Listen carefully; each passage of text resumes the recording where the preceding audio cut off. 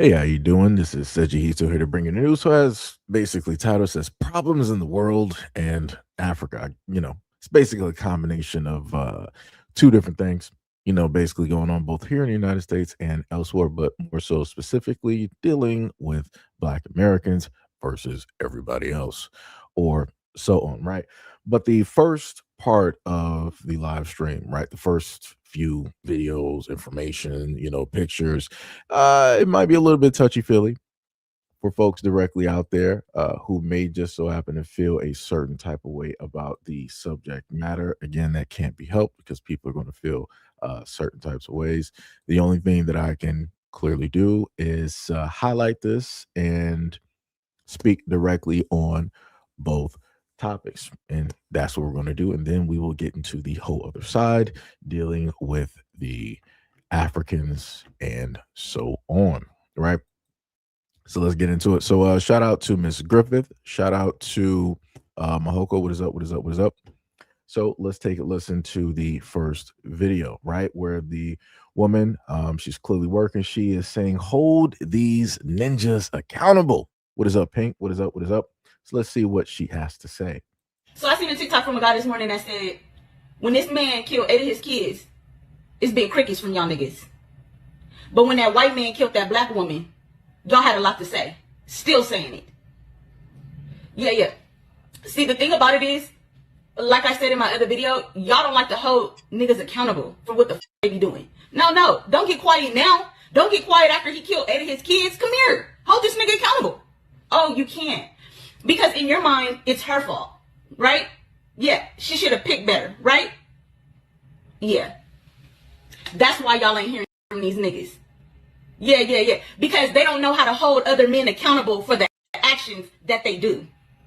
So what they do is they blame the woman. And they know if they get on Beyonce's internet and blame that woman for what this nigga did to them 8 kids, they would get ate the f up. That's why they silent right now.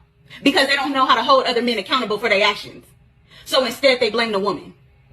Yeah, get on this internet and blame her for what that nigga did in this situation. Yeah. They would get ate up like the last motherfucking supper. Trust me, that's why they're quiet. That's why we ain't hearing from them. They still talking about the white dude killing the black girl. I have to agree with that guy.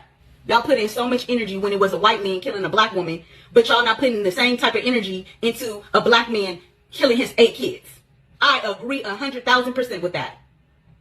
Y'all are the problem. Hold y'all niggas accountable. Right. So we heard that woman in all of her rage, right? No problem. Cool. Right. So let me, if it'll actually let me, I might have to actually take something down real quick in order to place this image directly up there. Hopefully I got enough space. Okay, work, right? So this is who she's talking about, right? Like I said before, I don't have no problem, calling this type of stuff out. As I've called out many other times amongst many other races. Things like this should not have happened.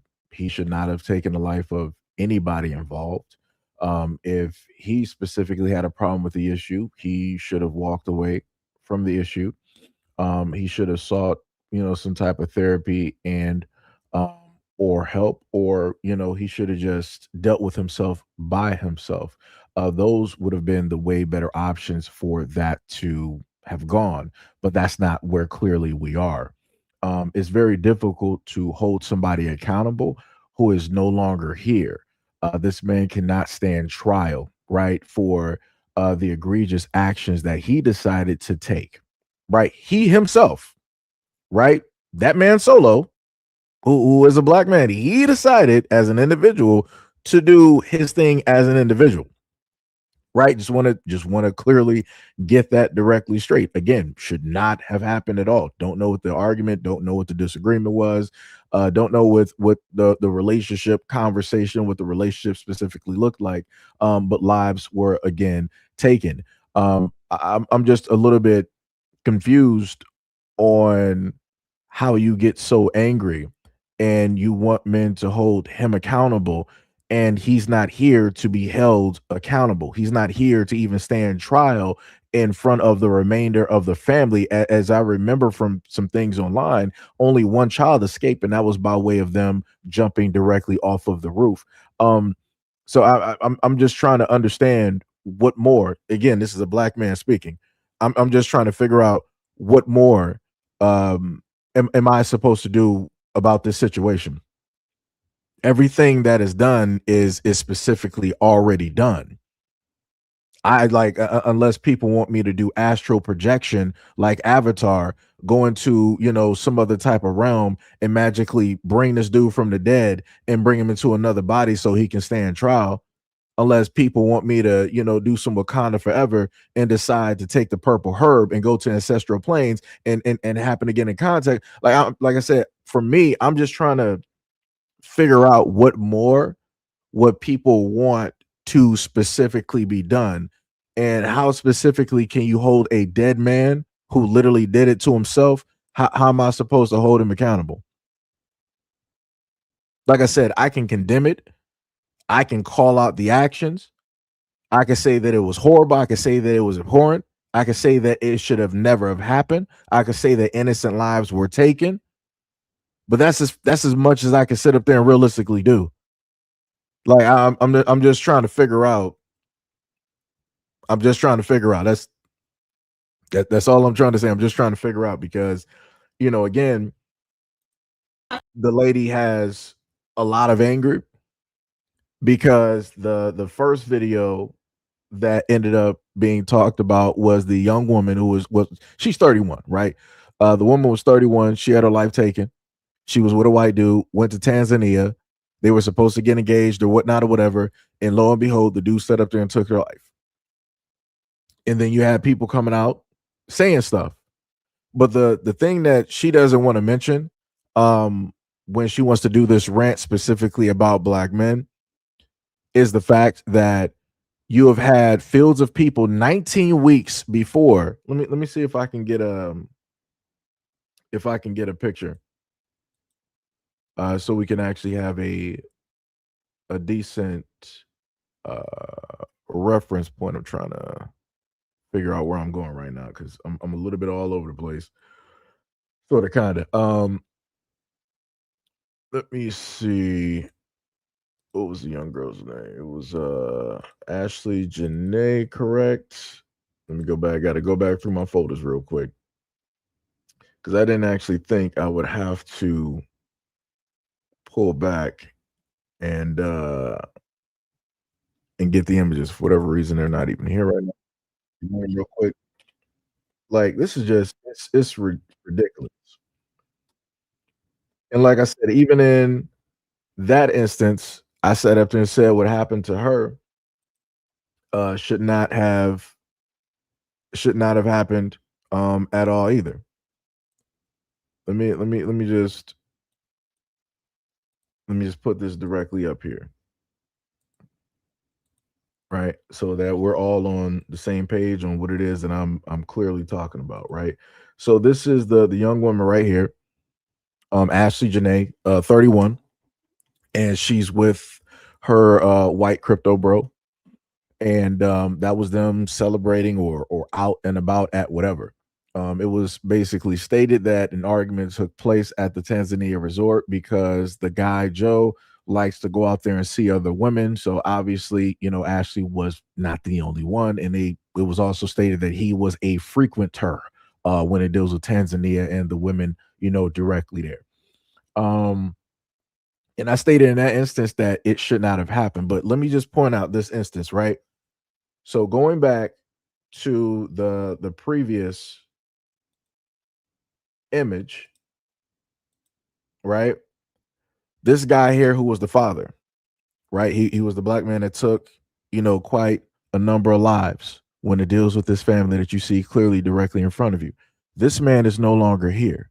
He can't stand trial. So there are no ifs, ands, or buts. There are no questions. There's no, oh, we got to search. We got to find him. This, that, and the third. He's in a hideout. The police got to go in guns a-blazing. There's none of that needs to take place because he is no longer here.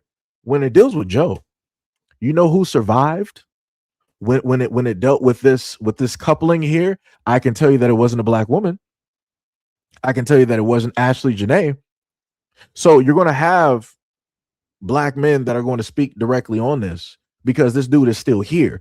he is still present. He's still able to see his wife or his ex-wife, whichever the one the woman wants to claim directly as, because he had somebody else, right? So let me just get this straight directly for a lot of people, because a lot of people did not really keep up on the story, and I got a lot of information in the background. This guy here was with a black woman in the United States at about, since about, because I had to look through the social media for quite some time. I want to say about like 2014, 2015, that he was with a older black woman around like his same age, right? And then later on, they ended up getting married. I want to say about probably what, like 2015, 2016, 2017, somewhere within that 3 year mark, they ended up getting married. They got wedding photos, pictures, the whole nine, all that other type of stuff. And then a little bit after that, not sure what specifically happened, if they got a divorce, if they were separated, how it specifically worked, but they were seemingly no longer together, right? And then he ended up with Ashley Janae. Somehow, some way, he ended up with Ashley Janae. Again, age differences. I'm not sure how this even worked. Two different types of lifestyles. Again, don't even know how this basically worked, but they ended up directly together. This guy can still stand trial, but even though he could stand trial, he's not going to stand trial. People still have a lot of answers. Her what specifically happened with her was ruled as her doing it herself. They didn't say that, oh, ulterior motives. There were other people involved. No, it's a one and done thing. They shut that case real closed. So if you got black men specifically speaking directly on this, it's because he's still here. And obviously justice still needs to be served. But again, going back to this lady here, that's not what she's going to focus on. She's not going to care about for about 19 weeks prior to Ashley Janae losing her life in Tanzania. She's not going to point out the fact that both black men and women were sitting up there telling her, like, yo, this dude is going to do something to you. There's something nefarious about him. His energy ain't right. Something ain't sitting well. For 19 whole weeks, she was getting warnings on social media. Do you think that this lady is going to be rah, rah, rah? No, she ain't going to have nothing to say about that. She don't care. Because the main thing that folks want to sit up there and do is they don't want to focus directly on what took place, because it has nothing to do with, quote unquote, a black man doing it. So the moment in time that people could actually speak and they wanted to sit up there and speak, this is when people basically showed up. And as I stated before, both incidences are tragic. Realistically, both incidences deserve equal coverage. Both incidences need discussion, but that's not how that's going to work. Because in one instance, you have a black man, and because you have a black man there, people are going to be like, okay, well, what we can do is we can broad brush and basically say that, this is all black man's fault because y'all didn't hold this one dude accountable. I don't even know that dude from a can of paint. So we probably didn't even grow up within the same age range. It's wild out here, but it'd be like that. But because people can readily talk and start making videos and just lambasting, if that's even a word, right? They can just broad brush, black men. This is going to be the topic.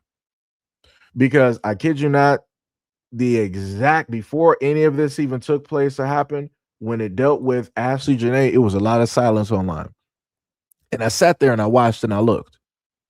And I was waiting. I'm like, okay, so where are the fields of women that are going to pull up to the scene to say that women are unprotected, and to say that this is crazy, to make hashtags, to make t-shirts, to really bring awareness to the story? And that's not what took place. And I waited and I sat there silently and I sat there and waited, and it did not take place as it should have, or at least as I thought it would have. Because a lot of people get online and they want to start really saying that, oh yeah, we really care about the lives of black women and this, that. Again, it was dead silent.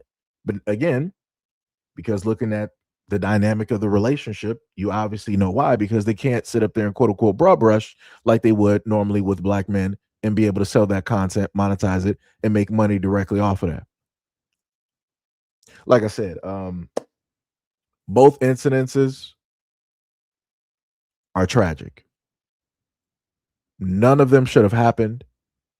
No women nor children should have lost their lives in none of the incidences that I showed you guys it just should not have happened. There were better in other ways that things could and should have basically went, but that's clearly not where we are. We got to deal with the aftermath. We got to deal with the reality directly of the situation. But the one thing that is true out of both situations is that this young woman that you see directly in front of you is more than likely never going to receive or get justice. But, you know, there's nothing I can sit up there and tell people. Just saying. But we're gonna go directly into a side video because I wanna highlight some stuff still touching directly on this topic, right? So let's go to the next video real quick. That doesn't mean he's a good person. You don't. All you influencers, make sure you learn from this bad bitch right here. They're having a GoFundMe account for her right now, trying to get her body from Africa. She went there with a white man, the man she was boasting about, talking about he's the best man in the world and black man ain't shit. But see, she don't even have an insurance policy. She's a bad bitch flying around the world with this man and don't have much sense to put some money away for a rainy day. Girl, that's not being a bad bitch. And not because a man can take you here, take you there, fly you there, and he's white, that doesn't mean he's a good person. You don't know this man. You should have never went to Africa with this man. Now your body's over there. Your family have to make a GoFundMe to try to get you back to the US. Where is all that money? You was dating a millionaire. You're supposed to have some money. Sit down, tell your mom about it. Not even if you don't tell your dad. Tell your mom, tell your sister, tell your brother. Tell somebody. You have it under the mattress somewhere. Leave it at your mom's house. That's what a bad bitch do. Influencers, not just name brand clothes and traveling around the world. Stop it.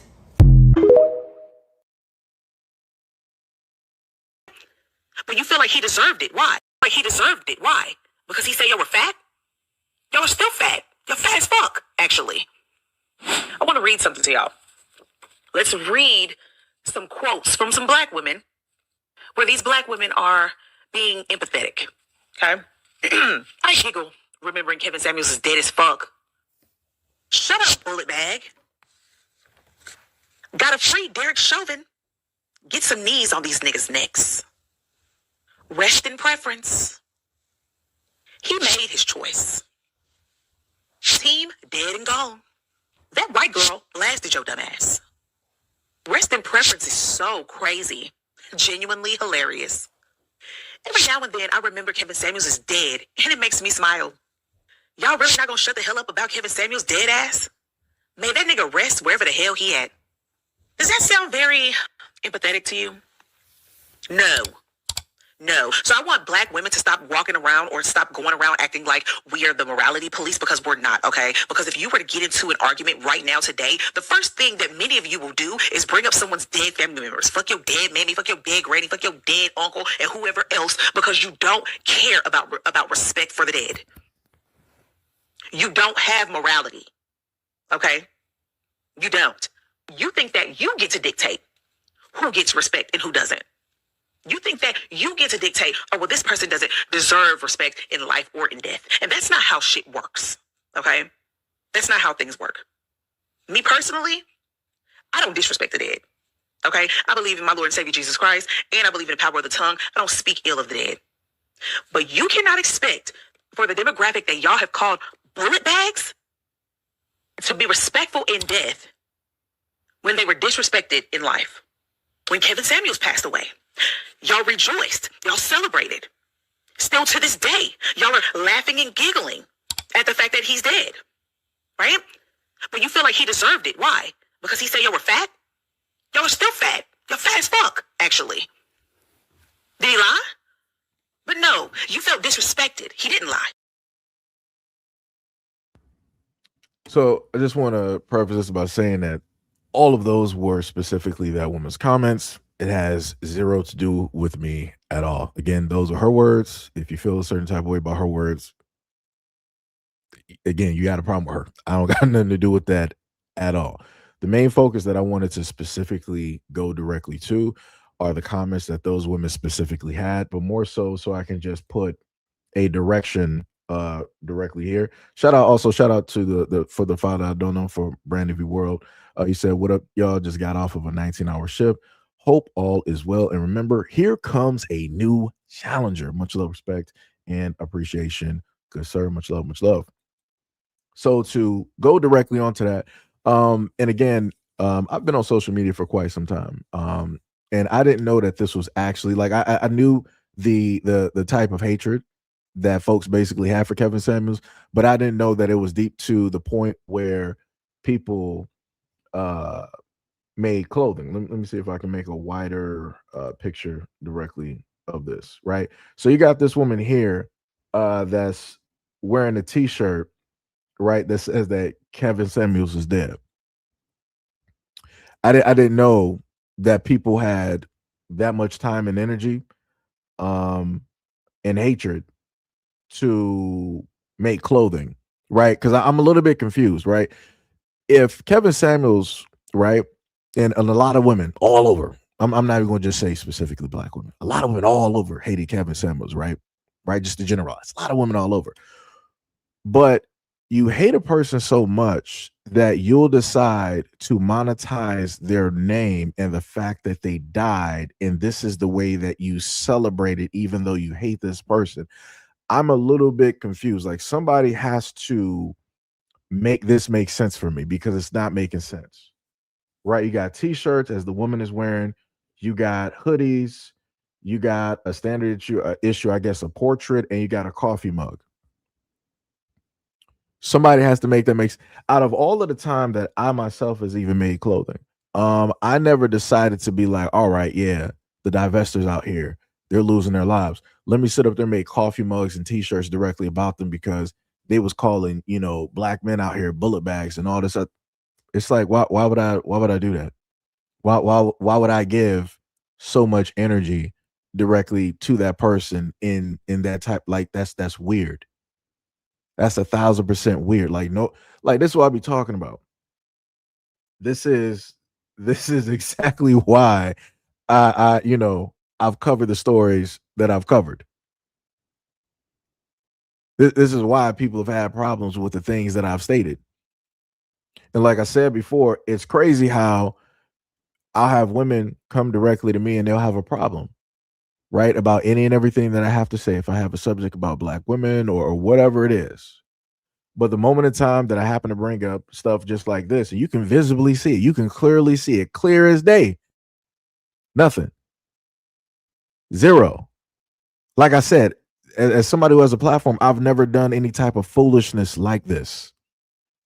Like I said, you can disagree with me all you want to. You can not like the things that I say, but at no point can you ever sit up there and say that, yo, Seji does stuff like this when it deals with black women. Yeah, yeah. He makes merchandise and he sit up there and makes posters of black women who have died by way of their preference and all of this other type of stuff. Or he's made t-shirts of them because they disagreed and didn't listen to him. And he's happy that they're no longer. No, no.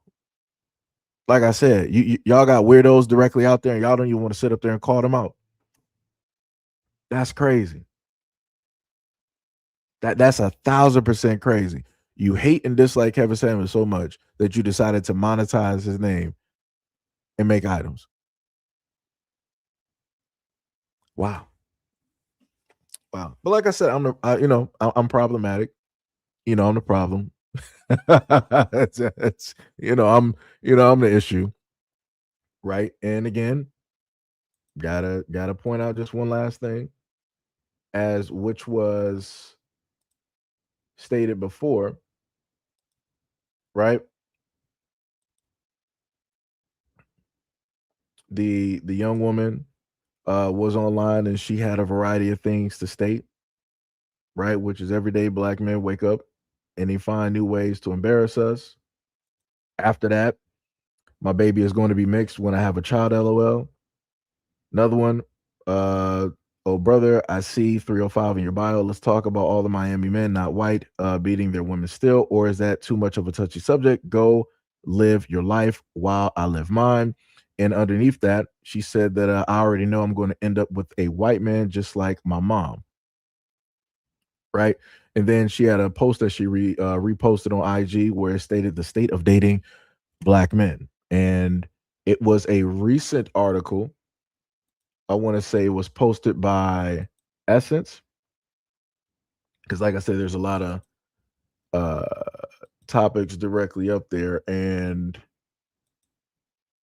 the lady Paris was the one who pointed it out. I'm trying to go directly to this real quick, right? So some people may know of Paris the Icon. She said this article is misleading because it attacks black women needing protection, but it insinuates from black men to be the protectors when actually actively removed herself from black men. And you had a lot of women going into the comment section basically talking about like, oh, where does it insinuate that black men need to be protecting black women? Let me see if I can go directly. I might just have to put up what's the name as well, because it might not be specifically there. Let me see, I might have to sit up there and go back and get it very quickly. Oh, also to note, the woman who wrote the article for or it says this is who wrote the article. When you look into okay, yeah. So this is also a part of the issue and the problem as well. When talking about a lot of these topics and these subjects, as we can clearly see, that's not even a Black American woman at all, and you can clearly see who it is that she is attached directly to. And again, it's very weird to have an article directly up there stating that Black women are moving globally, but then at the same time, you're saying, is the protection as we move globally as Black women, is that protection moving with us as well? And that's the problem, right? If you have somebody that have actively stated that they don't date Black men, that they have issues and problems with Black men, and you're going abroad and you're doing all of these things, right? Ashley Janae was, out there abroad, right? They highlighted her a part of the article saying that she was a global influencer, creating a brand and all of these other types of things. Cool, great, no problem, right? Want to uplift her, want to show her in a higher and a better light. Cool, don't got no problem with that. But at the same time, if she is attaching to herself to a man of a whole nother race, shouldn't it then be the responsibility of said man to protect her? Because how could I, as a Black man, somebody who she is not interested in, wouldn't even look directly towards, wouldn't even give no attention to, how would it be my responsibility to still protect her if there is clearly a man there? Right? Does anybody get what I'm saying? I don't want nobody to be lost. Because I'm a little bit like, because what I'm trying to say is like, how would I, right? If somebody was already getting 19 weeks or whatever before this happened, 19 weeks, they were basically getting all of these warnings about this dude, right? Didn't sit up there and listen. Both Black men and women up there on her IG, and it's probably still up there at this moment in time, sitting up there warning her, sounding the bell, throwing flag on a play, everything. She didn't want to listen, didn't want to sit up there and pay attention. And then this happens in Africa. How am I as a Black American male? What am I specifically supposed to do about that? How am I supposed to rectify that situation? That's all I'm trying to sit up there and say. That's all I'm trying to sit up here and say. Again, I called out how horrible both situations are, and I said that both situations should be highlighted realistically equally. But that's not how it's realistically happening. You got folks out here that want to write these soft pieces and not write the full story about how everything went down in order to educate a lot of these young Black women out here. Be like, hey, don't be moving so wild. Don't be moving so crazy directly out here, because if you do, it's going to be problematic. It's going to be a problem. Things are going to catch up with you. Right? It's the same thing that we tell young Black dudes out here when it deals with running the streets. Like, hey, the streets are going to catch up with you. The streets don't have no friend. There ain't no love in the streets. Right? The streets don't got love for nobody. So what you do in the streets is going to follow you throughout your life. So it's best that you not do anything dealing with the streets at all, right? So you don't have to always look over your shoulder, so that you don't have to worry about things catching up with you or things inadvertently affecting your family and or your kids, right? I've heard those conversations. I've had those conversations, been a part of those conversations as a Black American male.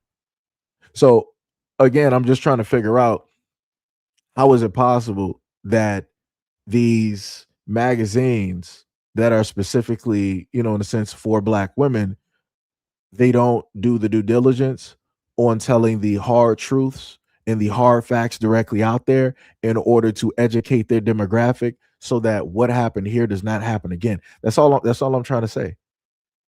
That's all I'm trying to say. If those folks out there realistically cared about the life of Ashley, Janae, and everything that went place, they would give you pretty much a 100% or a more well-rounded story, so that Black women out here could learn a lesson on how to move properly.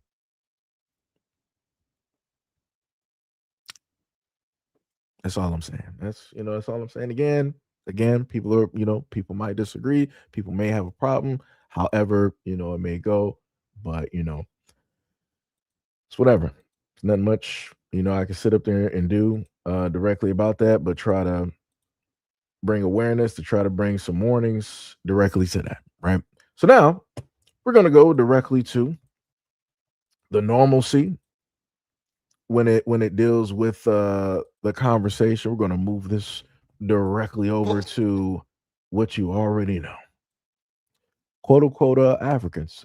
This guy is obviously in the UK. He decided that it was in his best interest. The first time, and I gave y'all a video about this, I guess you can call him a cook, whatever you want to call it, because he deals with smoking and making meats, quote unquote the tenderism, right? And he decided that he wanted to bite directly off of what it is that Black Americans do. And we're going to hear a few responses in this video. One from him, right? And then we're going to hear another response from a guy that made the original video responding to this foolishness here. So let's take a look. Apparently, we've upset some people in America, including this video. This is why no one likes the Black Brits. All you had to do was to shout out Unc and tell him, hey, come to our restaurant. Everything about the Black Brits is trash. That's why they copy us. First thing I want to say, it's all love between everybody who loves food. And secondly, we haven't got no problems with Unc, He started something fun. It's now being enjoyed all over the world. So to all you Americans, everyone is welcome at Joey's, including you lot. And to Unc, whenever you're ready to come to Joey's, the meal is on us. And for all you lot who are talking about UK don't know nothing about tenderism. Oh God, look at that. Well, it's already fell off the bone. It's already fell off the bone. What can I... Ah, I see. So this is why my original video is gaining so much traction lately. In my original video, I tagged you because I wanted you to see it. But then in my video that you took, you didn't tag me. Why is that? You're copying an American food and then try to throw shots at us by copying us at the same time, which makes no sense. And then you're trying to apologize by saying it's all love. But number one, you didn't apologize. Number two, it's not all love. Number three, you're using AAV. And also one thing to explain to you, because you probably don't know this, sneak dissing is when you talk bad about somebody behind their back because you don't want them to see it. But when you get called out on it, that's when you backtrack and like, oh, no, it's all love. It's all love. No, we know who y'all are. Americans are their blueprint. Everything that we do is the best. That's why everyone across the world copies us. We're used to it. We're fine with it. It is what it is. But don't be sneak dissing. And then when you get called out on sneak dissing, try to backtrack and try to say it's all love. No, it's not all love. We don't like y'all motherfuckers. We will always hate y'all motherfuckers. So just to be clear. Hear me and hear me good, nigga. I'm here to double down. That shit is a 2-pack of ass. The fuck are you talking about? That shit stinks. Because what the fuck is this? Why is that red? Barbecue isn't supposed to be medium rare or rare. Barbecue is supposed to be well done. The reason why is so you can taste the flavor inside of it. It's not supposed to be like this. So you're encouraging people to come to your restaurant when you're giving them this shit like this? Ugh. Yeah, that looks crazy. And that dude really, and like I said, that's the UK. So my folks that's a part of this channel, if you in the UK, hey, I'm just saying, this is a representative. He's showing how y'all be cooking the meats down there. I mean, across the pond. Hey, I don't know what to sit up and tell y'all. I don't know what to tell y'all. That looks. I ain't never in my life seen a piece of barbecue look like that. That's wild. That is not, that bad boy is still alive. If the legs were still attached, it would have been moving. Like that is wild to sit up there and have meat looking like that. What's happening? What's that? And this dude was really like, "Yeah, we be getting down here." This dude like, "Yeah, we be really getting down here cooking." And it's like, and this is why I told people before, right? So you clearly got this dude here in the UK, right? Who do you see in the background? You don't see nobody that is reflective of him in the background cooking. Ain't that about something? Ain't that about something? Like that's wild to me. That is wild. That is 100% wild. Like I said, man, yo, this whole thing is just it's crazy. It's 1,000% crazy. Yeah, that is crazy. So you said what? You said typical black Yankees always got to insult blacks from some other part of the world. I don't know where it is that where are you from anyway? Where are you specifically from? Because obviously, you're not Black American. We know that to be well.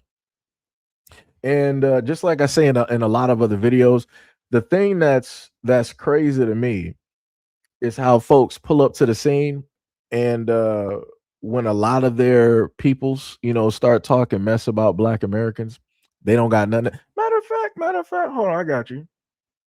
I got you. No problem, no problem. Let me where was the video where he was talking about ICE? I got you. Hold on. The reason why black Americans are pushing for this delineation process is because they don't want to be picked up by ICE, so ICE don't send them to Africa. Okay? That is why they are pushing so hard, trying to identify themselves, because they are scared. They are scared of being picked up by ICE, so they don't send to Africa. They do not like Africa. They feel Africa is a shithole and all that. So they are scared they are going to take them to Africa. That is the reason why they are pushing so hard for this delineation process, because a lot of black Americans have been misidentified by ICE agents. Okay? They have been captured by ICE agents because they think they are Africans. So in order for them to disassociate from Africans, they have to rename themselves, because a lot of Africans are identifying as African Americans. That is why they are scared. They are like, oh, they don't want to be picked up by ICE, so they misidentify them. That is why.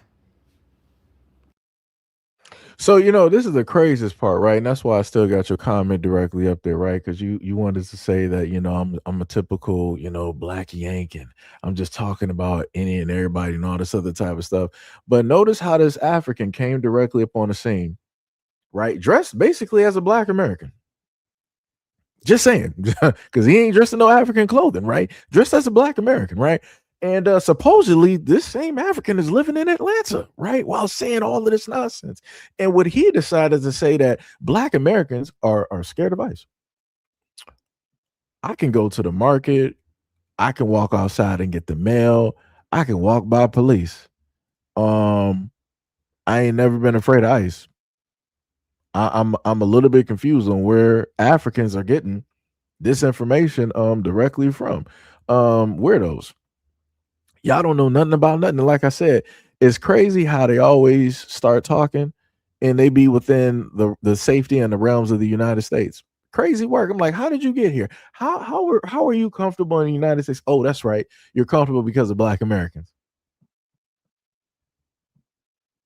You comfortable because of Black Americans, because of everything that we did, which afforded you the ability to be able to talk as slick as you talking right now.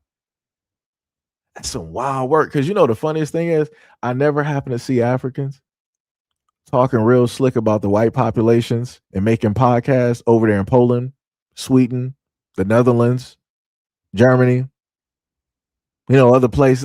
It's real interesting, how Africans ain't really online trying to broad brush and start really talking reckless about a population of a country that they have no parts of and didn't build at all. It's crazy how that works. It's crazy. And I'm just trying to figure out, right, as a black American, because seemingly enough, this African is basically telling me that I know you better than yourselves, and the reason why you want to separate yourself from Africans is because you don't want to get deported to Africa. Huh? You would be the first one there. Before anybody looks in my direction, you would be the first one there. Like, what are we talking about here? Like, yo, this is you still got the accent and everything. Like, what are we talking about? What are we talking about? What are we talking? And then I'm looking directly in the background. There, if people actually pay attention, if people are into anime, he got like pictures of like different anime characters, like Genos. He got One Punch Man because I'm looking at the belt and the gloves directly on the left side of the screen. I think I might have saw a Hollow or some other figure directly above Genos as well too. So I'm like, I don't even see nothing. You don't even got no type of African works in your room at all.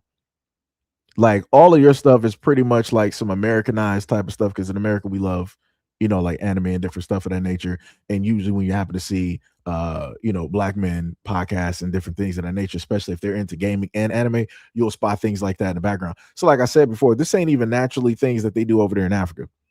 Just to make that clear. I done seen dudes who are African straight in the land, straight with their people, wearing their normal clothing and everything. This is not a type of normal setup that they even have. I'm just gonna be real. I've seen it from TikTok to YouTube, IG, and all the other type of stuff. Like I said, crazy work directly out here. And these folks got the nerve to be automatically, supernaturally talking about us. Tippy was like, I don't think a black American man will wear that shirt. I mean, hey, depending on where you at, if you, let's say like some Miami or whatnot or whatever, hey, you'll sit up there and wear it. Like I said, a short sleeve. You just trying to make sure that, stuff can breathe or whatnot or whatever. Like I said, we got a variety of styles.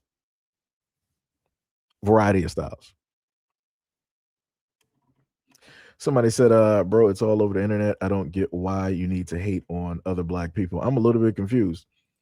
How am I hating on other black people? Let me know. Just let me know. I'm just trying to figure out how am I as a black. Tippy said, no, says, they went, well, Tippy, if I could actually show you the shirts that I used to wear at a moment in time, it would further prove the point. Because like I said, I liked, I wish I could sit up there and bring them boys. I should have took a picture directly of some of those shirts, man. If somebody even got like some pictures, that'd be great because I even like post those. But like I said, it's crazy. It's diabolical. Like I said, I'm just trying to figure out. And then again, let's just look at it like this, right? For far too long, you got Africans directly out here that will specifically tell you that, oh, I'm not black, I'm African, right? I'm Nigerian, I'm from Kenya, I'm Somalian, I'm from Zimbabwe, I'm from Congo, I'm this, I'm that, right? They'll make sure to sit up and tell you that they are not black. Even while being in the United States, they'll make sure to sit up and tell you that they are not black. Haitians will do the same thing. Caribbeans will do the same thing. Jamaicans will do the same thing. So I'm a little bit confused, right?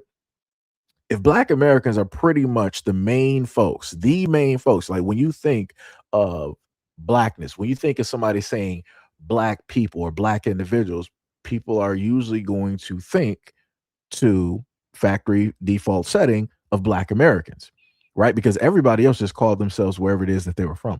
Black Americans, as everybody would like to say, are the only ones focused on color, are the only ones that will refer to or call themselves a color. So again, I'm looking directly at black Americans, right?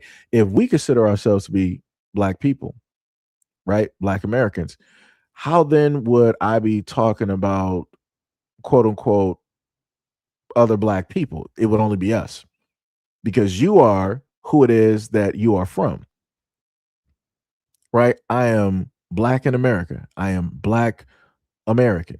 We've had to sit up there and do this first because we could never really call ourselves American. So we had to call ourselves what it is that we are seeing and then call ourselves American. That's how that's basically worked.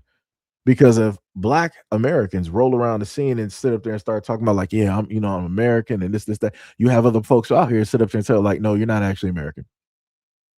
You have Africans that are in the United States who are like, no, you're not American, you're actually African. You just don't know, you're uneducated, you don't know where it is that you come from. You don't actually know your history, you're actually African. You're not actually American, right? So like I said, you'll have a variety of groups try to tell black Americans who it is that they are and who it is that they're not. And like I said, it's weird to look directly online and to see a lot of these folks out here who would normally call themselves Nigerian, Igbo, whatever it is. Now y'all want to sit up there and say that you're other black people out here. No, you're not. Let's not do that. Let's not do that. Like I said, y'all are Africans in England. African Brits. Not black Brits. Right? Like I said, some people may get offended. It'd be like that. All I'm sitting up there saying is when you look at your family, you know you ain't no more than a stone's throw directly from the continent. You know exactly where it is that you are coming directly from. Or maybe you might be from the islands. You might be from the Caribbeans, might be Bahamian, Jamaican, whatever it is, right? So you're more than a stone's throw, right? But again, you yourself know when you look at your family and your parents and you hear them specifically speak, right? You know where it is that you're from. Black Americans, we are directly from these United States. How it is that everybody wants to get online and try to tell us different, and how it is that we're fearful or that we're xenophobic and we're anti-African and all this. That's wild to me. That's wild. Out of the whole world, all of a sudden, Black Americans, out of all of history, right? All of a sudden, Black Americans are marked and branded across the world as being anti-African, being xenophobic, where we literally had movements throughout many decades where we would show all types of love and admiration and value and respect to quote unquote the motherland, right? Quote unquote to Africa and some of the nations directly there. You would have black folks trying to make connections and all this other type of stuff. But like I said, we're living in a day and age where we got social media, where everybody can now be made aware of the truths, right, that were hidden. So in the 80s, the 70s, the 80s, the 90s, and even the early 2000s, a lot of black folks were not aware of how it is that a lot of the Africans over there basically feel. But now because of social media, now because everybody want to go viral, now because everybody want to quote unquote speak their truth, we're able to understand and see how a lot of folks around the world basically look, deem, and see Black Americans. Just saying. Like that's wild to me. That is 100% wild to me. Right? And then you got the same dude who came through with a whole nother video, right? So let's just look at this real quick. Americans slash FBA are angry with Ghana president because he came to the UN yesterday in New York asking for reparation and to recognize slavery as the gravest crime to humanity. He is fighting for all enslaved Africans, but the Black Americans slash FBA was angry about it. Like, why did he come to America to demand justice? Because they played a huge role in slave trade. They said that Africans sold all of them. They were not kidnapped by the Europeans. They were sold by Africans. Right. And again, we got folks deciding not to go directly at the fact. You got Ghana, who had a nice hand.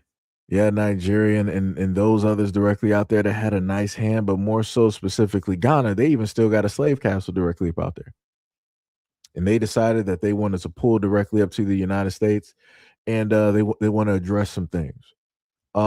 First of all, Ghana, you need to be running Black Americans some checks. Like if we're to go through and believe everything that everybody been saying, that everybody comes from Africa and rah rah rah and all this other type of stuff and la la la la la, right? All that great stuff, right? If we're to go by the whole narrative, then Ghana should be the first ones running checks. They should be one of the first ones sitting up there running checks. And it's crazy to me how you made money off of slavery, still making money off of slavery as of at least 2023 from when I gave you guys the information the first time, right? So you made money off of slavery 2 different times, on top of the fact that now you're trying to get a form of reparations for what it is that you lost, even though you didn't actually lose it, you gave it away. You made deals. So you're trying to seek a third way of getting money. And I'm like, we're not supposed to question that as Black Americans. We're not supposed to look at that as weird. Like, that's wild. Like I said, if Ghana really has an issue or a problem, why don't you go talk to the United Kingdom? Go talk to England about that. Go talk to some of the European powers directly about there. But you're not going to do that though. You ain't gonna pull up there like that. You ain't gonna be that big, brave, and bold, and pull up to the scene like that. Also knowing the fact that for a lot of these African nations, Europe still has a lot of their quote unquote artifacts directly up there, and they still really have not gotten all of those back. Crazy work. Can't even get artifacts back, but yet you're sitting up there trying to demand reparations for something that you had a part of. That's wild work. That is wild work.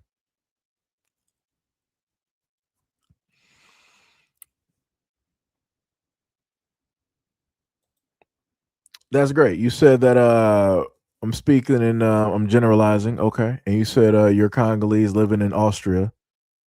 Okay. Not one Black person I know. Again, you're talking about Africans.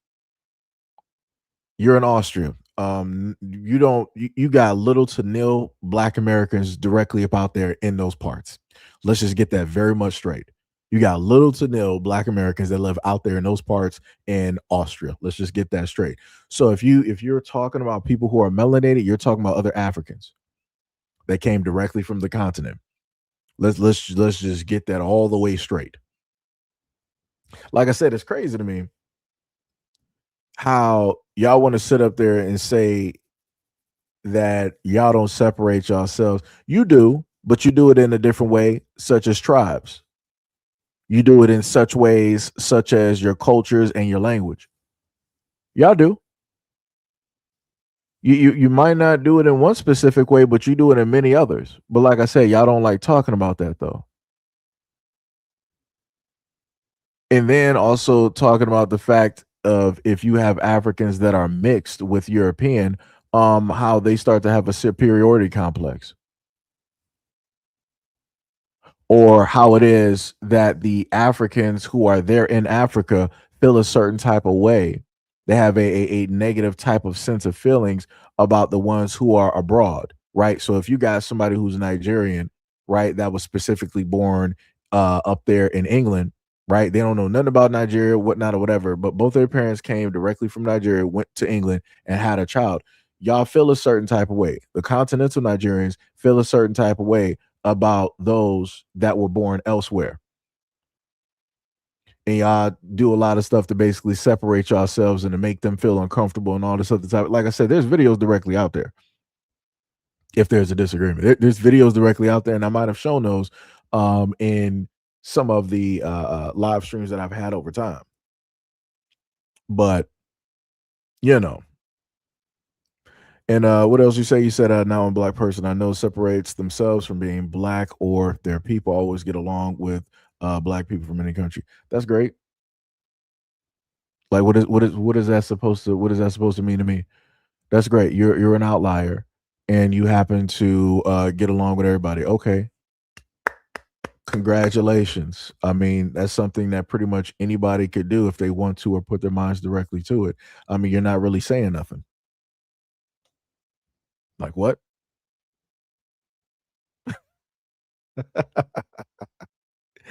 Yo, give them what is up. You said Dominicans say that they're not Black all the time. Oh yeah.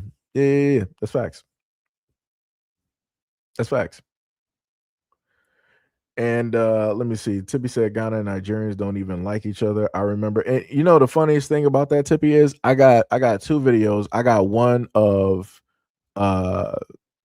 I think what was it, Nigerians? Yeah, Nigerians were kicking out people from Ghana because there was supposed to be like some type of money dealing with oil, and there was supposed to be like some jobs and all that other type of stuff there. But once things did not really pan out and really go through, Nigeria started kicking them out. And now in return, you got Ghana now kicking out Nigerians. So, like I said, this is a back and forth type of thing, but you know, they don't like to talk about this stuff. They make it seem like Black Americans are the most, you know, problematic folks directly about here, when that is just not the case. That's just not the case. So what I'm going to try to do is go back and see if I can pick up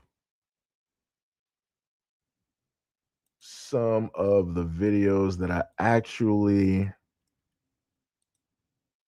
had. Let me see. I gotta try to find where is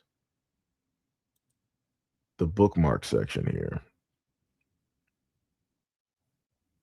Because let me see that. Let me see. I think it would be in save. So hopefully if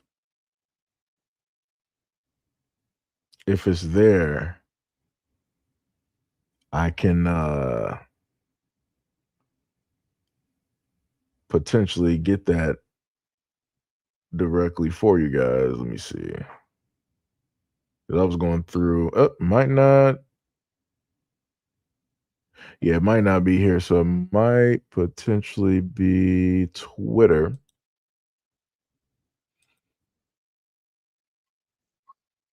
Or I'm sorry, because I keep saying Twitter, X. Let me scroll directly through tons of videos directly up here. And like I said, we really wouldn't have to have this conversation if you would just have a lot of Africans just minding their business. That's all that has to happen. It's like, yo, just mind your business, and you know, don't say nothing about Black Americans. That's it. You know, it's that simple. There's no reason to sit up there and to speak on or say anything negative about Black Americans.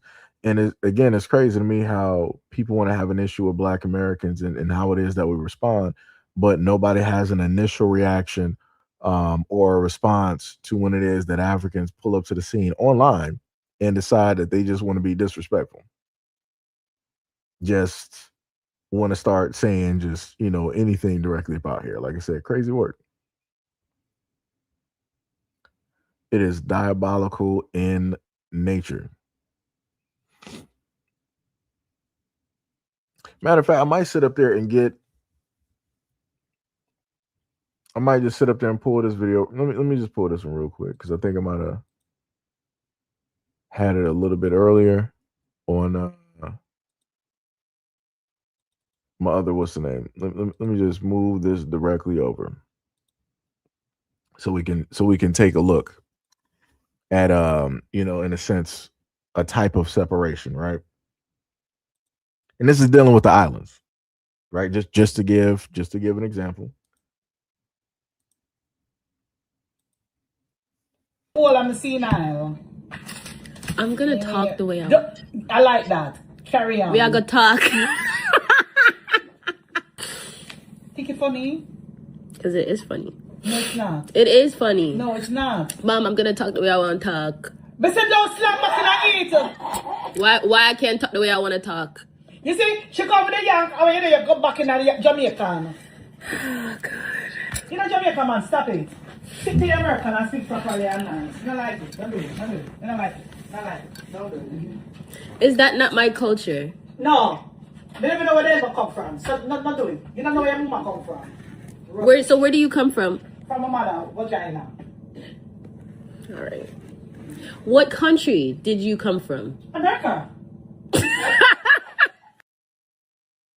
Right? So we heard that, right?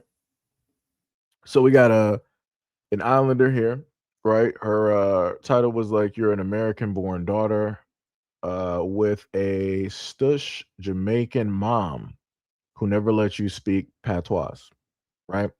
So clearly looking at the flag, you know, Jamaican. And her mom was like, hey, I better not sit up there and hear you or whatnot, speaking like that. You're going to speak proper. That's a little bit weird.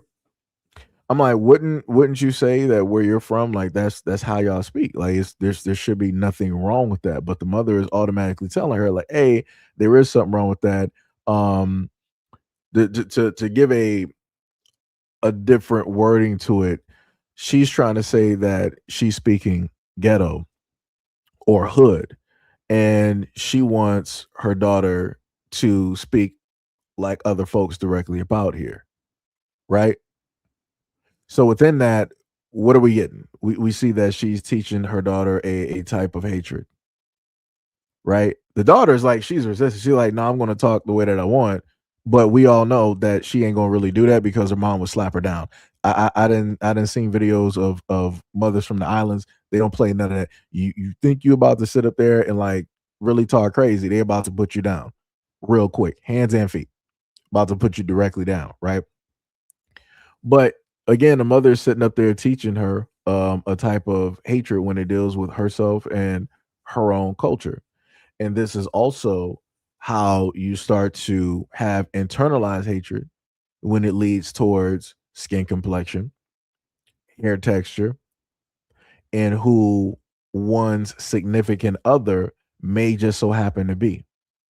Like I said, I did a video some years ago where it covered the fact that over there in the islands they like to skin bleach a lot. Like it is, it's a thing down there. And people try to make it seem like no, no, no, it's not. No, yes, it is, just like it is over there in Africa, just like it is over in the Asian countries as well. Skin bleaching is a thing, but people want to try to make it, they want to minimize it. Like I said, it's crazy work out here. It's crazy work. 100% crazy work directly out here. Crazy work. Somebody said something about Oprah schools. Where the who's talking about this? Somebody said, okay, we all get it. You black Americans hate black people from all parts of the world. Who said that? You the only one, you the only one that's saying that. You this is the thing though. You trying to make it seem like you're tired of like the topic of in the conversation, but you decided that you wanted to take out the time to be directly here and to interject yourself into a conversation, which again, it didn't have nothing to do with you realistically. You could have just, passed by. You could have did what most people sit up there and do, just keep scrolling, keep scrolling, keep scrolling. Or you could just visit the pages that you like seeing content directly from.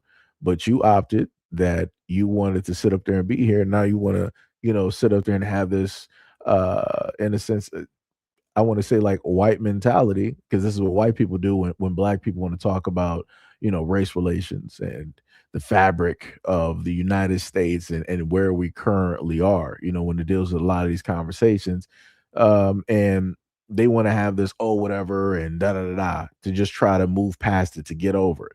Right. You're doing that exact same thing. It was like, okay, yeah, we get it. You don't like black people in general, no matter where it is that they come from. Who said that? Maybe that's how you feel specifically. Because I never said that. Like I never said that at all.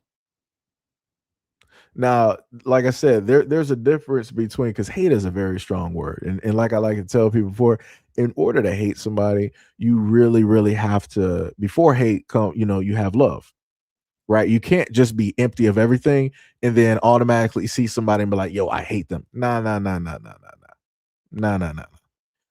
Number one, you got indoctrination.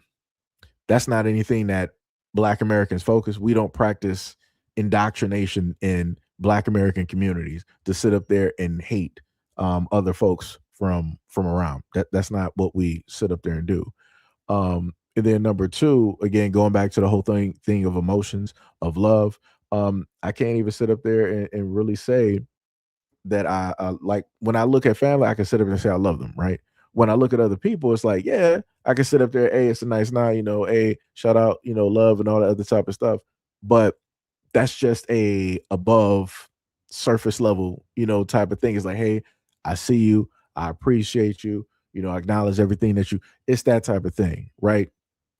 When it deals with those out there that are African and whatnot, or whatever, I can't really sit up there and say that I love you. You get what I'm saying? I can say that to my family that I love them, right? I can't sit up there and specifically say that to you. So if I can't say that to you, how could I then sit up there and say, or how could you try to leverage a point of trying to say that Black Americans hate everybody out there? How? We don't even really know nothing about y'all in a sense. We ain't been around y'all. Y'all ain't even really been around us. Right? If I decide to sit up and say I hated people in my family, I can sit up there and say that because at one point in time there was a type of love there. But obviously a disagreement or something basically happened where it's like, now I look at that person a whole different way. So now the energy is shifted, now the energy has changed. But like I said before, it's crazy to sit up there and try to say that Black Americans hate others from about there. That's wild. That's wild.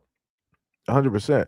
You said I've never ever bleached my skin. Black women in the Caribbeans do that the most because they think lighter skin is better than darker skin, which is a form of self-hate on the woman's part. They do that in Africa as well too. So again, that's great. You're an outlier. Congratulations. That doesn't automatically mean that it does not happen in Africa. It does. I've covered videos directly on it. Other people have done topics directly on it. Like, this is wild. This is wild. People are like, I've never seen it, so it doesn't happen. I'm like, okay. All right, I'm like, hey, if that's how you feel, hey, so be it. You said, well, it sounds like you hate other Black people from sounds like versus I do is two different things. You do realize that, right? You do realize that, right? Sounds like is the same thing as I feel like. Your feelings don't matter, right? Whatever you think the sound is, don't even matter. What's the reality of the situation? What's the reality of the situation?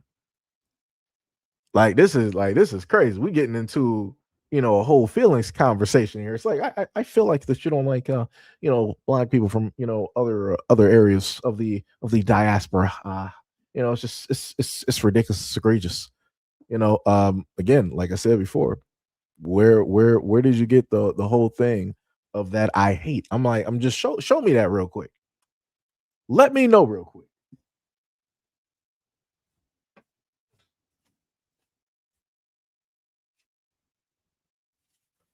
Because that's crazy to me. That's 100% wild. 100% wild. It's country said everyone is Black now and it's odd. Yeah, yeah. Like I said, everybody want to now call themselves Black online, and it's crazy. And this just recently started happening. This ain't been going on for like no 10, 20, 25, 15, 30 years. Nah. This is an all of a sudden thing where now all of these folks out here want to sit up there and start saying that they Black. I'm like, okay. Get a few of these chips, sit back and enjoy myself. This is wild. Mm-mm-mm. That is crazy. Diabolical.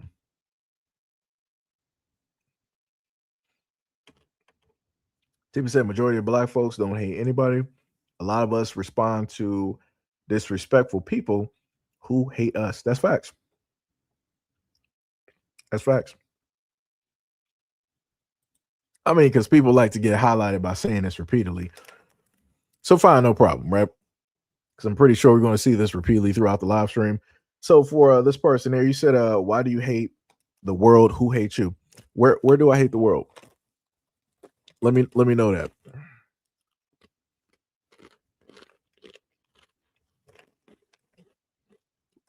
Point to me specifically where I hate the world.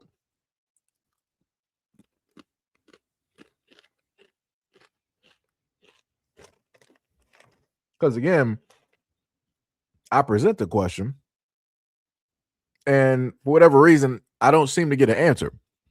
I either get people say that it sounds like, it seems like, it feels like, but I never get a response that's concrete.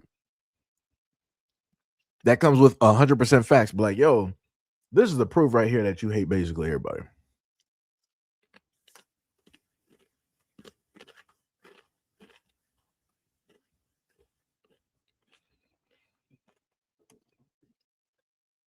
Wait, I'm confused. Who are you talking to? I need folks to start using the app button. You said I don't know anything about Africa or what goes on there. What are you talking about? Who are you specifically even referring to at this moment in time? Like, okay, this is how we're gonna do it. And I know it should not be that difficult for people to sit up there and do because everybody knows how to text message and whatnot or whatever. Or right, use the app button. App button, whoever's name it is, it could be a moderator or somebody else in the comment section so that I clearly know who it is that you're responding to. Because like I said, I'm trying to be a better person so I don't just rage out on people as I used to. Try my best, you know. Try my best.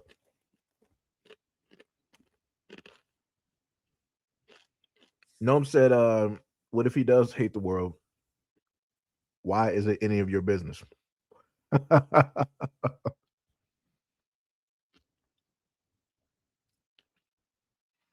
And again, I just gave simple instructions on how to basically add somebody. And I know specifically who, he was responding to.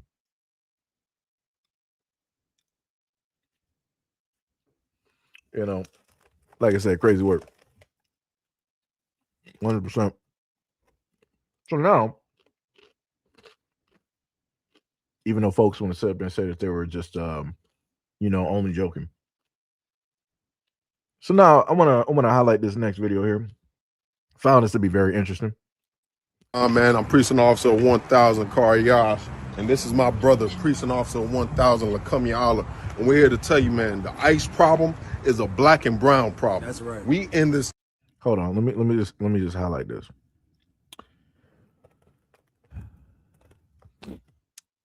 Black Americans, roll up real quick. Because like I said before, whenever it is that all of a sudden people can't really get the numbers and they can't really get the people behind them that they really need, this is what people like to sit up there and do.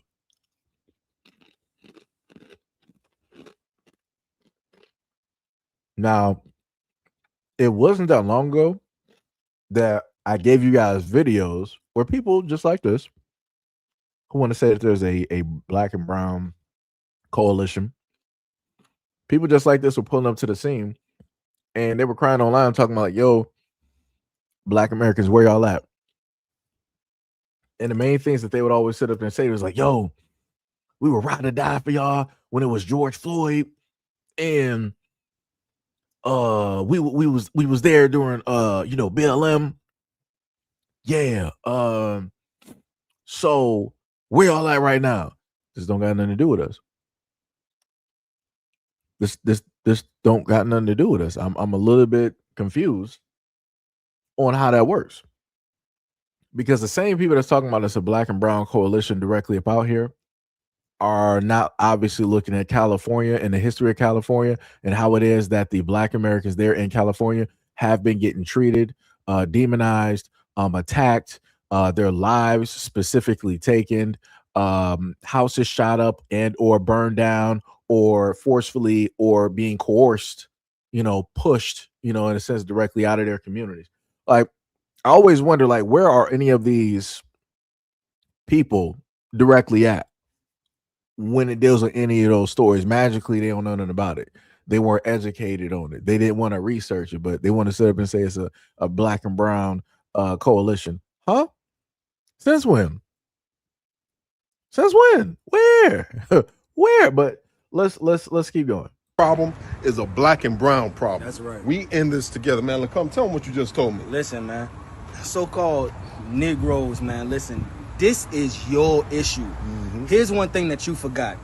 When you was going through slavery, the Mexicans opened up their borders. Mm-hmm. They didn't have no slavery laws. They, matter of fact, they abolished slavery. And what they did is they took you in. They housed you. They sat there and let you marry their daughters and let you marry their sons and gave you land so you could build. And for you to turn your back on your brothers is diabolical. It's time that we come back together. All this division, this gotta stop immediately. Look, we at World War III, and if you haven't seen with your eyes, they hate them just like they hate us, because the scriptures say that Judah and Israel will be oppressed together, man. And whether you like it or not, those are your brothers. That's right. It's time for us to come back together. You see this brother right here? This is a nigga, man. And it's time for us to come back together and show love to our brothers once again like we did before. And just like you see on the shirt, man, black and brown unite or die. That's more real than ever. If you're black, Hispanic, or Native American, we got to understand they coming for all of us, man. You think they're going to stop at the Hispanics? Right. You think they're going to stop at black people? You see Donald Trump also making it possible that cops can't get charged. They got full immunity. Right. You think that's for any reason? Been You see doing he it. got Washington, D.C. on lock with the National Guard. He's coming down on all of us. It's time for black and brown unite or die. If we don't come together, we're finished. And Commander General Jana will show you how, man. ISUPK, Chicago, come lock in, man. We out here.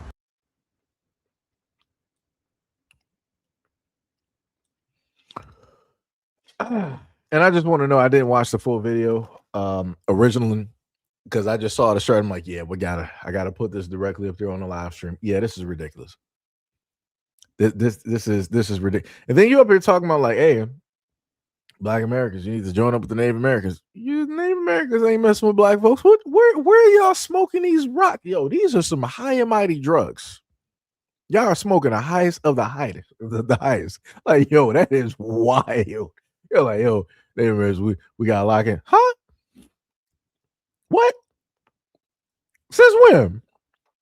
Last time, let me remember how many protests that we've had so far, or how many instances that we've had so far where I've seen quote unquote Siberian Native Americans come directly about the woodworks and they just pull up on the scene. I can't really give you any. Like I'm thinking about all the police shootings that have happened in a black community where somebody's lost a mother, a child, an uncle, a brother, a grandfather. I can't give you any. Then all of a sudden we supposed to be sitting up there like, you know, locking in with folks. Huh? Where that happened? And then the other dude, he was up there like, yeah, you know, the Mexicans, they sat up there and you know got rid of slavery. Okay, that's cool. That's cool, but we're also not going to talk about the fact of how the Mexicans treat the darker complected Mexicans there. We're not going to. Okay. And he was like, hey, they opened up the borders and allowed you to come directly up over there. Don't be pointing at me. I don't got Mexican in my blood. I know no Espanol. I do not. I could probably sit up there and say that. And some other things. Shout out to King of the Hill. You know, but yeah, nah, ain't nobody in my family Mexican. I don't know what you talking about. Like you need to be talking that talk to those folks that went down there and actually lived. And there's documentaries and videos directly on those folks. So like I said, more power, shout out to them. They got a whole, you know, I guess you could say enclave or village, whatever you want to sit up there and call it, right? They even got like a small like statue, whatever it is, like down there that is a monument to, you know, the history that is there. That's cool for those people. That don't got nothing to do with me at all. That don't got nothing to do with me at all. Like, that's wild to me. 100%. Like, wow. Like I said, don't we already, didn't I just give y'all a video recently where what was the last name of the woman? I think her name was like Jamirez. And she was trying to sit up there and sue I want to say it's like a foundation, but she wants to sue a black group specifically because the money is set for black women going through pregnancy or postpartum. And she specifically decided to go for that, even though on the website it said that, hey, this is for black women. She wanted to go there, and now she want to sit up and say, "Oh, it's discriminatory because she fits all the requirements except for race, and that's racist, and that shouldn't be allowed. Any and everybody should be able to just go there and get the money if they need it." Huh? How many black women do you sit up there and see trying to go for Hispanic organizations? How many? Let me repeat that again. Right? Let me be more specific. How many black American women do you see going for Hispanic scholarships, right? Jobs that are specifically Hispanic, trying to do any of those things? They're not. They're minding their business. But it seems like whenever it is that black Americans have something, everybody want to come directly over to our side. Like I said, weird. 100%. Weird. It is diabolical. Let me tell you something. Also, I do got a video that I have coming up for you guys. But because we're here currently at this moment in time, I'm going to show the clip here so that we can go over it, right? So let me go to videos real quick and go here. Was really sad. So, like I said, I ain't gonna say nothing. I already know that people gonna have some stuff that once the video starts rolling, I already know that people gonna say some stuff in the comment section. I ain't gonna focus on that. I ain't gonna focus on that. I'm just gonna focus on clearly what is happening here, right? This dude, he said, "Stop hating on my healing. Many FBA are pretty much imported Nigerians." Here we go again. Imported or enslaved, right? Enslaved. A Nigerian is still a Nigerian. Go home and heal. So now they're online trying to sit up here and say that all black Americans are Nigerians now. And y'all wonder why we say the stuff that we say. But let me just let him talk for a minute. So this is what's really sad about the black experience in America, right? Because a lot of it sometimes doesn't make sense. Again, I'm born and raised here. My people from Memphis, Tennessee. Having ancestors dating all the way back to slave plantations, I am the definition of a foundational black American. But I don't really claim that because we are more than just black people. We're black by way of somebody from Africa because the skin tone's not enough. But if you found out that, oh, you're an African American because of your Nigerian heritage, and then you go and tell a black person who doesn't know where they're from, you'll find out not only do they not care about where their ancestors are from, they don't want you to care where your ancestors are from. So then they treat Nigerians, Jamaicans, Haitians like black people from other places coming in here, messing up our reputation. But what doesn't make sense about that is the only reason why you feel that way is because you feel like other African cultures are changing your reputation to the eyes of white America. So I don't understand why black Americans try to separate themselves from Haitians, Jamaicans, Nigerians, South Africans, East Africans. If you're a slave descendant, none of your life was your choice.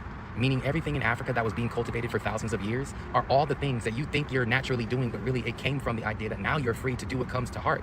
But what comes to heart creatively has been cultivated in Africa for thousands of years. From net shaking to the language engineering, we have done works in every language we were enslaved in. We have done works of engineering in every country we were enslaved in. None of the American nations, none in North or South America would have existed without the enslavement of West Africans, particularly the Igbos in North America and the Yoruba people in South America. So to be a black person, the most black people, as far as what a black American is in Brazil. Outside of that, you have North America. And those were the Igbo bred people. But like when you tell a black American that like, yo, a majority of us are Nigerians, they're gonna say, well, no, Nigeria didn't exist when we were slaves. The white man created Nigeria. And it's like, all right, bet. The white man created Nigeria around Nigerians that were already there, and there's no denying that. Like a Mexican can be born anywhere. Mexico is where the most Mexicans are found. A Chinese man can be born anywhere. An Arab man can be born anywhere, and you will always honor him by his Arab ethnicity, calling the Chinese man his Chinese ethnicity, or the Japanese man the Japanese ethnicity, or somebody who's from India, you call them that. But then when it comes to a black person who tells you that they're Nigerian, you're suddenly telling them like, no, you're not, you're just black. Sir, that whole thing was created by our rights not existing in a place. And as soon as our rights do exist, we are now allowed to find out what happened in the past and how we got here, and you suddenly don't want that. Why? Why are you dividing and conquering amongst your own people for what? What do you gain by telling a Nigerian that he's different than a black American who found out that they are Nigerian by ethnicity? So somebody who's a national, who's from the nationality of Nigeria, and somebody who's ethnically Nigerian are not the same people. So you're the kind of person that would say a zebra born in America is not an African zebra, it's now a North American zebra. You don't want black people to do anything but separate themselves from other black people. This is the problem that I got with this whole conversation, right? Somebody got to explain to me how is it possible, right? Africans got 1,000 tiles. Let's just put it like that, right? They got 1,000 tiles that they can walk directly on. They can go diagonal. They can be omnidirectional. They can move to and from as they please, right? No friction, no nothing. Black Americans are like, all right, we see that everybody around the world got like a multitude, got thousands of tiles that they can move directly to and from and all that other type of stuff. Black Americans are like, yo, our tile is basically here in these United States. That's it. We're not looking for, we're not concerned about nobody else. We're concerned about our history here. We're concerned about our ancestors here. We're concerned about our family here. We're concerned about our lineage here. We're concerned about our past, present, and future. That's it, right? And again, that's not being disrespectful to anybody else. We're just saying that we just care about home. That's it. That's the only thing that we can really afford to give any energy to. We can't decide to sit up there and spread ourselves thin and be like, yeah, we're about to be a part of somebody else's situation and help them fix their problems. And no, we got too much stuff on our plate to do that, right? But for whatever reason, no matter how we try to break it down and let these people know, they got all of their 1,000 tiles that they omnidirectional, they can walk to and from. They'll be like, yo, that tile that those Black Americans got, we need to sit up there and add that tile to ours. We need more tiles. And I'm like, that's a little bit weird. You got all of these other tiles. All of these other tiles that you can basically go directly to and from and all this other type of stuff. But for whatever reason, out of all of those other tiles that y'all focused on, y'all want to be focused squarely on what it is that Black Americans are standing directly on. That's weird. And not only that, now all of a sudden, this dude coming out of nowhere talking about like, yeah, Black Americans, y'all Nigerian. Stop being afraid of being Nigerians. Embrace who it is that I'm not no Nigerian. What are you talking? Like this, like I said, this is the disrespect. This is the disrespect. This is the disrespect that Black Americans keep talking about. I can say that I'm a Black American. Here comes an African sitting up there saying like, no, you're Nigerian. What? Who are you again? Where did you come from? Like I said, it's crazy how Africans can pull up to the scene and they be like, yo, Black Americans, I know y'all not educated on nothing, but us Africans, we know more about you than you know about yourselves. So we're going to go online and we're going to start actually dictating and telling you what it is that you should know and how it is that you should move and what it is that you should embrace. And then from that, we're also going to tell you what it is that you don't know and how it is that you should move and what it is that you should not embrace. So you calling yourself Black Americans, that's stupid. You shouldn't be doing that. Realistically, you down with us. You're African. But more specific, you're from either Ghana or you're Nigerian. What you need to do, you need to sit up there and embrace it. You need to learn your mother tongue. You need to learn the culture. You need to dive deep within the foods and all this. No. You got that, coach. That is all you. That is 100% all you. I don't need to deep dive. I don't need to search. I don't need to look for nothing. I'm good where I'm at. And like I said, y'all don't know how to respect that. Y'all don't know how to respect that because y'all don't even respect yourselves. That's the problem. That is the one main problem right there, because y'all don't know how to respect yourselves.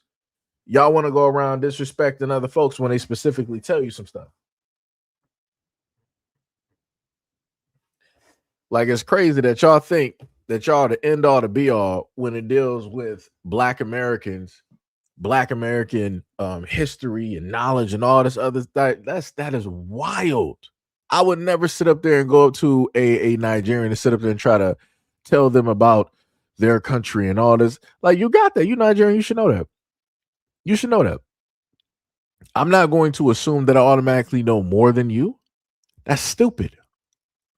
But like I said, when it deals with these Africans out here, that's not how they think. They think that they just know everything about everybody.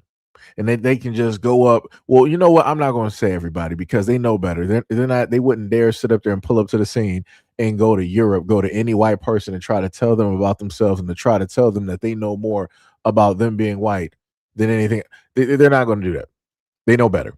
But when it deals with Black Americans, as you can clearly see in the video, this is what they like to do continuously online, unprovoked. Ain't no Black person specifically ask this dude to get online and to start saying this. If you, as an African, feel a certain type of way, that's you. That's great. That's awesome. You know who it is, quote unquote, that you are, and you done did this. And that's great. Be directly on that journey. Why does that have to involve Black Americans? And then why would you get online trying to tell every Black American that they're Nigerian? Y'all weirdos.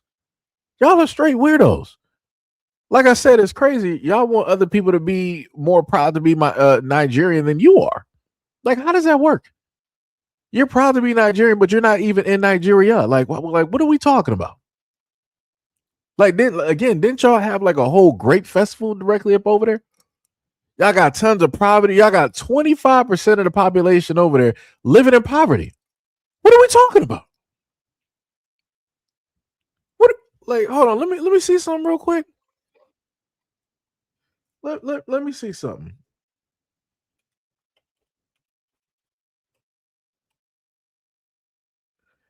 Let me see.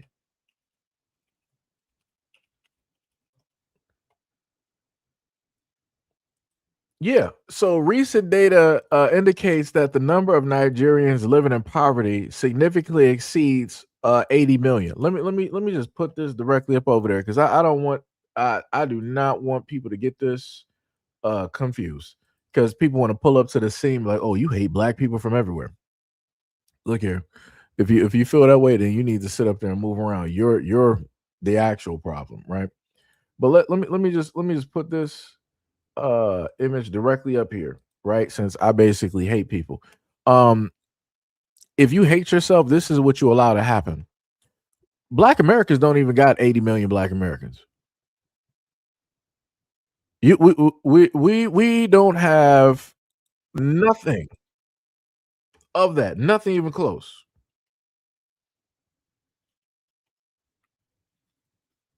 Right? If our population is basically at 40, you would have to go by 2 in order to get that 80. You get what I'm saying?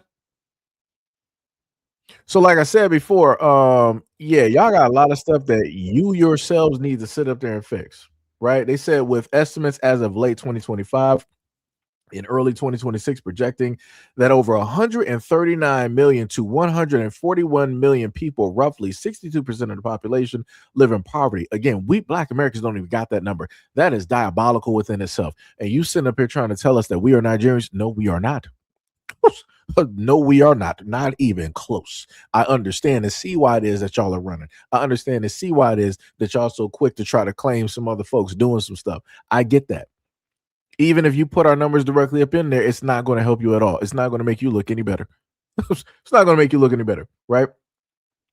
They said the crisis is driven by high inflation, insecurity, and economic reforms, making Nigeria home to the world's largest extremely poor populations. They said daily living, right? They said millions survive on less than $5 a day. That sounds like the Christian Children's Fund from back in the day. You know, just 50 cents can help little African Sarah, afford mosquito net. 10 cents a day can help little Daryl get a bag of rice from UNICEF and feed his family. 25 cents can help little Danielle get the medical treatments that she needs from dealing with the Zika virus and malaria, right? All of that stuff. Like I said, that was y'all. That was y'all. Y'all numbers are ridiculous. And then y'all get online and y'all want to sit up there and try to say that, oh yeah, Black Americans, y'all Nigerians. No, we're not. We don't move like this. Brother, what? What? Like I said, it's crazy how big and bold these folks want to start speaking directly online, and they never want to address this type of nonsense right here. That's crazy. Wow. That's crazy. What? I ain't never seen world organizations try to come through together or formulate businesses where they like, yo, we got to bail out the black Americans. We got to really feed the black Americans. We got to give the black Americans rice.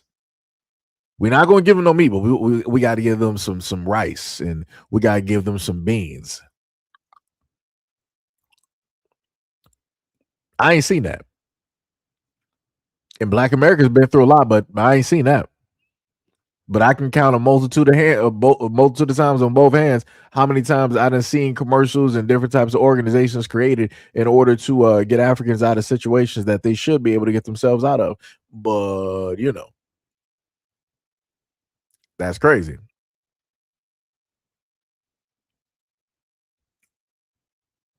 That is diabolical.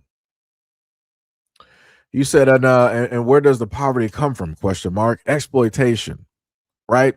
Colonization. But the way you putting people down. But if it's a rich people, specifically white, I bet you wouldn't associate yourself with it. Wait, what? I'm a little bit confused. So let me just get one thing very straight here. If you're saying that I don't call out white people or talk about white people on this platform, you are sorely mistaken and poorly uneducated on the things that I talk about directly on this platform. I talk about everybody here, to get that very clear. Talk about everybody here. No stone is unturned unless you're a tribe, some type of invisible tribe in the North Pole and Antarctica, right? Maybe you're in the center of the earth. Again, I don't know anything about those two places. If there are people there, as long as they keep black Americans out of their mouth, we all good.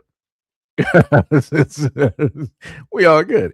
But when it deals with everybody else, yeah, I'm going to talk about stuff that I can visibly see and that I can visibly hear, right? So again, we can sit up there and look at a history when it deals with Africa and notice the influence of West, right, or of Europe, the United States, right? But we can also go out there and state that a lot of these African nations have allowed these people to come directly in. Can we not? Let's not miss that part, because it's great that we can go through and we can sit up there and be like, okay, well, colonialism,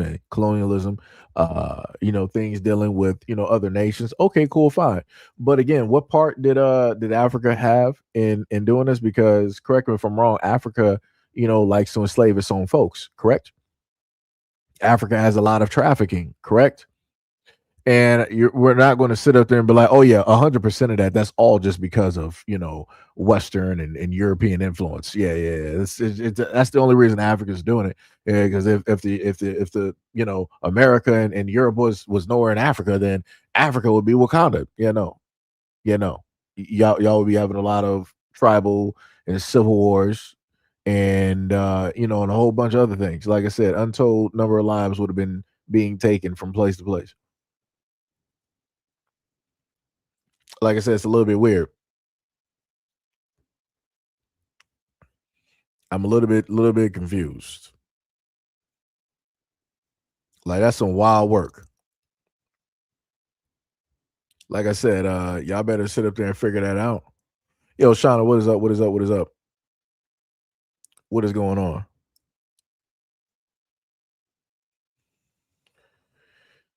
You said, what was it? Sonny was like, in the arms of an angel. Oh yeah, that was classic. That was a classic song, In the Arms of an Angel. That was specifically for those Africans, specifically.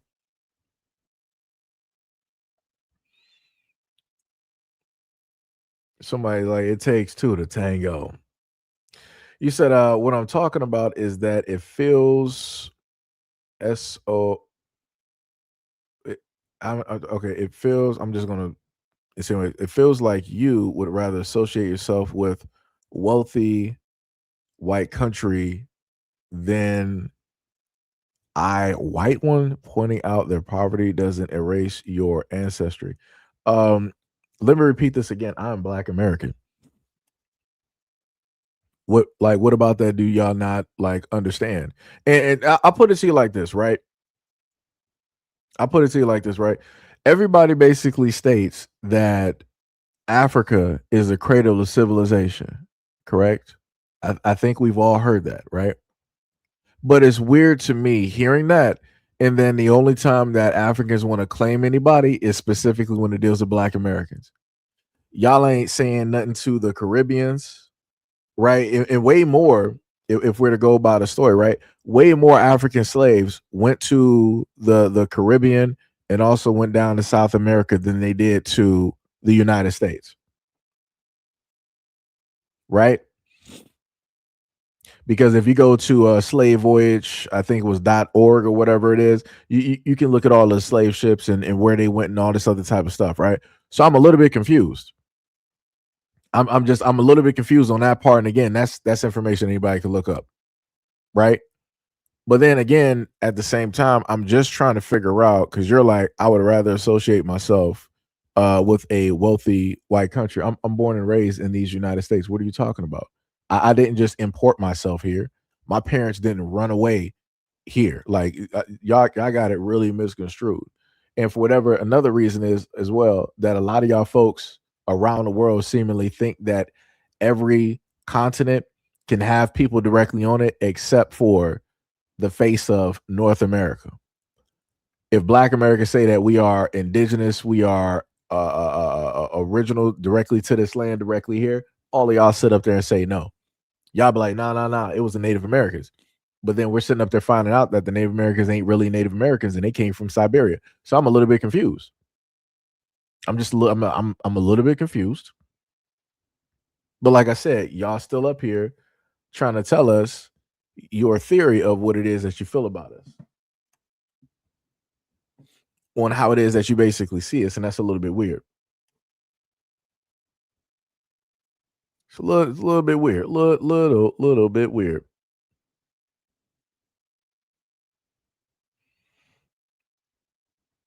Yo, L.A. Hopkins, that is a name I ain't seen in a minute. What is up? Much love, respect, and appreciation. Love and appreciation. To you, Seji, got to get back to work. I'll catch the rest on replay. All right, I got you. Much love, respect, and appreciation. Let me see.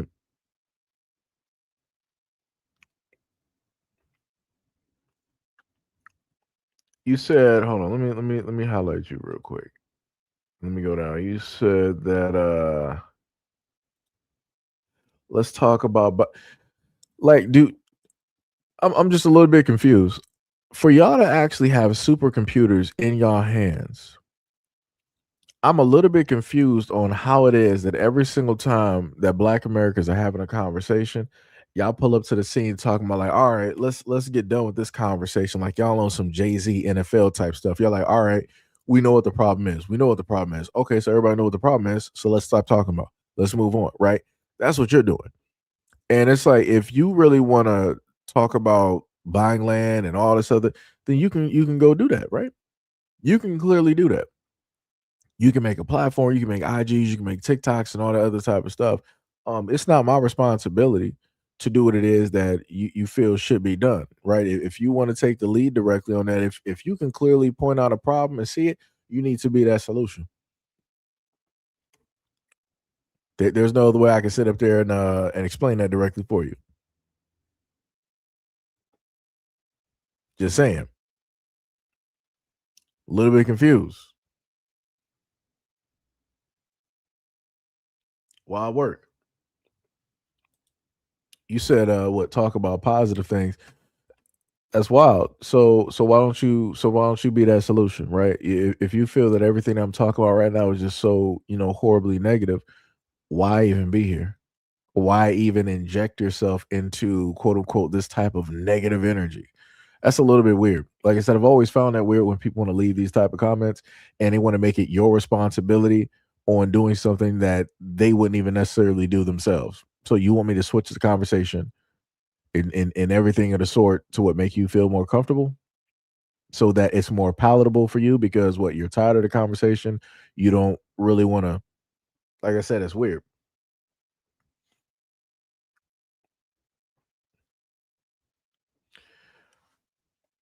Phenomenal Bruce said they don't even say anything about the Aboriginals in Australia. That's facts. 100%. I've never seen Africans go out of their way and be like, yo, Aboriginals in Australia, y'all ain't Aboriginal to Australia. Actually, you're us.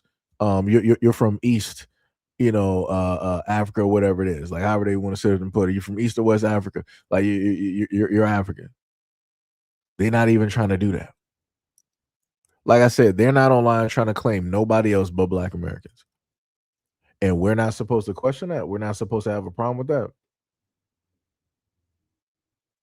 Like, that's wild.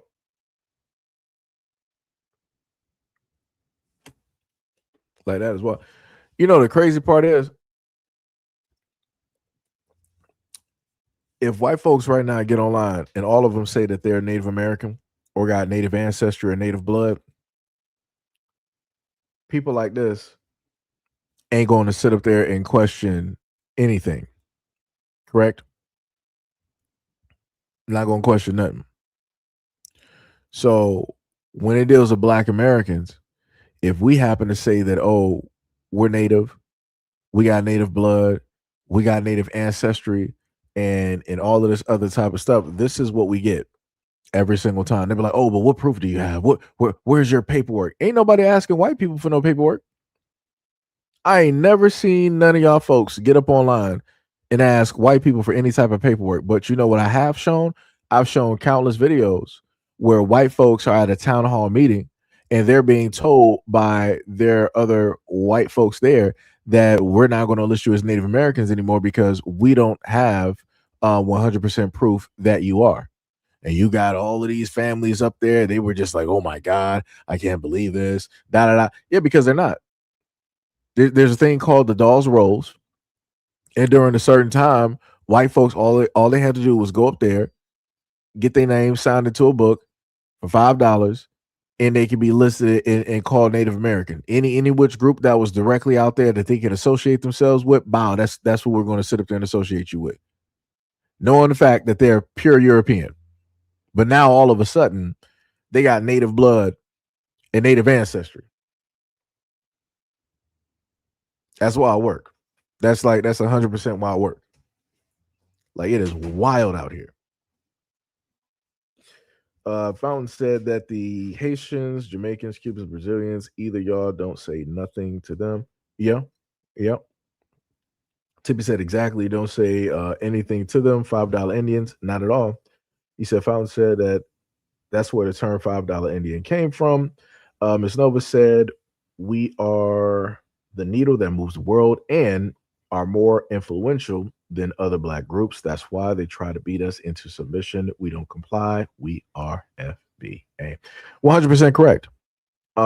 Whenever people think about, let's say, celebrity, when people think about music, anything, revolving around Black entertainment wise, music, sports, they're looking directly at Black Americans. They're not looking at other folks directly about here. Like I said, we are the blueprint. Now, a lot of people will sit up there and say, like, oh no, actually, guys, you aren't, and you're just you got main character syndrome. No, it's not main character syndrome. It just is.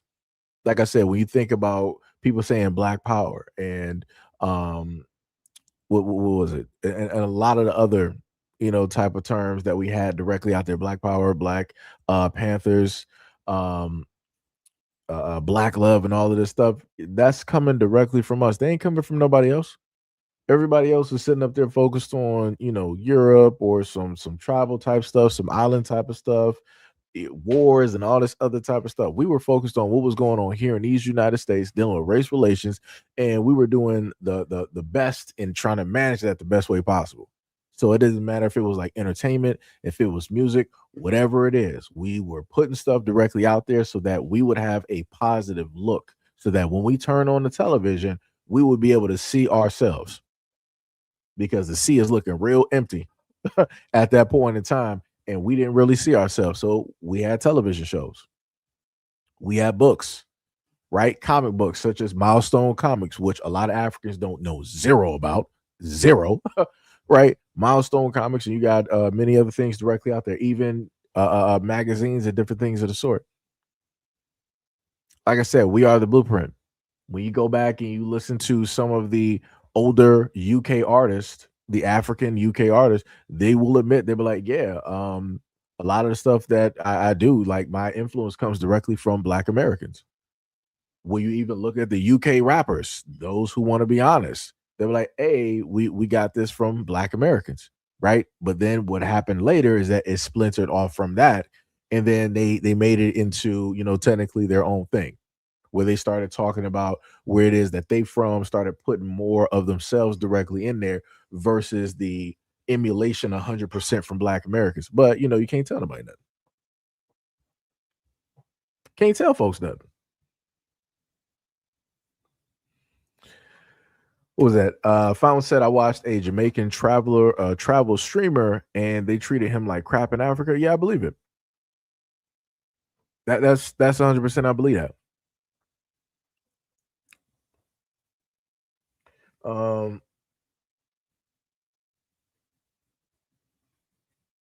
Let me see.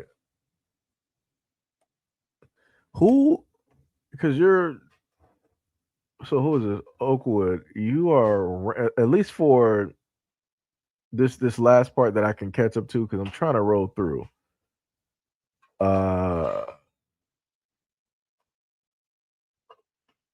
You're doing like a quite, at least for the last few comments, you're doing some rambling here. Doing quite some rambling here. You said get off the dim plantation. Let me just be very clear.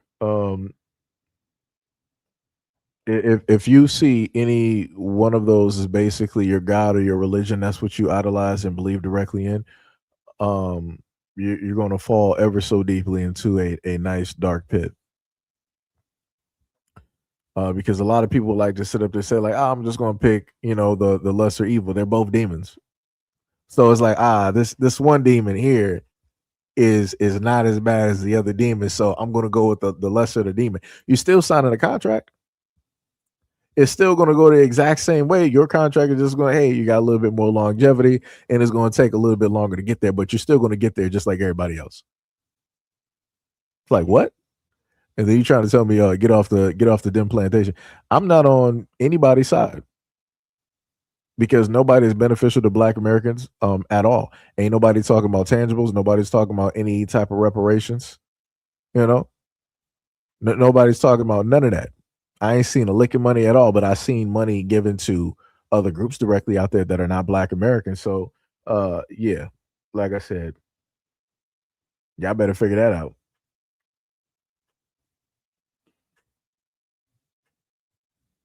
Mo was like, "Are you okay?" Yeah, I don't know what's wrong with that dude. That dude is all over the place, just sitting up there rambling.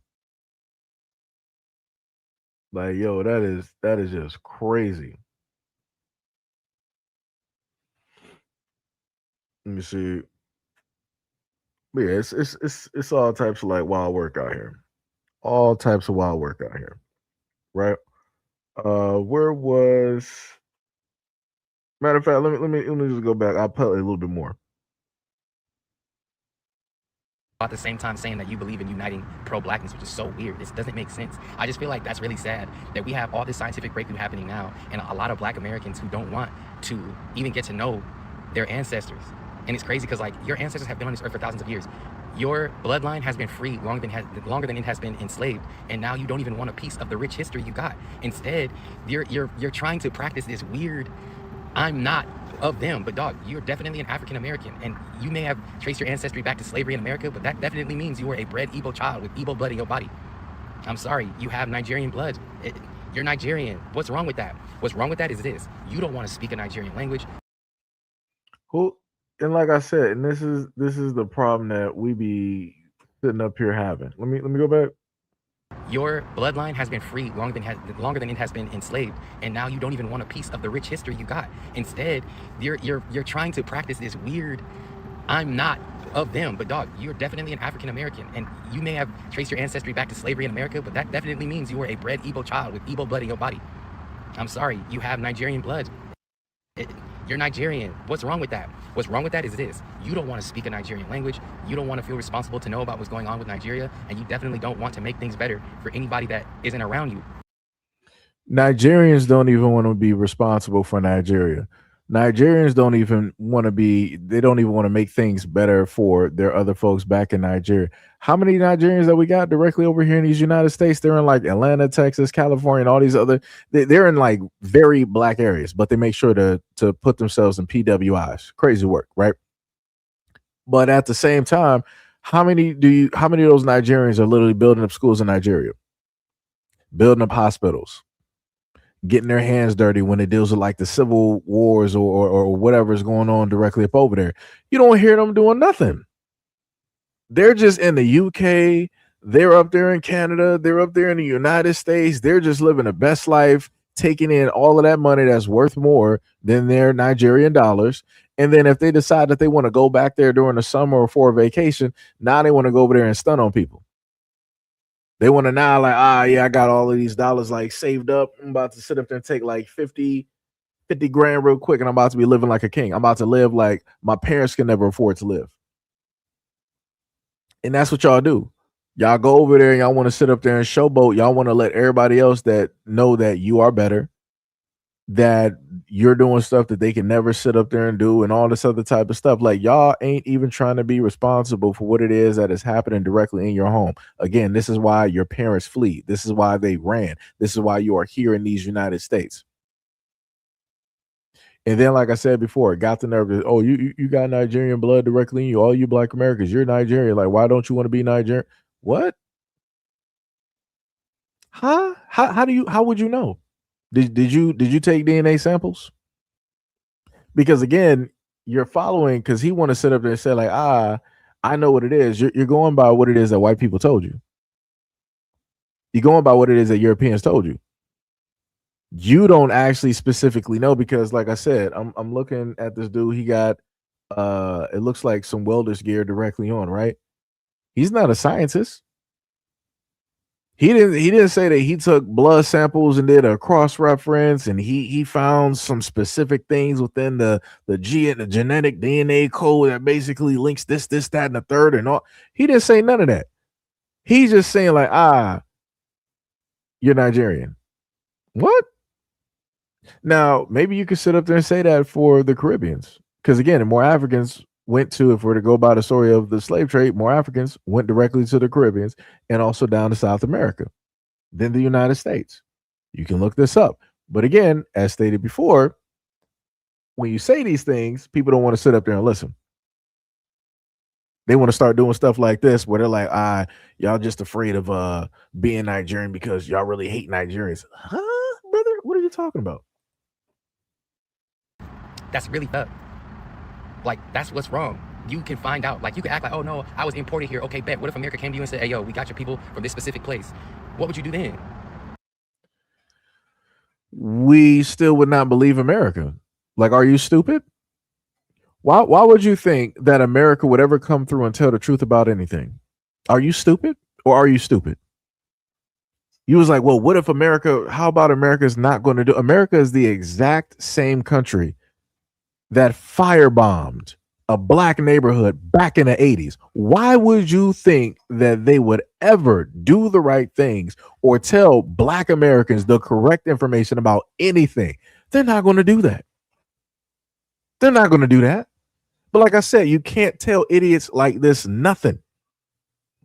Dude is a straight clown. 1000% clown. Crazy work.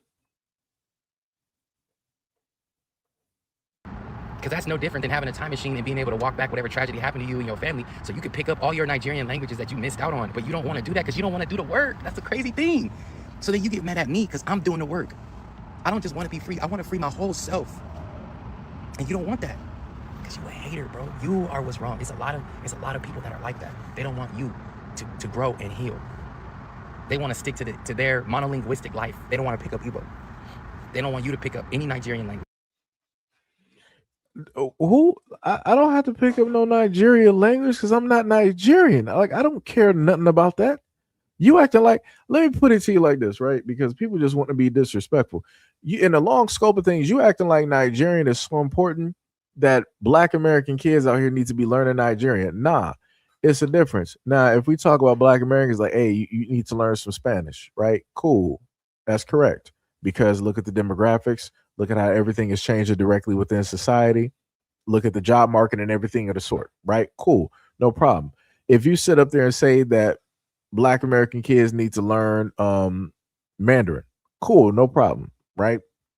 You need to learn that because everything that's going on with technology and business and whatnot or whatever in the world, cool, no problem. Even if it went to the point of saying that they might need to learn Arabic, yeah, because again, looking at how everything is moving, how everything is going, business relations, those would be the main three languages that Black American kids should be learning in schools. Nigerian, whatever language I got, that's not one of them. It is not important. And I said exactly what I said. It is not important. It is not important. It is not. I don't care if you are Nigerian watching me right now. No Black American. It is not imperative for any Black American to learn Nigerian. It is not. If we're talking about learning Spanish, if we're talking about learning some Chinese, if we sitting up to even talking about learning Japanese, right, and then also talking about learning Arabic, cool, fine, no problem.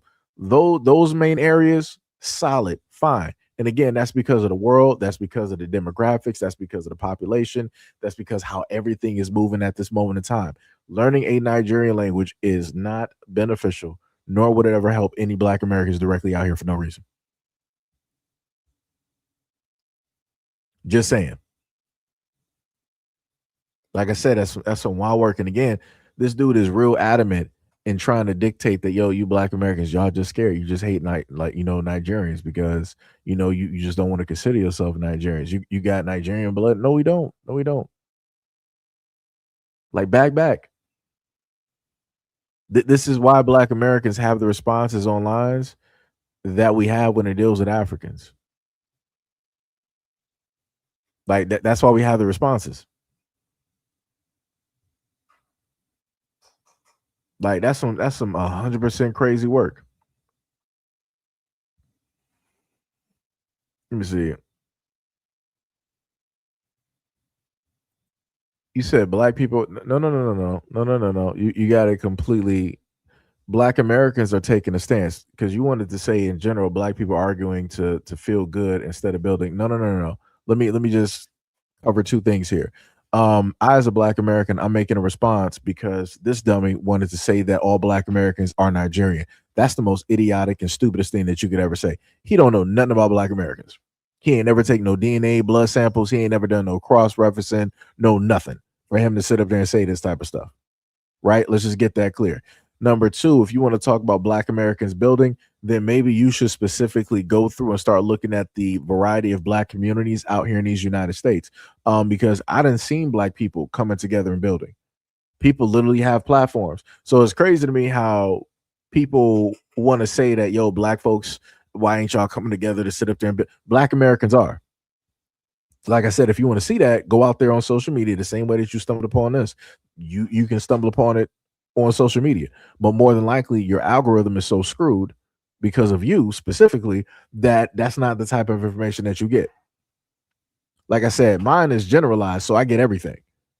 And I see videos where specifically you have Black men building in the Black community, teaching young Black boys. I'm talking about like 20 deep dudes sitting up there taking young Black boys around like neighborhoods. He's taking them to different jobs. He's trying to teach them certain types of like etiquette and all this. Like I said, man, miss me with all that stuff. Miss me with that stuff at all. And he was like, how do you stumble on the dumb part of YouTube? I mean, I guess dummies stumble, I guess. We were already here. You like I said, you stumbled. So you weren't watching how it is that you were walking. You thought that everything was completely solid ground, and then you magically tripped. You might want to check on your balance. They got doctors for that. Like I said, that's crazy. That's wild work. Well, let me let you know something.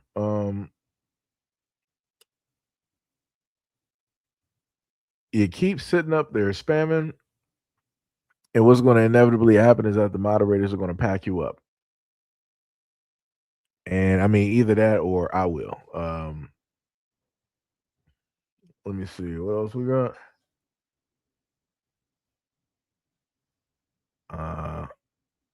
Somebody said this channel must be clickbait. I mean, you can leave though. You can click and bait yourself on that one.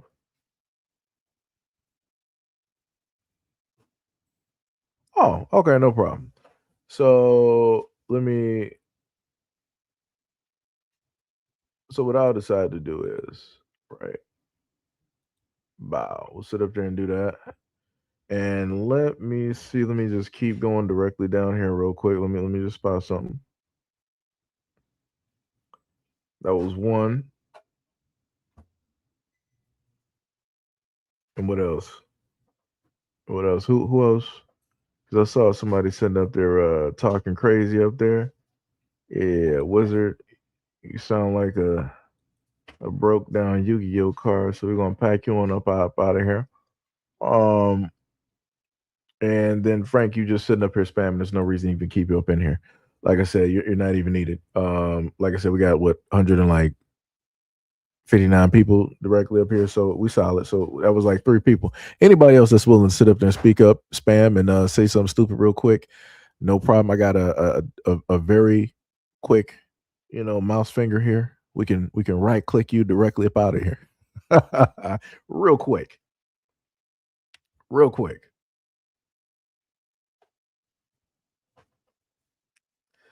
Let me see, who was that? So what was that? Somebody said LMAO loser, or just wanted to hear your own. Oh, so you came right back underneath another profile? No problem, I got you. Like I said, and if mistaken bans happen, I told people 99 times, just use the app button. Everybody got a phone. People cannot be that uneducated when it deals with technology in this day and age in 2026 to not know how to use the at symbol. The at symbol has been around since what was it, like Good Morning America, 1993, 4 or 5? Yeah, so it's inexcusable. Inexcusable at this moment in time. Right? So like I said, if you were just adding at somebody else that I banned, it'd be like that. I don't got patience. And I keep telling people that. But if people want to get stupid, if people want to sit up there and get stupid, we can clearly get stupid all together. And I will be the conductor. We will send this train to the land below real quick. I have no problems with that. I have no qualms. Like I said, try it if you want. Jump and be stupid. Yo, Jimmy, what is up? What is going on? What is happening? What is happening? What Denzel said, let me deal with the spam people. I mean, if they happen to come back, I guess since you're saying that you got the time and energy, no problem. No problem. Like I said, me and my moderators don't really got patience, in a sense like that. So yeah, stuff be happening out here. Stuff be happening. What video is this? Matter of fact, let me get away from this Nigerian dude real quick. Let me see. Oh yeah, I forgot. We had Tekashi 69 wannabe directly up here. So we're going to take a listen directly to this video, and I just want to hear any comments that y'all just so happen to say, right? Chicago wasn't founded by a Haitian? Who said that?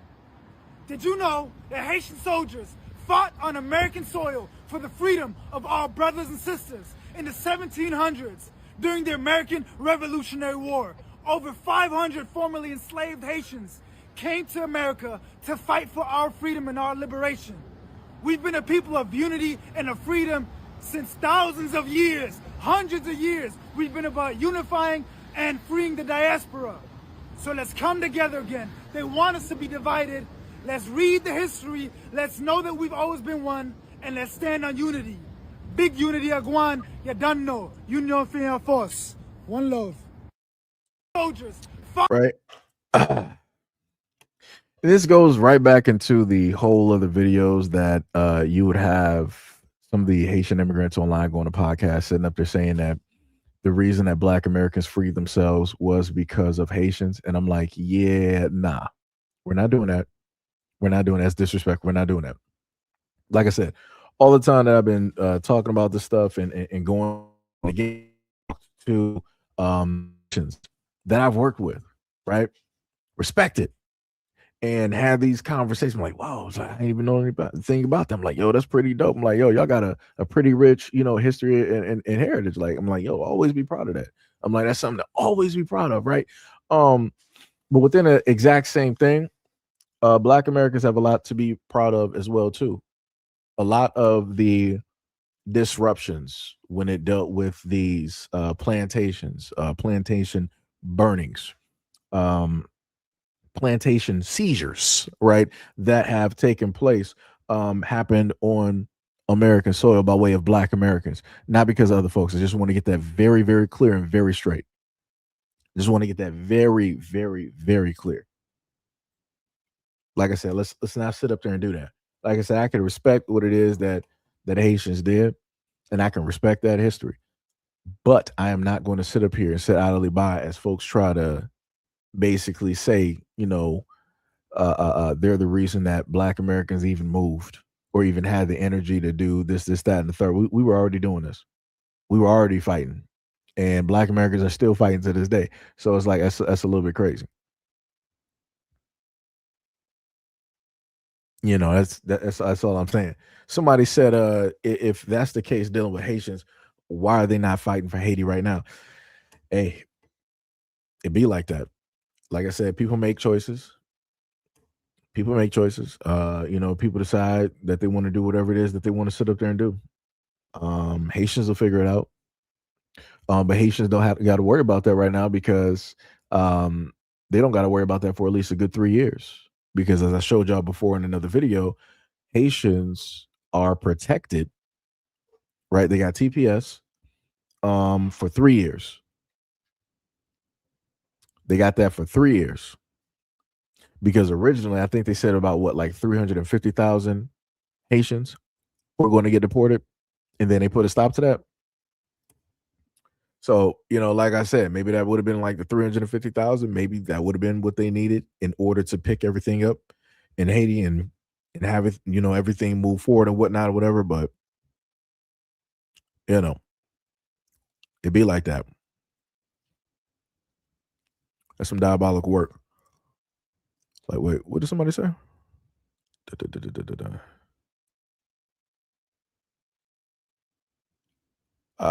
Yo, what's up, J Hub? What is up? What is up? What is up? Jimmy said not much, bro. I haven't seen one of your lives in a minute. Yeah, it depends on which side that you looking directly from. So yeah, I get you. I get you. Mo was like, cornball, your grace is past. It'd be like that. It'd be like that. Give them said they pretend to be so proud of Haiti, but the truth is that they're ashamed of Haiti.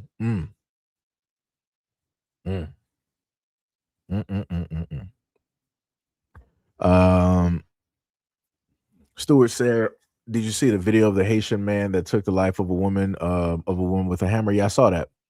It was a convenience store clerk. She walked outside, and the guy just came up from the left side of the screen, and yeah, he took her life.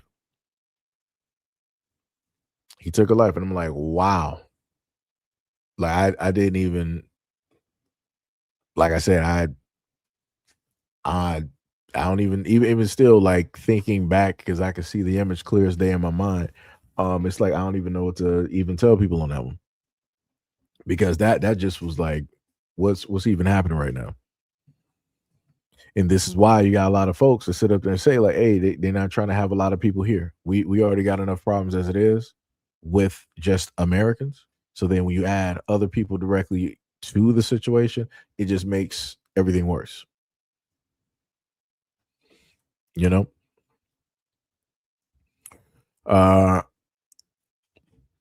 said 89. You said FBA acts like ruckus and are on some Hotep BS.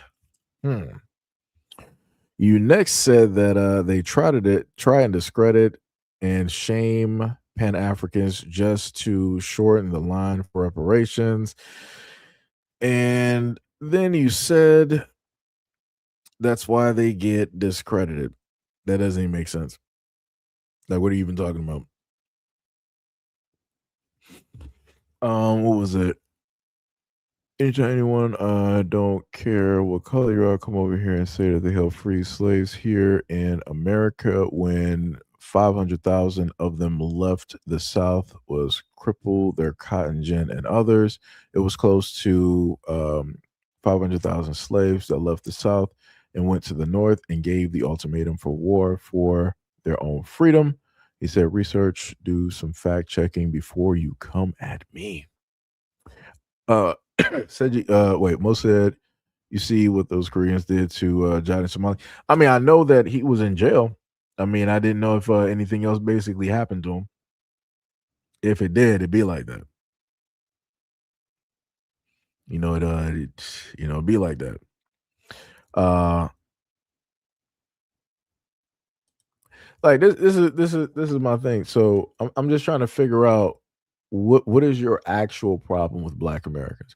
Because the craziest thing is dealing with reparations. This whole conversations when it deals with the United States, it's only Black Americans that's been talking about this conversation for the longest time possible, and we've heard everybody from every ethnicity tell Black Americans to shut up, sit down. We don't deserve nothing, and nobody owes us anything.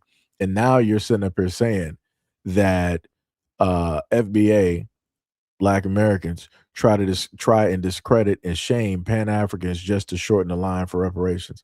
Huh? What are you talking about?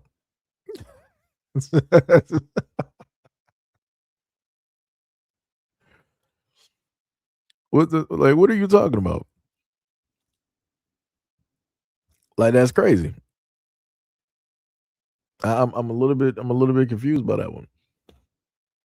You say that Black Americans are trying to shorten the line when it deals with reparations. There is no shortening of the line because we are the line. I'm a little bit confused on that. Like I said, realistically, if I want to take a different approach, and another opinion that I have, and a far off, distant opinion that I have, like somewhere on the other side of the universe, I'm looking at the situation of Africans coming directly to the United States, and it seems as though that somebody might have been playing like a chess type of game because they were like, you know what?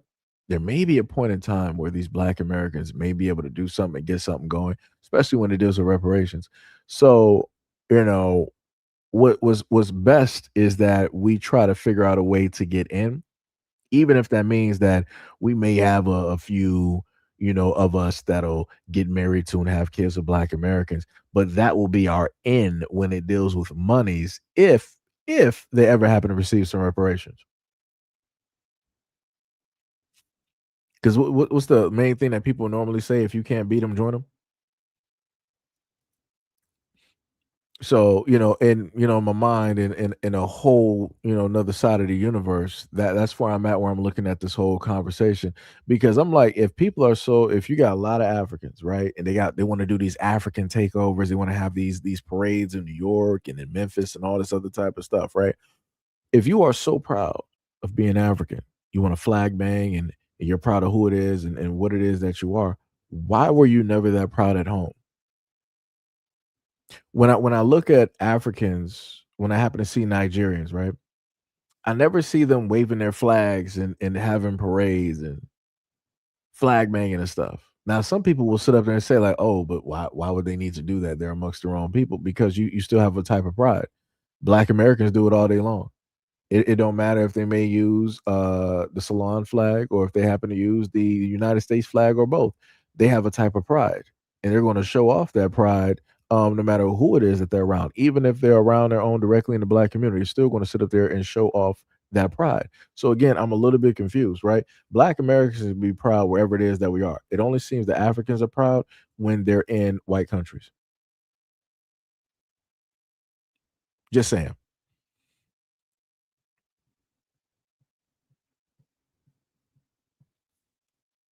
Just saying.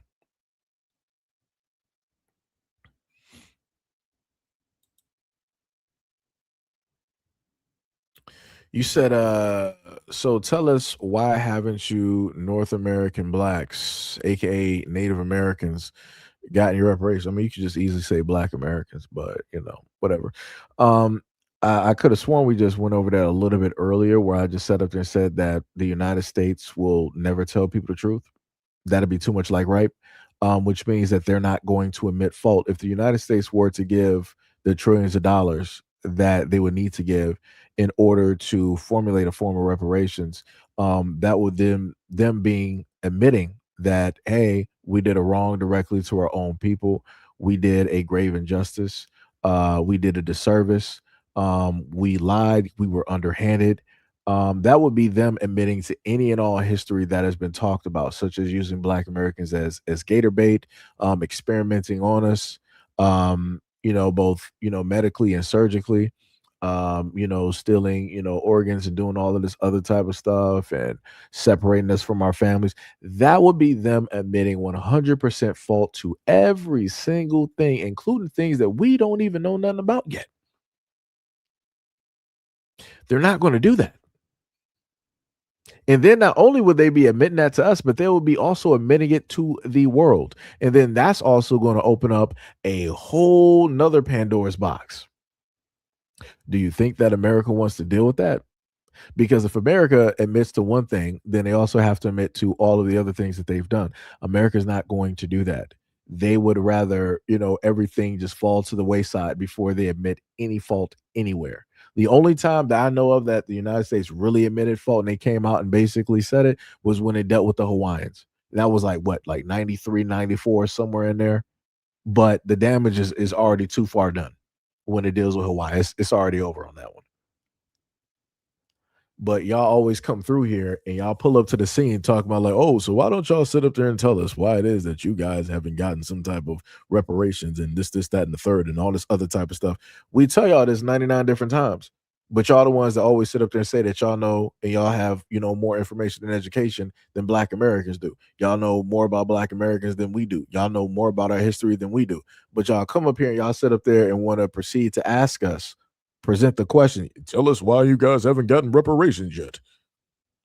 Why haven't Africans gotten reparations from Europe? Why haven't the Haitians gotten their reparations directly from France or the others that got their hands dirty when it dealt with everything that took place there? Huh? Like I said, it's crazy. But like I said, this is the type of stuff that only happens to Black Americans. This is the type of stuff that only happens to Black Americans.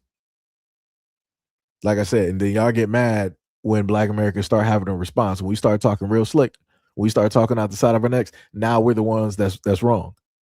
But again, we're responding to the disrespect that y'all display, that y'all put out here for everybody else to sit up there and see.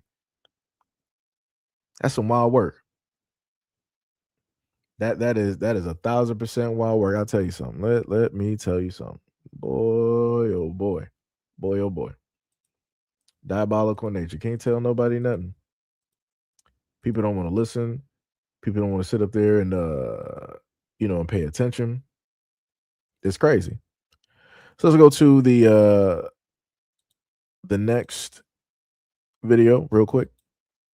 Do y'all consider people that were born in America, but their parents and their grandparents or whatever the case may be are from Africa? Do you consider them Black or do you consider them African American? Black American or African American? My parents are from Africa. My parents are from Sierra Leone. That's where my parents are from. I'm not from that. I was born in America. I was born in Texas, right? But the thing that's crazy about it is I don't really know much about my heritage. I don't really know much about my tribe, where my family came from. The only thing I really know about them is where they came from and like what city they were born in. That's really it. I don't know much about the tribe, the this, the this, the this. I know like my native language, like I understand my native language, but I don't speak it. What's crazy about it is that I know more about Black history than I do about like African history.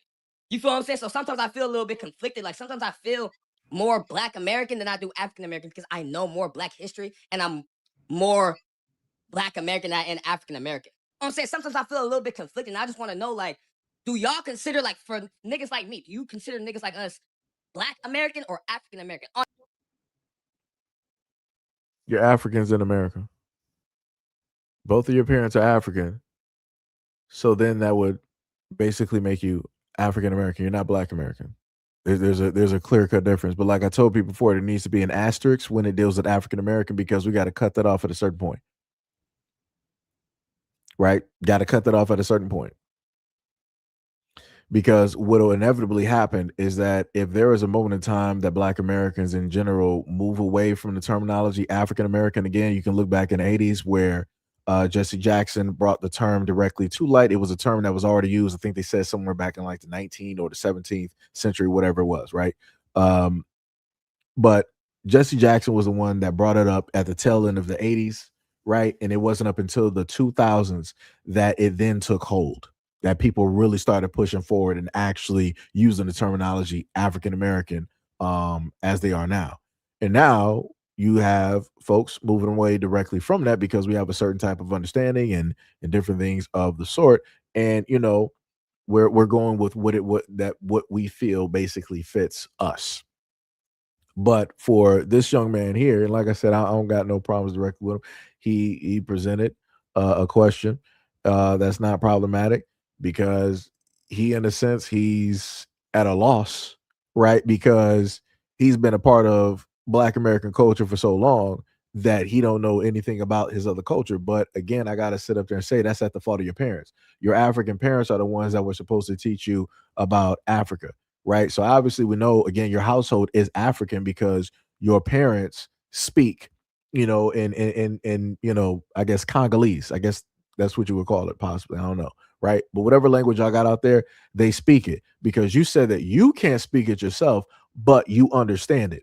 And I've learned that from a lot of these African parents and these many other parents out here where they will speak in their native tongue to their kids, but they'll tell their kids that I'm not going to teach you this. You're gonna know it enough to understand what it is that I'm saying to you and that what we're speaking about, but I'm not going to teach you how to specifically speak it because I want you to speak this because you're here in these United States. And I'm like, that's a little bit weird to me. It's a little bit weird to me, but like I said before, he's African by blood. He is African. He is not Black American. Just saying. Let me see. Let me see. What is it? What is it? What is it? Ms. Nova said, blurring of the lines is never a good thing. Differentiation is a must. Separate the terries from the wheats. I get you. I got you. I got you. Yeah, like I said, it ain't no confusion. If you don't know who it is that you are, that's the fault of your parents. You're growing up, like I said, at any moment in time, like Jamaicans grow up in a Jamaican household, Caribbeans grow up in a Caribbean household, Africans grow up in an African household, Black Americans grow up in a Black American household. Everybody grows up in separate household with separate values, separate cultures, separate traditions. Because I can promise you, he doesn't have any Black American type of traditions, cultures, or anything like that. You don't got none of that. None of that. The other craziest part is seeing a lot of these African dudes directly up out here with long hair because Africans they don't play that. They don't want you having cornrows or no nothing. You're either bald or your hair is very, very low. You're not supposed to have hair at this length, this height. That is a no. Like I said, I got videos of African parents in the UK and the kids sitting up there playing like a joke or whatever, and the parents sat up there and started cutting out the cornrows. Got a pair of scissors and cut them boys right off. Like I said, it is crazy.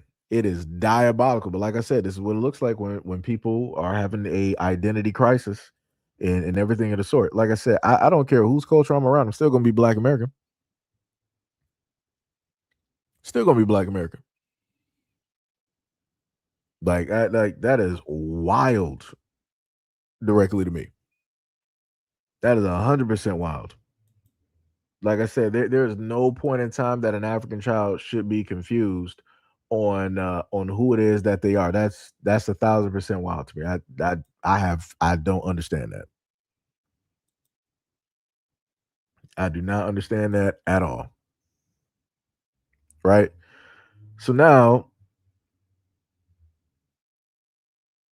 we're gonna go directly to a another clip here. Let me see if I can find it.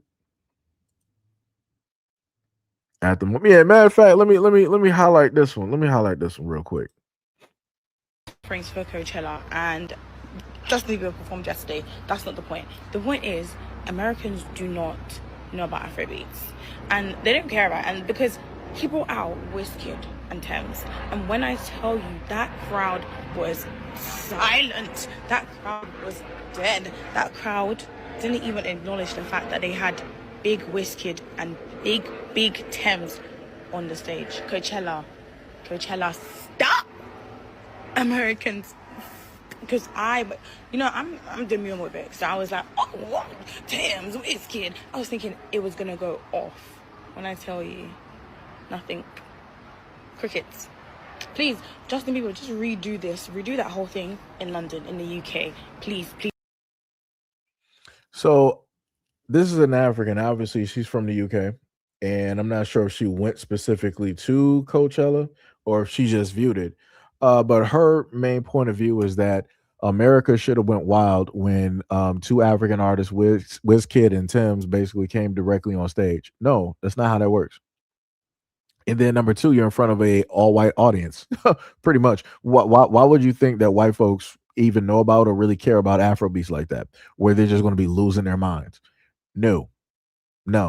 One of the main times that I saw, like, white people like anywhere basically like knowing something and really singing, I remember looking at DMX. I forgot specifically where he was, but when I tell you that it was a sea of white folks directly out there, it was a sea of white folks literally out there, and they were singing his songs word for word, bar for bar. They were on beat. And again, Black American. But you think for 1 second that Afrobeats and you are going to have any type of significance in the United States? That's not how that works. That's not how that works. Like I said, of course you're going to sit up there and say like, oh yeah, run that back, over there in the UK and do it. Yeah, it's going to go crazy over there because a lot of y'all are African. So of course, you're going to have people from Africa who got the money. They're going to fly to the UK just to go there. Of course, they're going to sit up there and do it. But again, this is the United States. You said Coachella. Why on God's green earth would you think that anybody at Coachella is going to go wild because you got your Afrobeats artist directly up there? And then the craziest part about it is there's a video right now. I can't even play it because it got music attached to it at the moment. Thames is doing like R&B, and I'm like, that's not African, that's not Afrobeats. I'm like, why is she doing R&B? I'm like, that's a little bit weird. I thought Africans had a case in point Afro beats, right? African beats, right? I thought that was your thing. R&B is not an African thing. That is not a genre. That is not anything that Africans created. So I'm like, it's a little bit weird. It's a little bit weird that now she's doing this, and it seems like she's dipping her toe directly in there. It seems as though, like I said, I don't know what her sales are looking like, but the moment in time that I start seeing an artist start to really swap some genres, it's starting to look weird. It's looking like some Post Malone. I'm saucing on you, and then automatically starts doing country, right? Or like what's the white boy's name? That reminds me of like Timothy Chalamet. I just want to call him like Charlie and the Chocolate Factory. What's the dude's name? Jack Harlow. Jack Harlow was a white boy that raps, right? And then all of a sudden, Jack Harlow's now doing neo soul. Neo soul, it has nothing to do with white folks. That has nothing to do with that. Nothing, nothing to do with white folks. And then all of a sudden, he's now sitting up here doing some neo soul. Huh? What white people know about neo soul? Nothing. Zero. Where is neo soul in country music? Nowhere to be seen. It doesn't exist. So again, I'm just trying to figure out. Matter of fact, where's neo soul and rock and roll? Nowhere to be seen. It doesn't exist. So like I said before, that's some crazy work. I thought Africans had Afro beats. Why would Tim's, an African artist, be trying to do R&B? And then people were saying online, like when you listen to her, that her voice it can't even reach the height that it's supposed to reach for that song.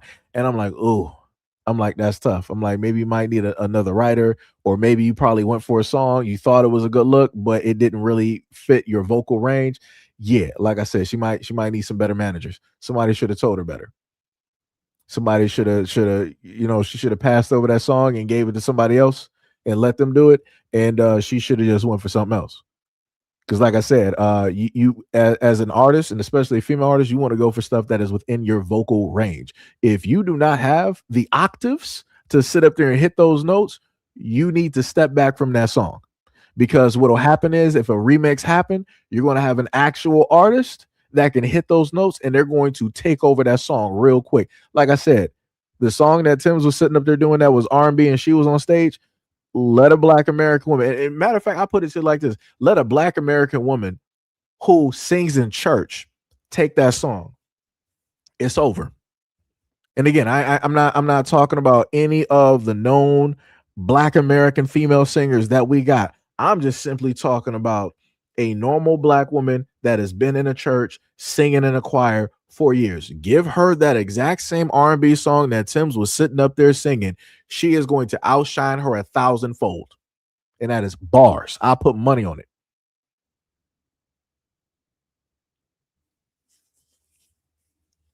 Like I said, it's crazy. That is diabolical work. 100% diabolical work. Yo, what is up, Sham? You said LOL, I missed a lot. No, it's cool. Like I said, you ain't been feeling well. You know, you gotta take care. You gotta take care of yourself and whatnot. It's all good. It's all good. What was that? Smoke the Don said they should have had Lil Wayne on stage.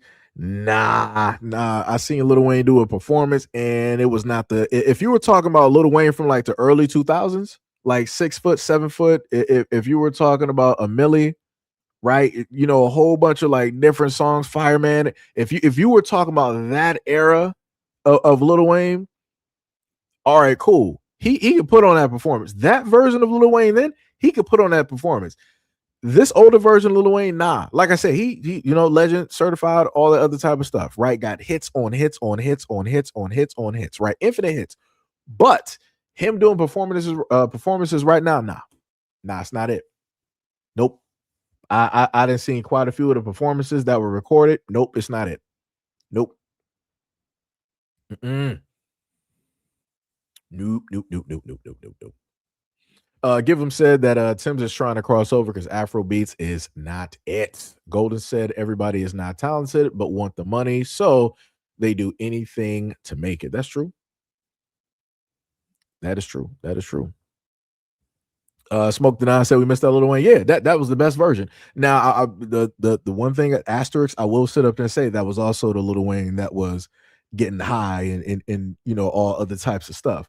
So, again, I don't want somebody to be at their unhealthiest in order to give people a performance that everybody wants to see, that they know that they can do. Like I said, if you got to be unhealthy in order to do that, it's not worth it. I'd rather that artist or that person just to, in a sense, retire or just do some small things like, here and there. Right. Like I said, it ain't worth it. You done already had too many Black artists basically give everything in order to give the performances that we want. And, they were on a variety of stuff, Miss Nova said, yep, my cousins run circles around Tim's. Was it Kujik and Baptist churches? Hopefully I pronounced it right. I feel like I didn't, right? Let me read over Kujik and Baptist churches and theater choirs, or is that theater choirs? Choirs are top notch. Yeah. At one point in time, I was a part of that was like way back in early private school. A part of a choir. Like I said, it's fun. Yeah, for me, I would rather actually play the drums. I would rather play, an instrument than, actually sing and whatnot or whatever. I felt like drums, you could just like really just express like, hey, you hitting the beats and da da da. You could really, get directly into it, and stuff like that. But yeah, choirs are dope. Like I said, bar none. that's another influential thing that I'll talk about as well too, right? When you look at churches, for the longest time possible, people would always copy, like, let's say, like Catholic churches, right? It would be that type of like quiet, not saying that they don't got, some voice directly up in there, and there's some stuff that you can kind of get a little bit of a feeling of something, but it is nothing in comparison to when you go to a black church. This is why I sit up there and tell people, before everybody can say that, everybody is human. But at the same time, everybody is different. Just like you got a lot of things a part of the animal kingdom, but all of those animals live in different spaces, different climates, and different things that specifically fit with them. And they can each do different things that the other ones cannot do. So, right. So at the same time as everybody saying like, oh yeah, we're all human, but yeah, we're all different at the same time. Specifically, when black people do choir or church songs, you slice that and put it to the side, and then you look at everybody else doing what it is that they do, right? And I'm talking about not copying black churches, not trying to copy the rhythm, not trying to copy the octaves, the range, and how it is that we're moving and all this dancing, right? Just solo, leave black Americans directly to the side, and then you look at what it is that everybody else basically does. It is nothing in comparison. The feeling that is directly there, the soul that is directly there, the energy that is directly there, even the dance, it is not there. Like I said before, I grew up basically listening to Kurt Franklin. That he was like the Little John when it dealt, with gospel. And when you would hear Kurt Franklin automatically on there, you hear him basically speak like on some Meek Mill type stuff, Meek Mill and Little John. You hear him basically speak, and then you hear like the choir and everybody else start coming directly. It starts to fill you, even if you might not be like, I don't even really listen to gospel like that. It starts to hit you. It starts to automatically hit you. It starts to pull you. Right? That is the power of what it is when black Americans basically do something. They basically tapped in and touched on to that in Sinners. If anybody saw that movie, they had a specific scene in Sinners when, they were directly in that barn, and, Sammy was sitting up there singing and all of that. And you saw everything just going directly through. Right?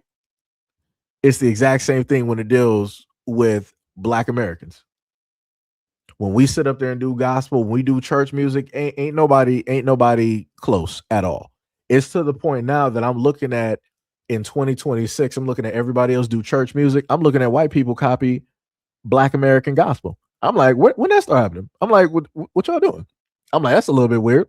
I'm looking at Koreans, I'm looking at Chinese, looking at Japanese, looking at Africans. I'm looking at everybody copy the blueprint of black Americans, because can't nobody sit up there and say that, oh yeah, they were the ones to really start moving and doing gospel and music like this before black. Y'all wasn't.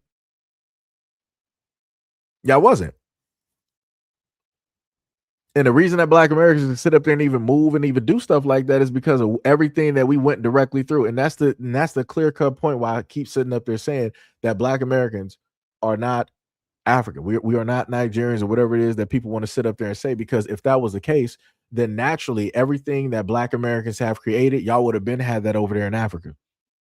Y'all would have been had that over there in Africa before we started moving, before we started popping, before we started having any type of waves of motion directly over here. Y'all would have been had that going directly over there in Africa, but y'all don't.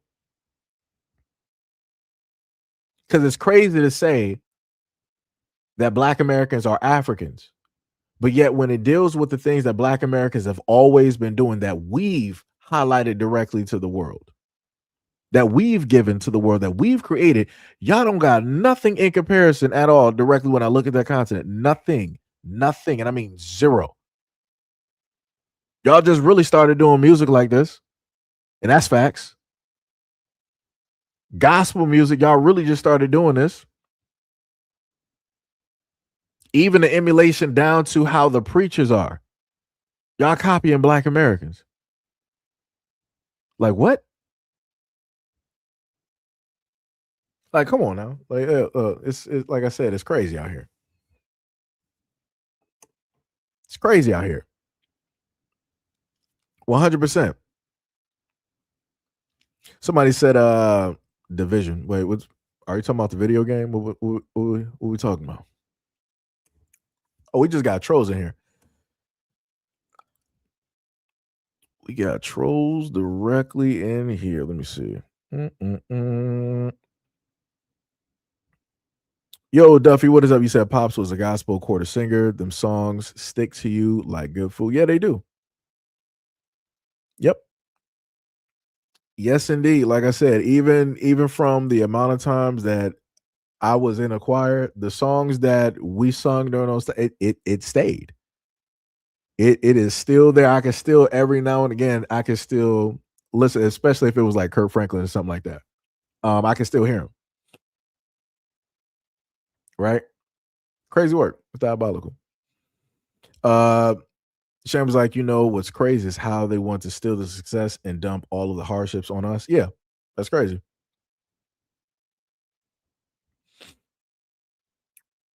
100%.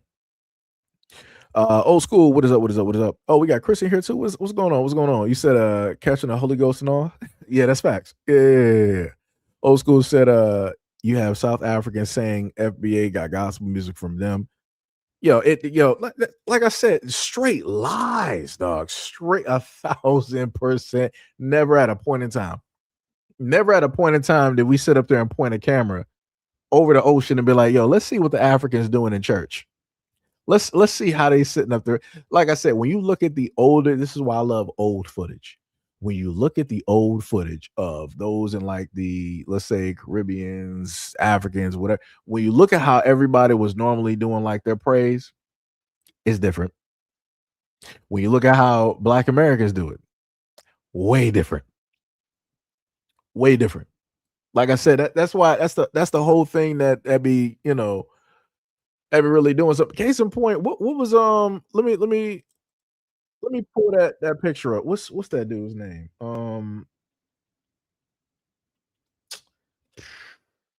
Shabuzi. That's the Nigerian. And he set up there specifically said that he pronounced his name like that because people couldn't pronounce his name properly. Crazy work. I'm like, word.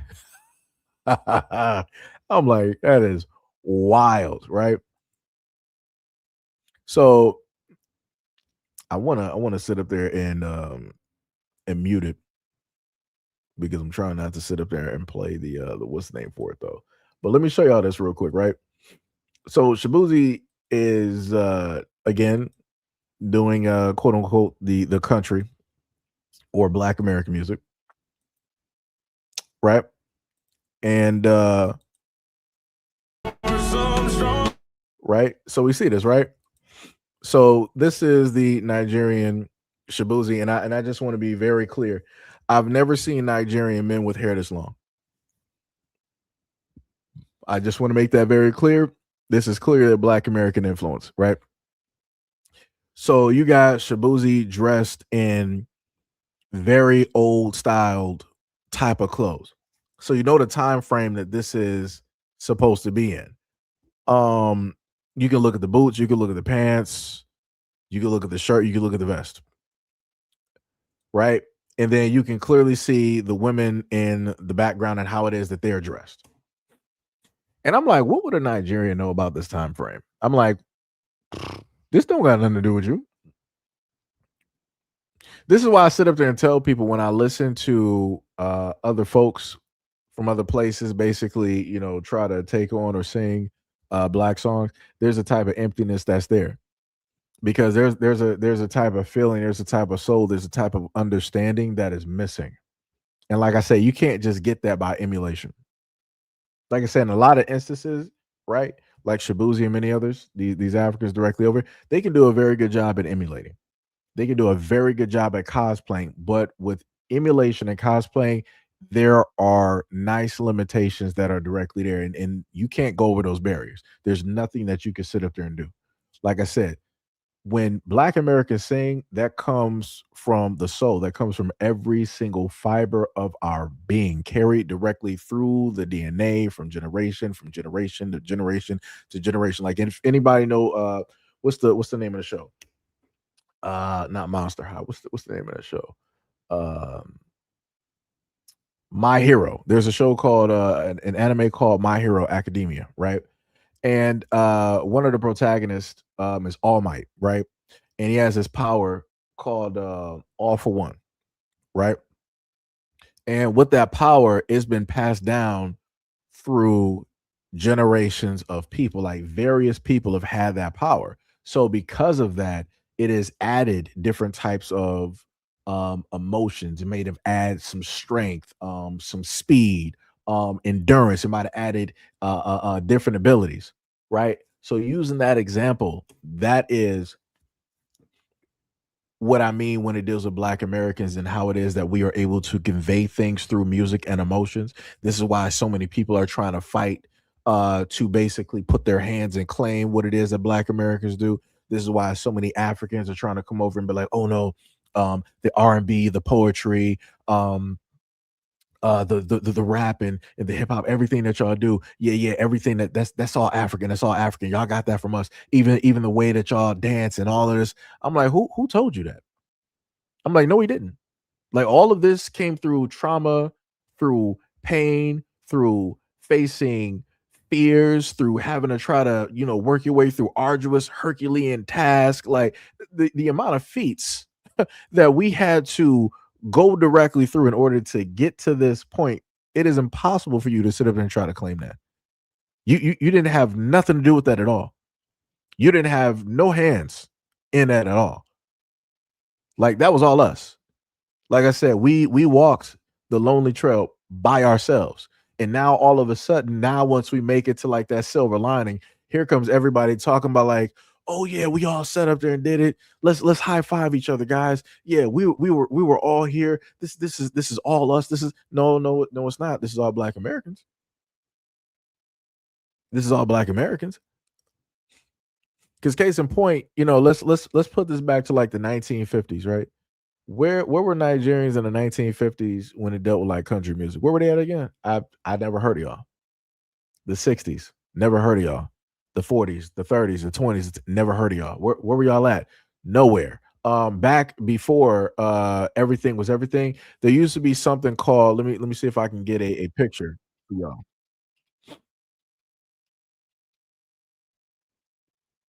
Right? Let me see if I can get that picture.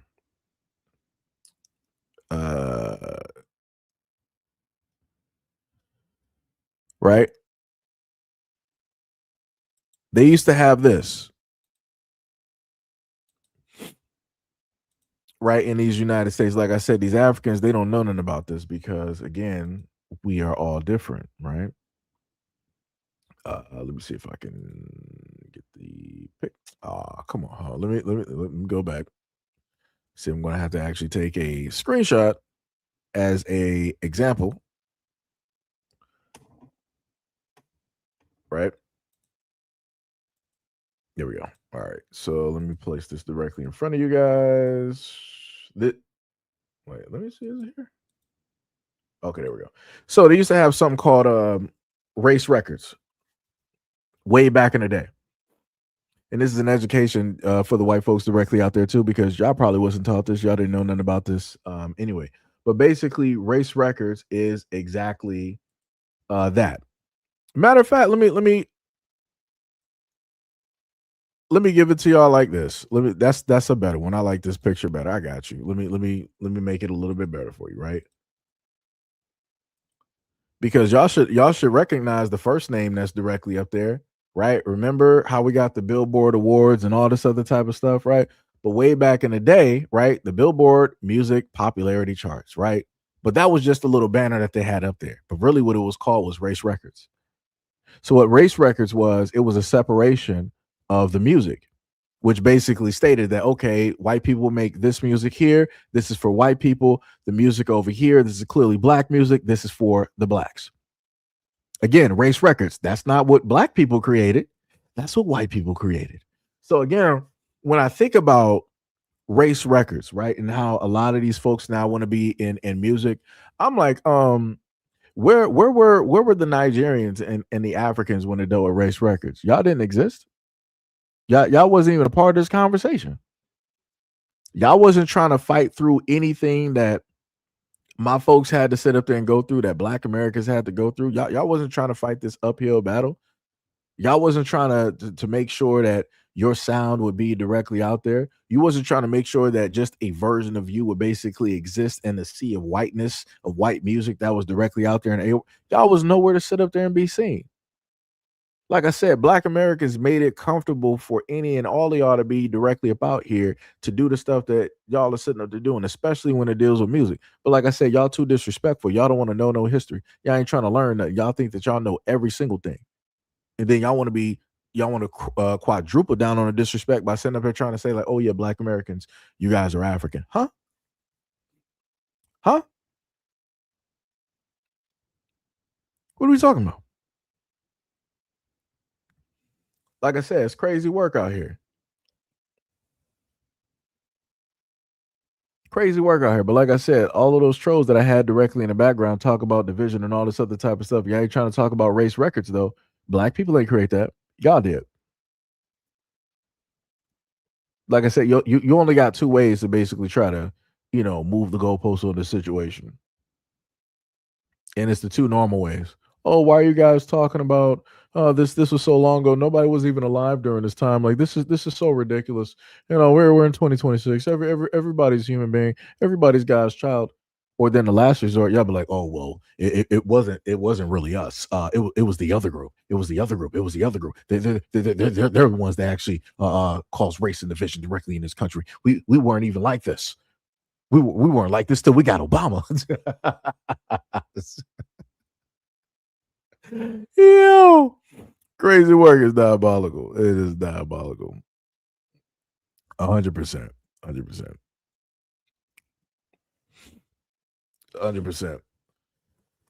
And then we have another loser that came directly into the chat. Shout out to the loser. Much love and respect to you and your loserness that I see typing at the bottom of the chat.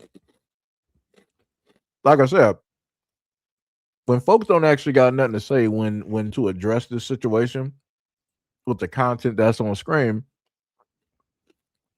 they gotta move the goalpost. It's crazy work.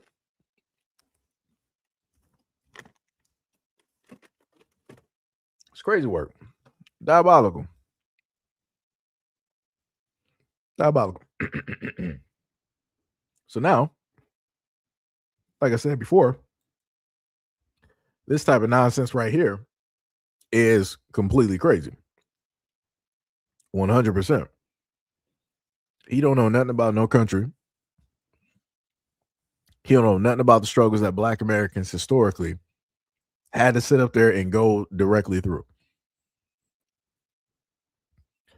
More than likely, somebody white was like, hey, we can sit up there and use this.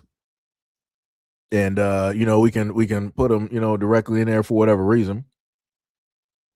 And here you go. 9 times out of 10, that's usually how that goes.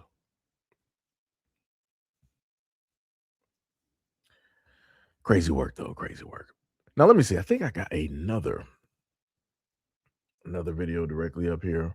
The one with Tim's, again, don't specifically have that one. So now let's go to a clear cut another one. Let's take a listen to this one. Nothing but rap down here. Where's the vibes cartel? Where's the Jamaican music? Where's the zest? Where's the band punani? Where's the little dembo? No, thank you. Simple as that. There are Caribbean and African clubs and lounges you can go to hear that type of music. You're not going to colonize our spaces. You and that bonnet can go right back to New York. Parachute bonnet. Take that bonnet and take a fucking flight back to New York with that bonnet. No vibes cartel. So you heard what she said, and I've heard this quite a bit at different places, where these other folks directly out here, they be like, "Yo, why don't I hear no Afro beats?" They be like, Africans will go to clubs like, "Yo, it's like, yeah, black music is cool, but why ain't y'all playing no Afro beats and know this, know that? Because it's our clubs. If you want to hear your music, then you can clearly go to your clubs. You have your own clubs. Africans got their own clubs down there in Texas. They got their own DJs. In Atlanta, I'm pretty sure they got some African clubs, or they got some Caribbean clubs, especially in New York. So why would you need Black Americans to play your music in a Black American club? I'm a little bit confused. Everybody don't want to listen to your music in their club. That's not how that works. That's not how that works. Like, that's crazy. Like, that's 100% crazy. Like I said, like that's weird. That's like going into an Italian restaurant and you looking around like, yo, I get it's an Italian restaurant, but where's the African food at? Where's the fufu and all this? What? Go to an African restaurant. Why would you go to an Italian restaurant expecting to be able to get or select African foods? That sounds stupid. Stupid. Like what are we doing? What are we doing? What are we doing? Like I said, this is how comfortable these folks get. This is how a lot, like I said before, for the Black Americans out there, we are partially to blame because we allow people to get so comfortable that they feel that they could just put their feet directly up on the table, their muddy boots on the couch, walk their trifling selves in their dirty clothes all throughout the house and the kitchen. This is what it looks like when we allow people to be way too comfortable. So this is why I sat up there and said before, gotta pull that directly back. Gotta pull that directly back. Can't be doing this. Nope. Gotta put a stop to that real quick, fast, and in a hurry. In a hurry. I've never sat up there and went into anybody's restaurant. I've never went to a Caribbean spot and be like, yo, why don't y'all got, some soul food that grandma used to make? Do you understand how stupid that sounds and looks? Why would I have the audacity to go to a Caribbean restaurant and expect them to sit up there and make soul food like my grandma used to make? Wouldn't I just go to my grandmother's house? Wouldn't that make more sense? Wouldn't that be more logical? I think it would be. But like I said, you can't tell people like this. They think that wherever they go, that's where their stuff is supposed to go. No, it's not. Everything is not for everywhere. And people need to understand and learn that. Like I said, that's how we were taught directly in the Black community, by our parents. Everything is not for everywhere and everything is not for everybody. Words to live by. But like I said, obviously, clearly, everybody was raised differently. Obviously, everybody was raised differently. It's crazy work. Wild work. Tip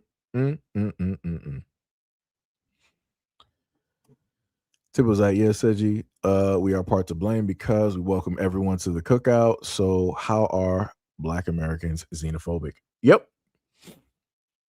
And you made two very good, valid points. Number one, we got to share the blame directly into comfortability, how a lot of these people basically feel. We also got to pull directly back on that. And then number two, all of these folks want to call Black people xenophobic, but yet y'all go to HBCUs. You are around or live directly within Black communities or socialize in Black, spots, clubs, and all this other type of stuff. Like I said, it's like this is why it's laughable when these people start getting on social media trying to say that Black people are xenophobic. Since when? Since when? Like, Black folks have opened up their homes and their communities to pretty much everybody, all to just receive disrespect.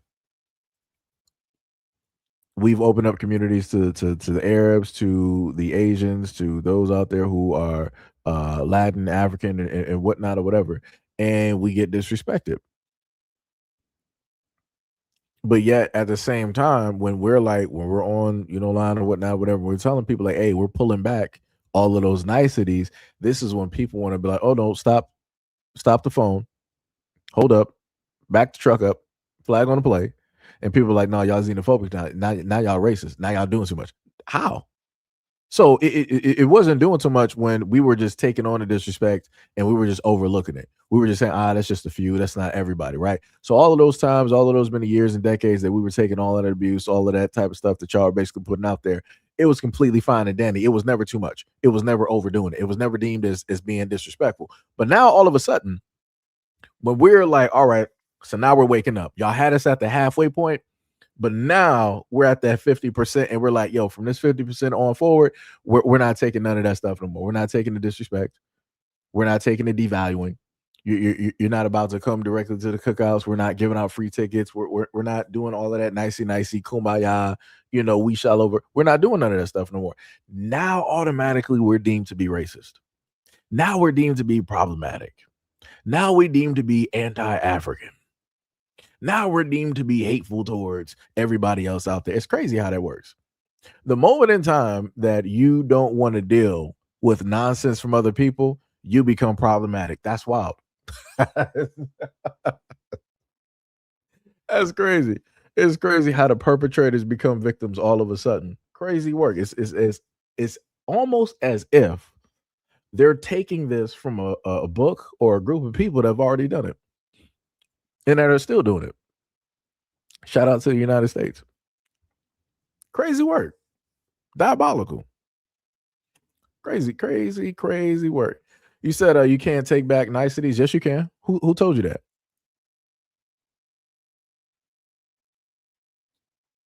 Who told you that? Who told you that Black Americans cannot take back niceties? Yes, we can. We can just stop being nice. What are you talking about? That's how you do it. That's how you do it. You didn't hear where I said that they had us at the first half, and now we're at that 50% mark, and now we're like, yeah, we ain't doing this no more. Yeah, that's how you do it. Are people not listening? It's crazy work. Tippy said, I remember Shabuzi was treated when he came out by white people. Black Americans accepted him like the song Until the Award Show. Yeah. I thought the original song was all right. Getting Tipsy, even though he got that again from a Black American artist. Everybody in the club getting right again. The song came directly from a Black American, right? But going beyond that, I'm like, all right, it's whatever. And then all of a sudden, when Black Americans really started, pulling up to the scene and be like, all right, we're gonna get this dude a look. We want to, give a little bit of a listen and all this other type of stuff. And then the award show came up, and he was like, saying all the other type of stuff. I'm like, yeah, and this is when you lose that support. That man pulling Mamdani. Mamdani, what did he say? He was like, yeah, New York is a state of immigrants. Immigrants built New York. I'm like, you know what? Y'all got it. Y'all got it. Like I said, New Yorkers, y'all did this. That dude in that speech didn't say nothing about Black Americans. He said Ethiopians. I'm like, what? I'm like, what did Ethiopians have to do with New York? Are you kidding me? I'm like, you know what? Y'all got it though. Y'all got it. Like I said, folks voted for this. It'd be like that. And if I remember correctly, let me see if I can find it. New York's.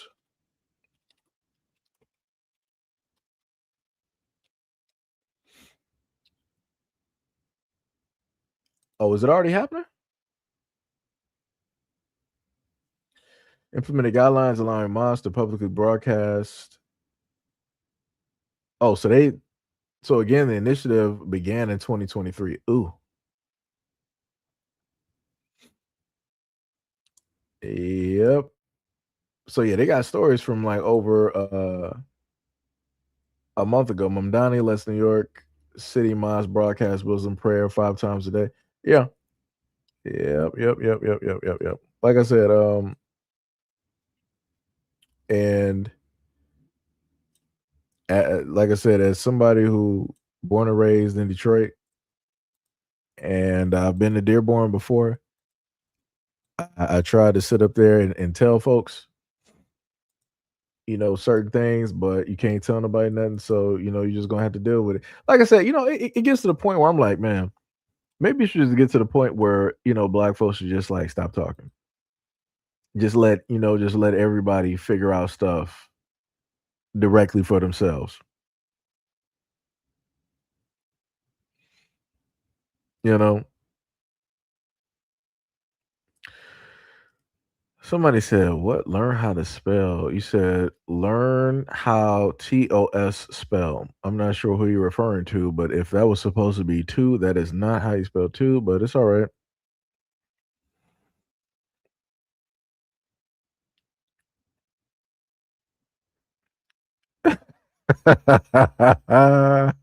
Yo, Clue what is up? You said anybody mentioned Tyler? Nah, she didn't. She did that to herself. Yeah, Tyler did that to herself. She completely did that directly to herself. Like I said, the girl that was all popular, water song was everywhere, and yada yada yada. Went on the Breakfast Club and was trying to tell Black Americans like, no, I'm colored. She's like, I'm from South Africa. I'm a colored girl, and we're like, here in these United States, no, you're not. You can say that you're South African or African. Colored is not it. And she wanted to stand 10 toes down on that. And I'm like, yeah, this is exactly why your career is those hits ain't hits no more.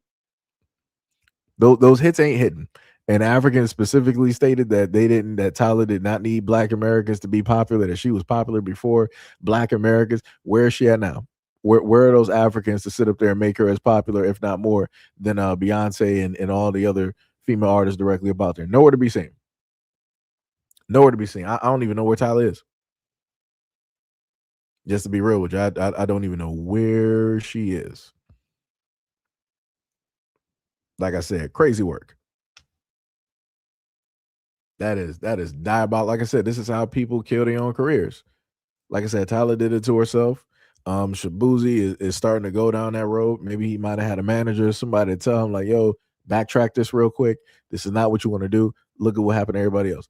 Like I said, people think that Black Americans don't have any type of power. That's cool. Keep believing that.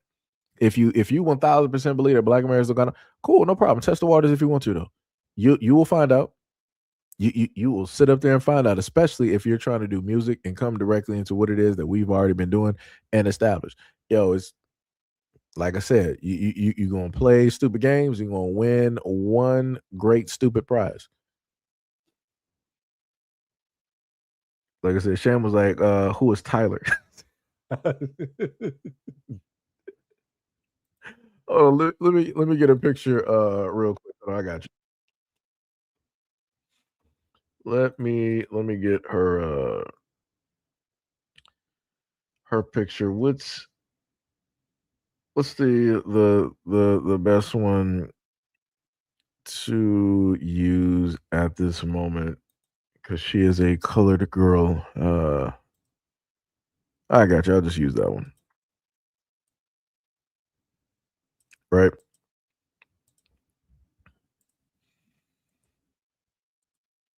So this is Tyler. This is the artist that did the song Water and all moving along online.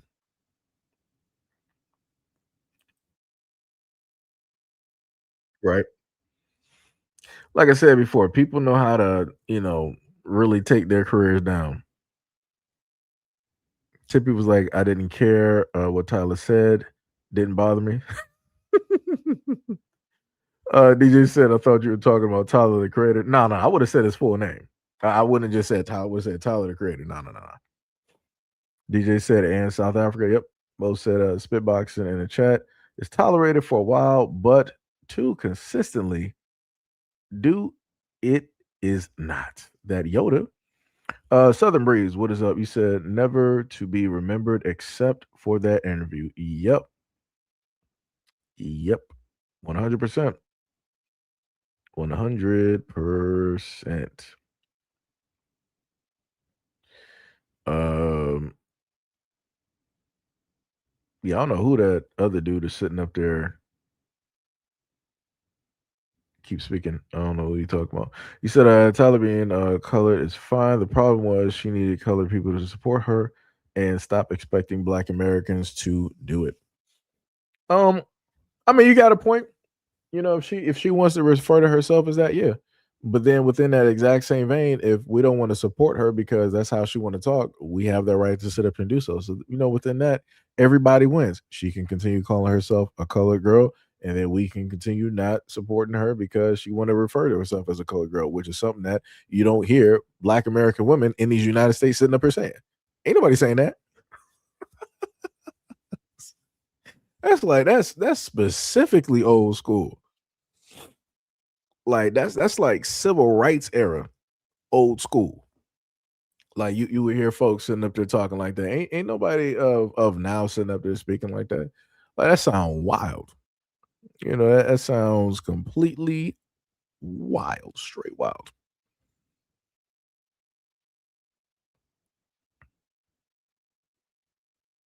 Tip was like, the girl says she is colored. Okay, she's colored. LOL, agree with her. Like I agree with the Somalis, and they said that they're not black. They're not black.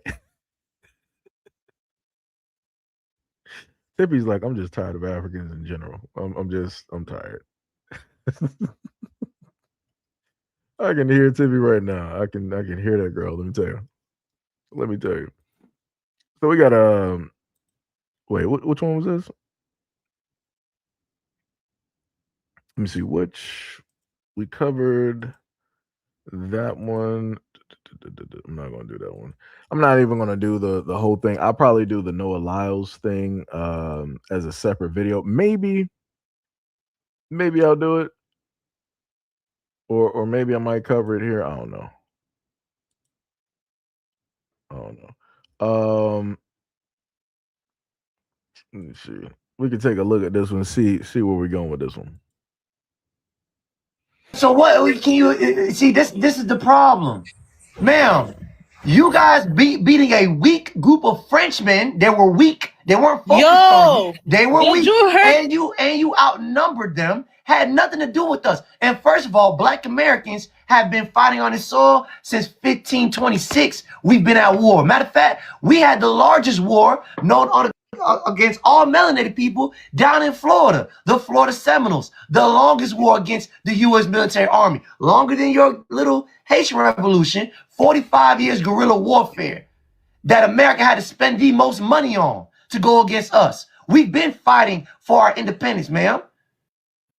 What the fuck? Y'all weren't the only motherfuckers. Y'all weren't the only motherfuckers fighting. You just won on your little island for a short period of time. We've been on that shit in America for a very long time, since 1526. Right. So please come correct. We weren't just there enslaved, just chilling in slavery. Right. We gave white people a run for their money, ma'am, on a larger landmass. And we didn't know nothing about no damn 1804. We didn't care. It had nothing to do with us.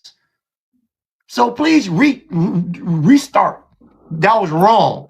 Can you please read history so you can come with a better conversation? Because the way you're saying this thing, it looks like you really don't know anything about anything. Can I say something? That's all I'm saying. Wait, hold on. What do I not know about because history? you guys fighting for freedom after the Haitian oily day. We were fighting it. I just told you 1526. We've been fighting since 1526 across the whole United States. Then what did America? Do you know how big America is, Blossom? America shits on top of Haiti. Well, I think this is what she's trying to say. I think because the narrative in America is that, Haiti is the first Black republic, and that inspired the other locations in the world. It did it because we were already fighting since 15. See, the problem is hold on. The problem is you don't know our history. That's the problem. See, y'all just want to talk about, we did this, we did that, and you don't learn nothing about us. We know about you, but you don't know about the shit that was going on over here. This whole rhetoric that we was just as slaves, yeah, I guess I'm a slave. Boy, you have another thing coming. Did you know about Louisiana Purchase? Y'all could tell what our characteristics now, that slavery wasn't no easy thing with us. You could tell how we act now, that we weren't just no slave. That's the way white people like to teach you guys. But we've been fighting since 1526. See what I'm saying? Right. The first slave ship that popped up in America or came wherever they came from, I think Spain, that nigga hopped off the boat, ran into the woods, and that was the first revolution in America. I think that was in South Carolina, 1526. The first documented revolution. Then we go from there to the Florida Seminole Wars that started really with the Spanish. The black indigenous, the black runaways against the Spanish. Then that turned into the black Seminoles versus the U.S. military. We have presidents mentioning our names, saying that this is by far as much as the Negro War as it is the Indian War. The Negroes play a vital role in this war. Matter of fact, it was just really majority niggas because the Indians or whoever, they done switched up. Right. So we ain't need y'all for nothing. We didn't know about what the hell y'all had going on. We've been handling business on a larger landmass. Right. Matter of fact, the Florida Seminole Wars, it came down to the U.S. military having to compromise with us. That's what they don't tell you. They came up with an agreement saying, hey, look, if you guys just leave Florida, which we will stop trying to enslave you. That's what the contract was. And then it led into the Civil War. And then we got our freedom. So we played every much of a role in our own freedom as just as y'all. So I'm not understanding where we did this. We didn't know nothing about y'all. What the hell? Man, and not only America, but every melanated people. I give my respects to the Brazilians, the Portuguese, the black Brazilians. They were putting foot to ass. They created a whole martial arts down in Brazil called capoeira, going against the goddamn British. Yep. Man, y'all better respect other melanated people's fights. Motherfucker will put paws and hands on you about what they went through. You know what I'm saying? That's one thing we don't do. We don't undermine other people going against white supremacy. We just call out when you don't do it. Yep. Right. Hey, AI, I want everybody in the group to repeat after me. 1804. Can I tell you something about it? 1804, 1865. Oh, it took y'all that long to help us? I mean, really? So I don't understand how you gonna say that you freed us when it's over half a century later. Right. And no correlation. Half a century. So go ahead, Ms. Blossom.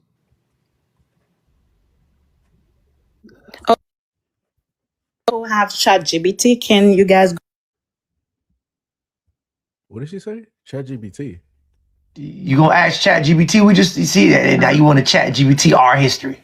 All right, go talk to ChatGPT. Anyways, let's get Ken Harris. Ken Harris, talk to me, brother. What's going on? I know you've been trying to talk.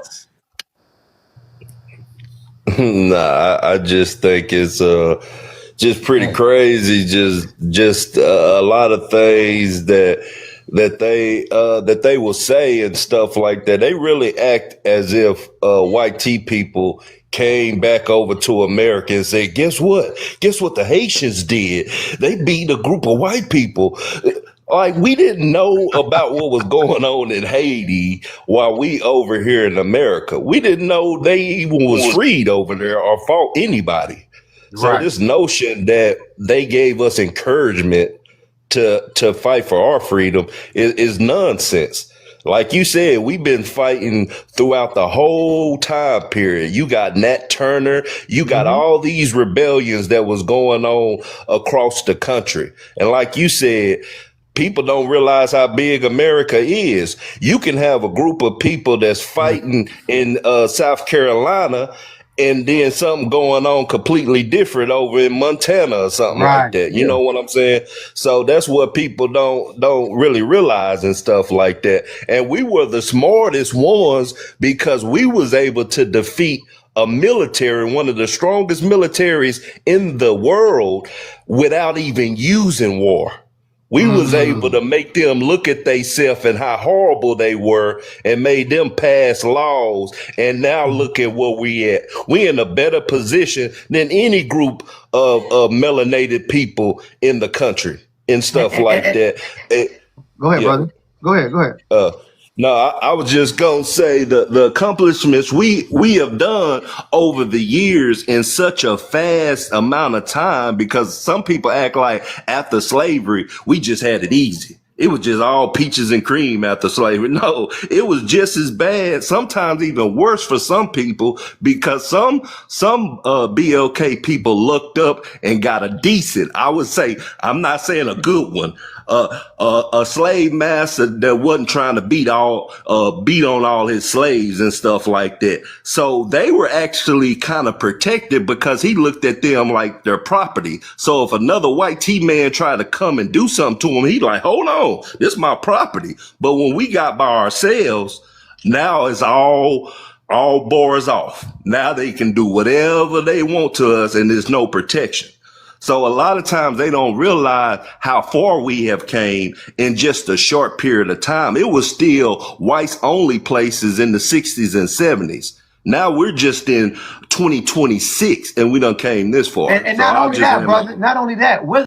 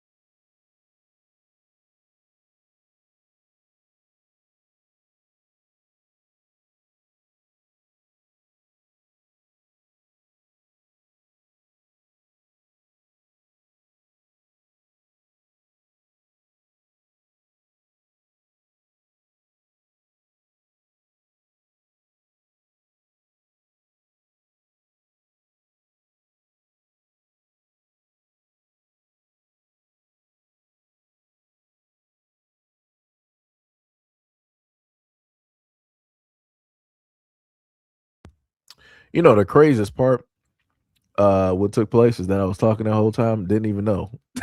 Damn, my mic was off.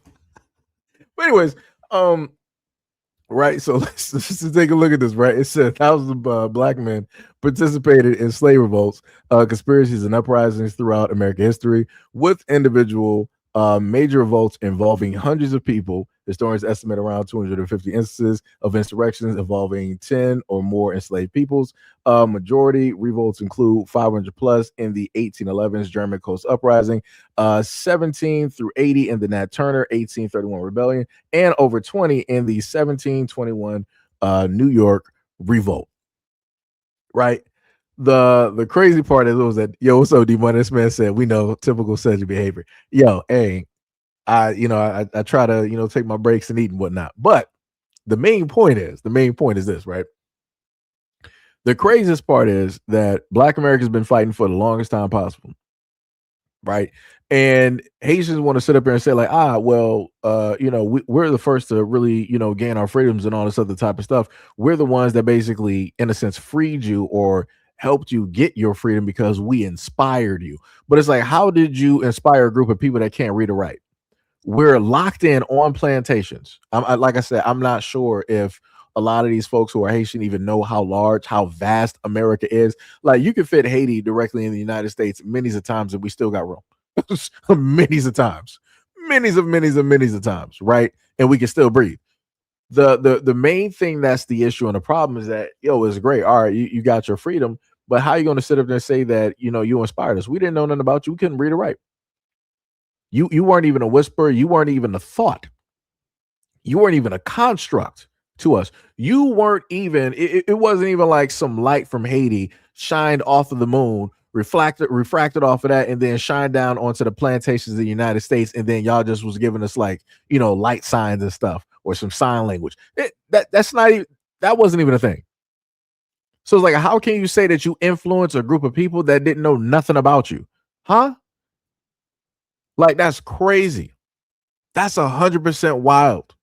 100% wild to sit up there and say something like that. It's ridiculous. And then they got the nerve to sit up there and say that we're the ones that's uneducated. And then the woman that was there, I'm not sure if she was Haitian or not, she decided to sit up there and say like, I got ChatGPT open, or she was going to open ChatGPT. Shouldn't you know this? You're trying to sit up there and debate directly with Black Americans, trying to tell us our history. Shouldn't you know this by heart? Shouldn't you know this by verbatim? Shouldn't you know this? Why would you need ChatGPT? Like, that's crazy. Why not sit up there and, like, you don't even want to look up actual sources. You don't even want to do the due diligence. You don't even want to do the work of getting your fingers just a little bit tired and actually looking online about some stuff, or even ordering a book. You don't even want to go and do the work and even go to the History Channel. The History Channel got a lot of documentaries. They've covered a lot of history, a lot of, different types of stuff, right? You don't want to go to any of those sources. You're like, nah, shortcut ChatGPT. Crazy. What's the use for teachers? What's the use for school or anything like that when it's just like, everything is just ChatGPT? That's crazy. Yo, Third, what is up? You said you could fit Haiti and North Carolina 20 times, LOL. Ooh, that's crazy. That's crazy. The money was like, Haitians gain their reparations, gain their freedom just to end up paying reparations to the people that you beat. Yep. That is bars. That is bars. Yo, Metamorpho, what is up? What is up? What is up? You said never learn about them in history at school. Yeah, I didn't either. Well, let me walk that back. I think there was like a brief little thing that maybe when it did touch on Haiti, when it specifically dealt with stuff going on there, I think maybe then it was highlighted, but that was like middle school. But other than that, yeah, it really wasn't brought up. It really wasn't talked about. It's crazy work. Lunch is sitting up here rolling.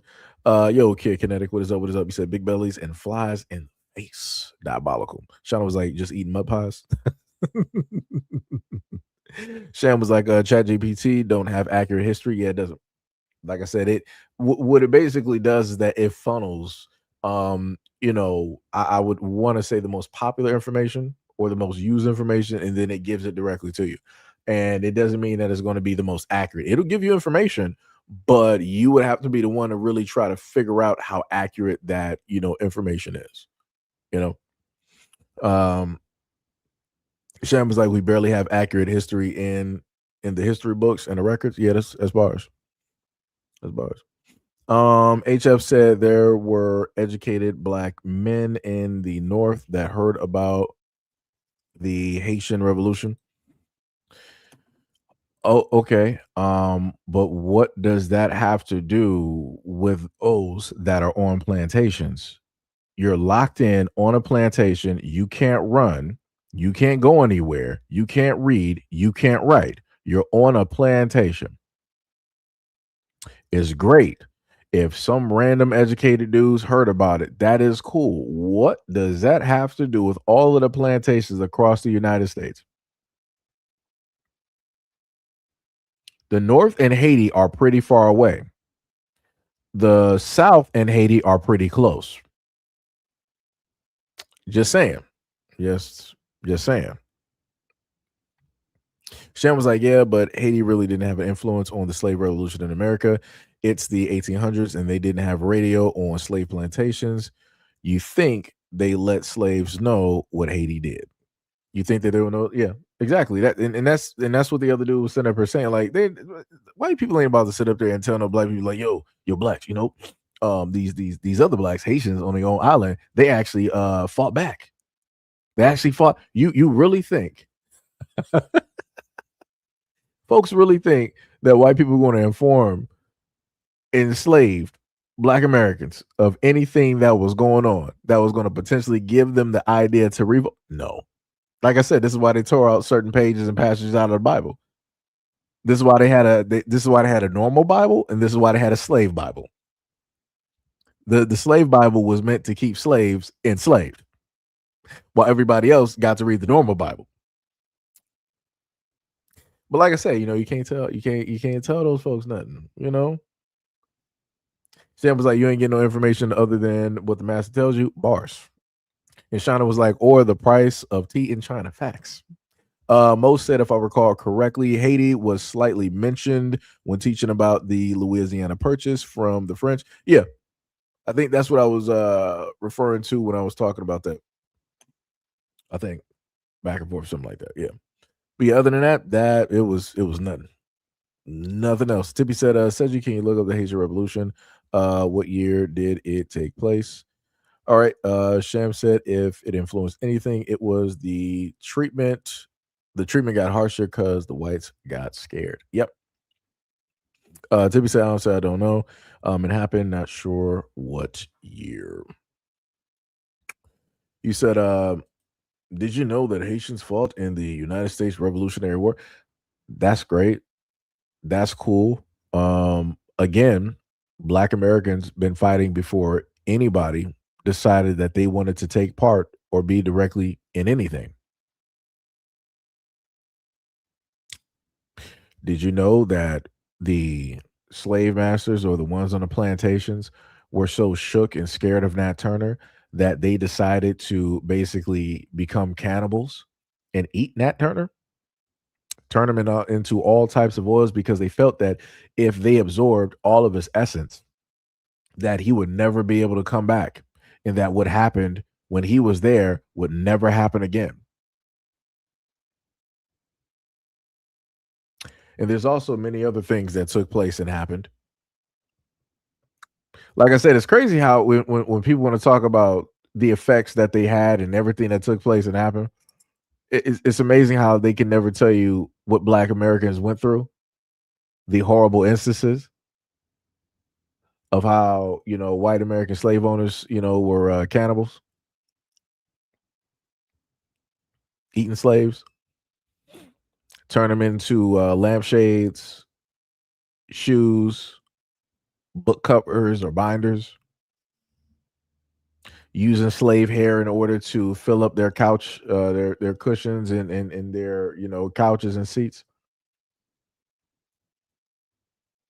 gator bait, and everything of the sort. Like I said, it's great that you can list what it is that those Haitians did during that time, but what are they doing right now? Like I said, it's amazing whenever people can bring up all of this type of stuff in order to minimize what it is that Black Americans have done, or to try to basically say that, oh, you weren't the only ones that did it. Okay, cool, but what are y'all doing right now? What are y'all doing right now? Right? So you brought up Haitians freed themselves. Cool.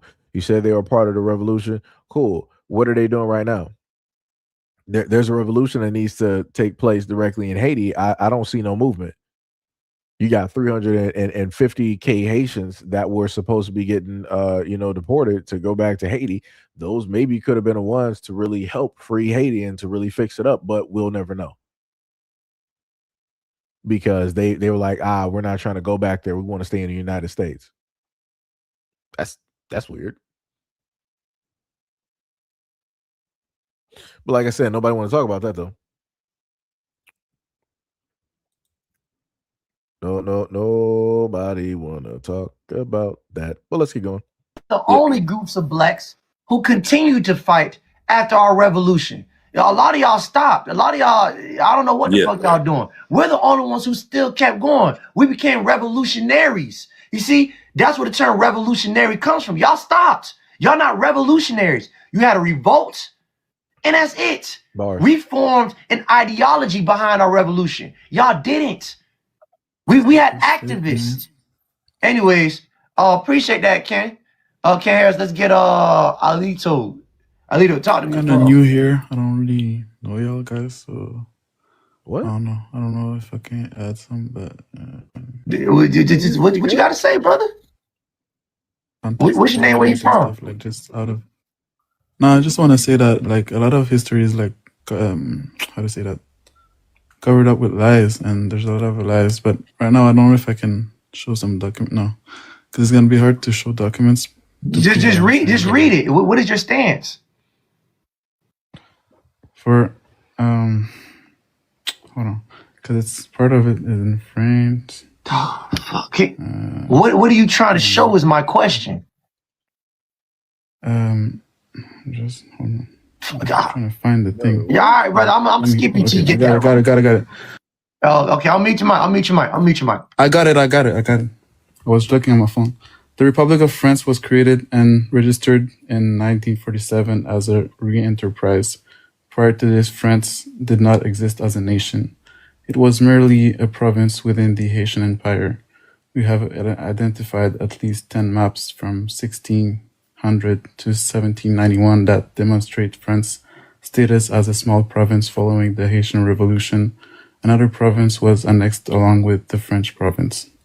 Nevertheless, it continued to refer to as the province of France, Nouvelle France. This is why on the final map you will observe, well, they show a bunch of maps, but I cannot, okay. The Ile-de-France was the sole French territory before 1788, after which additional territories were annexed. Each of these regions spoke a different language. Collectively, so they're just saying that it's not called, like, France is not like a concept before 1948. Are you sure, brother? French is like 1948. Yeah, I can show. French was not a concept before 1948. Yeah, it was called Gallia, and Gallia like included a province called France or Francia. Okay, and what is your point? What is your point? Well, this is the first. Well, it's a hold on. It's really like difficult to say, but basically, like there was no like French Revolution. It was only the Haitian Revolution, but they just like flipped the whole narrative and okay, but y'all still end up paying them reparations. Give themselves. You still end up paying these, I guess, group reparations. Nope. After 25 years, you call this like, okay, people it don't matter when you pay them, you still pay them. Yeah. All of that is kind of fake, but anyway. So y'all didn't pay France reparations. We suffered from an invasion and not like a debt. Okay, so you got your ass whooped. No. Well, not what the fuck? We have a traitor. We have a traitor. You know what's infiltration? Besides this point, I have a question besides this point. So you did mention about how when immigrants come here, they don't understand how white supremacy or the white team man is doing what they're doing. But help me understand. So what, in terms of the issue between white tea and blacks, how currently are they is it an oppression economically, socially, or all the above? Like, help me Who understand. you asking that question to, brother? I'm asking that to you. So, like, what is the ceiling? I guess that's what they call it. With our conflict So with how is it like? How is there? What is the oppression? Like, what is it specifically? Is it? Yeah, what is it? Okay, well, you got to think of what was the purpose of racism. Well, I mean, what was the purpose of slavery? Well, it's to benefit the economics of another people group. Okay, and that's pretty much what's been the issue. The issue has been, and that's where the definition of racism comes from. Racism is not someone not liking because of color of skin. Racism is an economic game. It's economical. So since the start of slavery, they've been trying to profit off of the backs of our labor. When they ended slavery, they didn't really end racism. They just found another way to do it. So they installed Jim Crow laws, segregation, redlining, and then once we beat all of that, they institutionalized it. So then now we have these immigrants coming in, not knowing they're contributing to the racism because it's an economic game. So what they found out was we were catching on. MLK started to catch on. His rhetoric changed from everybody coming together to, man, fuck that. We need money first. Y'all need to pay us reparations first. Then we can come together. But reparations without integration without reparation is pointless. This is an economical game. So once white people realized that Black Americans were not falling for that shit or were not going for it, they had to bring in a buffer class, which is you immigrants. They knew that y'all would be grateful enough to come into this country, work for cheap labor, work to build income, because y'all don't build wealth here. You build income. Y'all don't know the difference between income and wealth. Most y'all some of y'all do get good jobs, but those jobs don't lead to wealth. And that's where white people want you at, is to build their income. Y'all go to school, you go to college, none of that stuff build wealth, because white people don't have to go through those things. You know what I'm saying? They don't have to go through those things. They already built their wealth off of slavery. See what I'm saying? They just add income on top of that. So this is an economical game. So we take it personal when y'all come into this country, delineate and practice group economics amongst yourselves. You create little Haiti, you create little America, little Africa, you create all these little economical hubs, little Somalia, pull scams, and it goes straight to your community. You are participating in the racism. Facts. That's the game. And y'all fell for it. So all this 1804 shit, out the window. It don't exist no more. You're playing the game that white supremacy wants you to play. The way you don't play this game, you fix your fucking island. Yep. And don't come over here. Right. Yeah, I think we missed one important thing too. Racism was a tool to keep your GNP in check. I'm talking about the gross national product. Slavery was the gross national product of the United States. All of this wealth was built on slavery, which is free labor. Of course, you're going to be the strongest military if you ain't paying to build your tanks. Of course, you're going to have a strong Navy if you ain't paying to build your ships. So that's still a debt owed, people. That's still a debt owed. We're behind 400 years because they basically captured us, kept us in captivity, and then give us what was rightfully ours while we built the nation.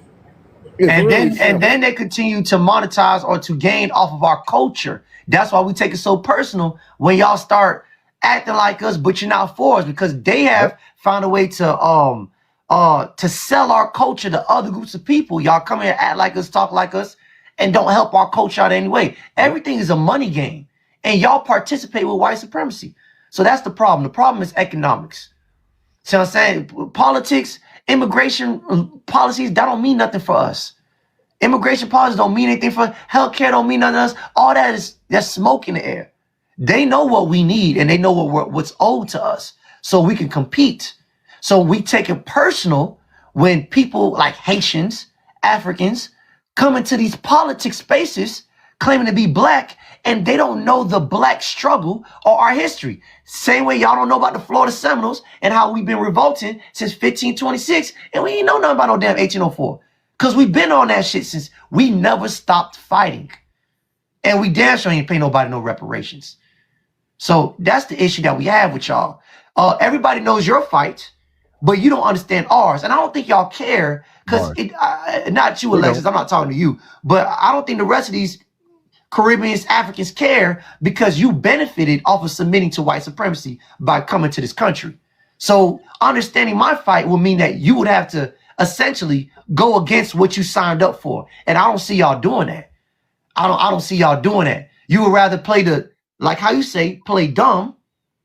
You know you submitted to white supremacy. You know you conformed. Yep. But you act like you didn't. Oh, I do this to take resources to get back to my country. Nah, nigga, you threw your white flag a long time ago. Yep, that's facts. That is. Let me see. How much is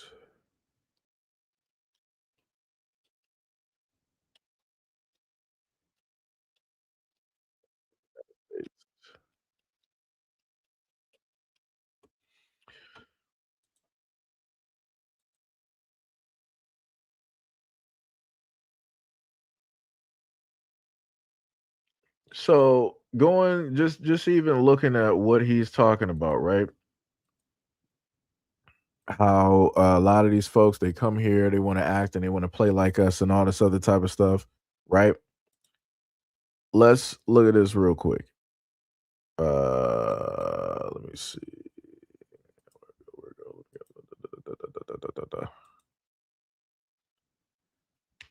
This real quick, right?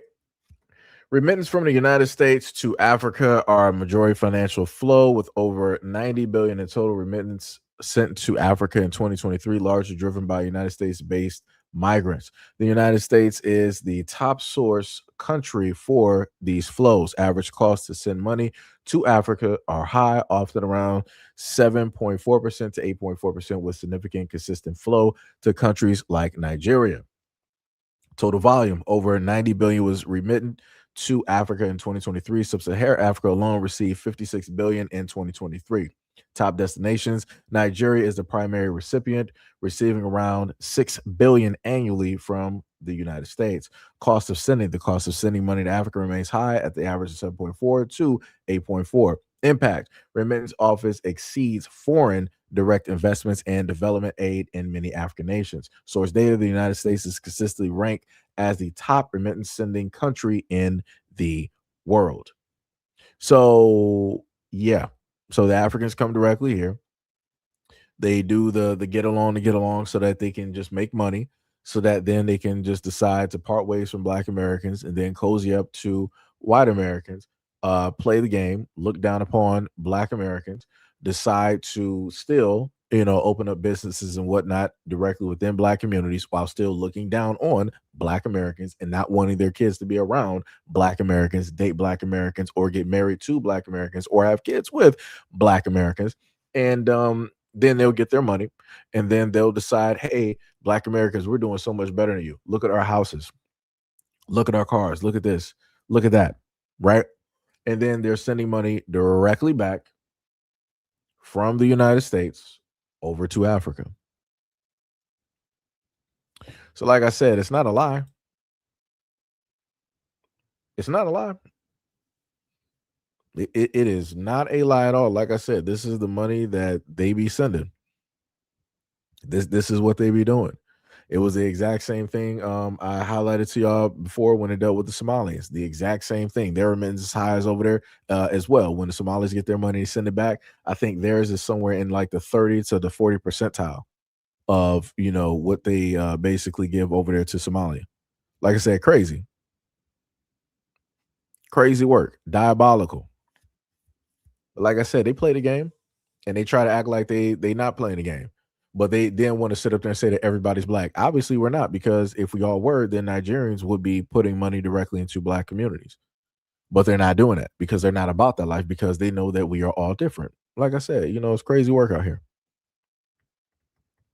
100%. Shout out to Lunch. You said, what's the guy's talking channel? Where is that brother's channel? Lord.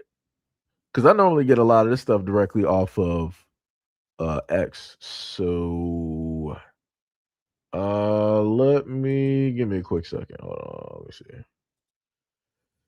If I can go through my bookmarks on X, maybe I could give you something real quick that could probably point you directly into the brother's direction. Let me see. It's gonna take me a little bit because I gotta scroll through a lot of bookmarks. Lot of bookmarks. Let me see. Dun, dun, dun, dun. Man, I did a lot of bookmarks. Jesus Christ. Okay, that was this one right here. Let me see. They got the brothers, what's the name down here? See a lot of people when they want to get views by posting a video about Haiti, Black Americans. Where is the land you fight? And the one until understanding Haiti made history. You can say whatever you want. We have something you people never have. What? Yeah, that's crazy. Somebody wrote like a whole thing, and it's like your profile is from the Netherlands. You're not even Haitian. Crazy. Where I'm trying to go through the comment section in the thread to see if somebody may have what's the name down here? I cannot find it. Let me see. Maybe somebody got it in the comment section.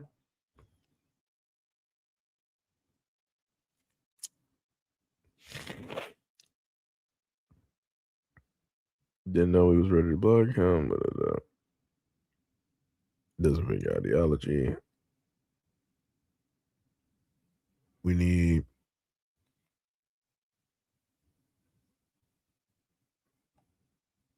Let me see. Yeah, I'm trying to find lunch. I'll tell you this. Wait, do I got you added on any other social media? Because it's going to take me a minute to try to find his stuff. Because usually when people just post stuff, there's nothing.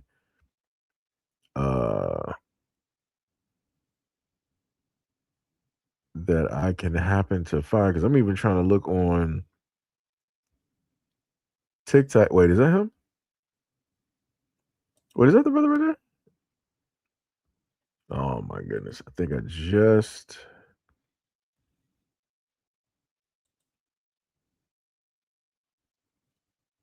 Let me see. Give me a second. Go ahead to just mute.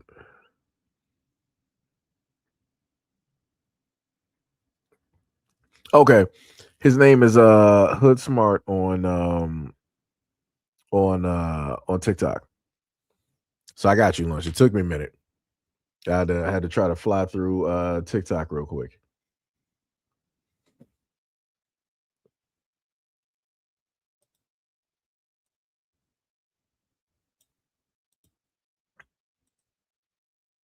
So I got you. Let me just post that real quick. This is what's the name right there. So that's his what's the name on TikTok. Well, let me make sure that is the right one too, because I do remember seeing the image before. Yeah, that's him. Yeah. So yeah. That is the man right there. So if you go look for his content directly on TikTok, you can go find him right there, and maybe you might be able to show up, directly whenever he's streaming. Be a part of the panels that he have directly up there.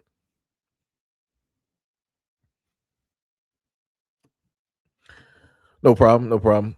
Yeah, it took a minute. Like, yo, I'm trying to figure. I'm like, yo, how could I sit up there and like find this dude real quick? I'm trying to think of ways to like type in like a video that he may have listed directly up there, but it worked out. So we good. We got it. We got it.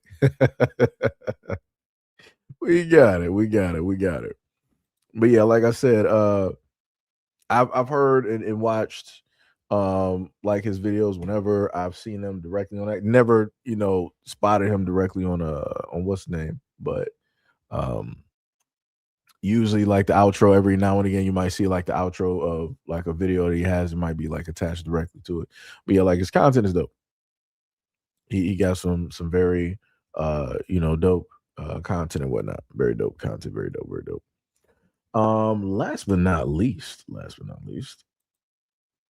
we got another clip because that technically fits within the realm of the conversation, right? FBAs on this app that think African people are their enemy. I just want you to know that it was Ghana that called for the UN to recognize the transatlantic slave trade as the greatest crime against humanity. That was Ghana, a West African country. The same West Africans y'all have been getting on the internet to hate on and getting on the internet to push xenophobic rhetoric that we hate African Americans, that we're not part of the Black community, and that we shouldn't be, that y'all need to have your own thing at XYZ. At the end of the day, the people that are actually pushing for Black liberation in this world are Pan-Africanists. It's people who recognize that our struggle is united, and we are all united in the Black struggle. We are all united in the disenfranchisement we all went through. That was an African country, and y'all have been spreading xenophobic propaganda against Africans for how long now? Deep that. I'm looking at her, I'm like, you look African.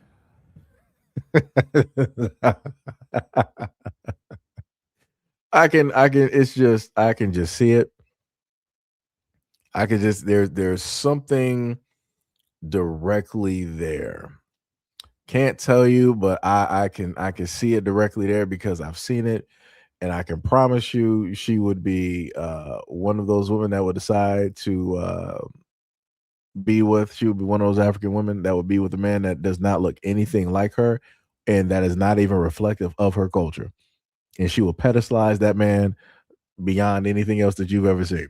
Like I said, I can sense it. It is there. I've seen it. I've seen it far too many times. I've seen this look. I've seen this look before. I kid you not. Kid you not. Like I said, I would not be too surprised. I would not be too shocked. I would not be too surprised. I would not be too shocked. Shan was like, I can tell you that this silk press is dry and frayed. She better treat it before that hair breaks off. Hey, like I said, she is in her natural at this moment in time, and she's going for a certain type of guy. So hey, that's the style. That's the style. Gotta have the 1880s type of style out there in order to attract what it is that you want. Let me see it. This man third eye, he was like, those bangs are trying to hide that big African forehead. That's crazy. This woman, Gail, let me tell you something. I thought Gail was asleep. She's coming in here talking about doppelgangers. Nowhere even close, Gail. Nowhere even close. That's diabolical. That's some crazy work. Crazy work. I'm shocked Gail wasn't like, oh, Seji, ain't that your daughter? I'm shocked. I'm shocked. Gail didn't sit up there and say that. I'm like diabolical, Gail. Crazy work. Crazy work. Sham was like, that's not natural. That is dry. That's a no-no. He was like, my Raggedy Ann doll got more moisturizer than she does. That's crazy. Shauna said, yep, more power to her. Third Eye said, a 5-head. Tibby said, what's wrong with a blow dry look? Oh my God, Tippy. Here this woman. Nobody has said, Tippy, if you don't calm yourself down, let me tell you something. If you don't calm yourself down, I swear to goodness. You know clearly what we're talking about here. You know clearly what we're talking about. Talking about folks sitting up here cosplaying and trying to make it seem like they're one way and they're clearly somebody else. You know exactly what it is, Tippy. Let me see. What is it? Tippy up here laughing. Lord have mercy. Shan was like, this is a failure. Shan was like, Tippy, if you blow dry your hair and it looks like this, I need to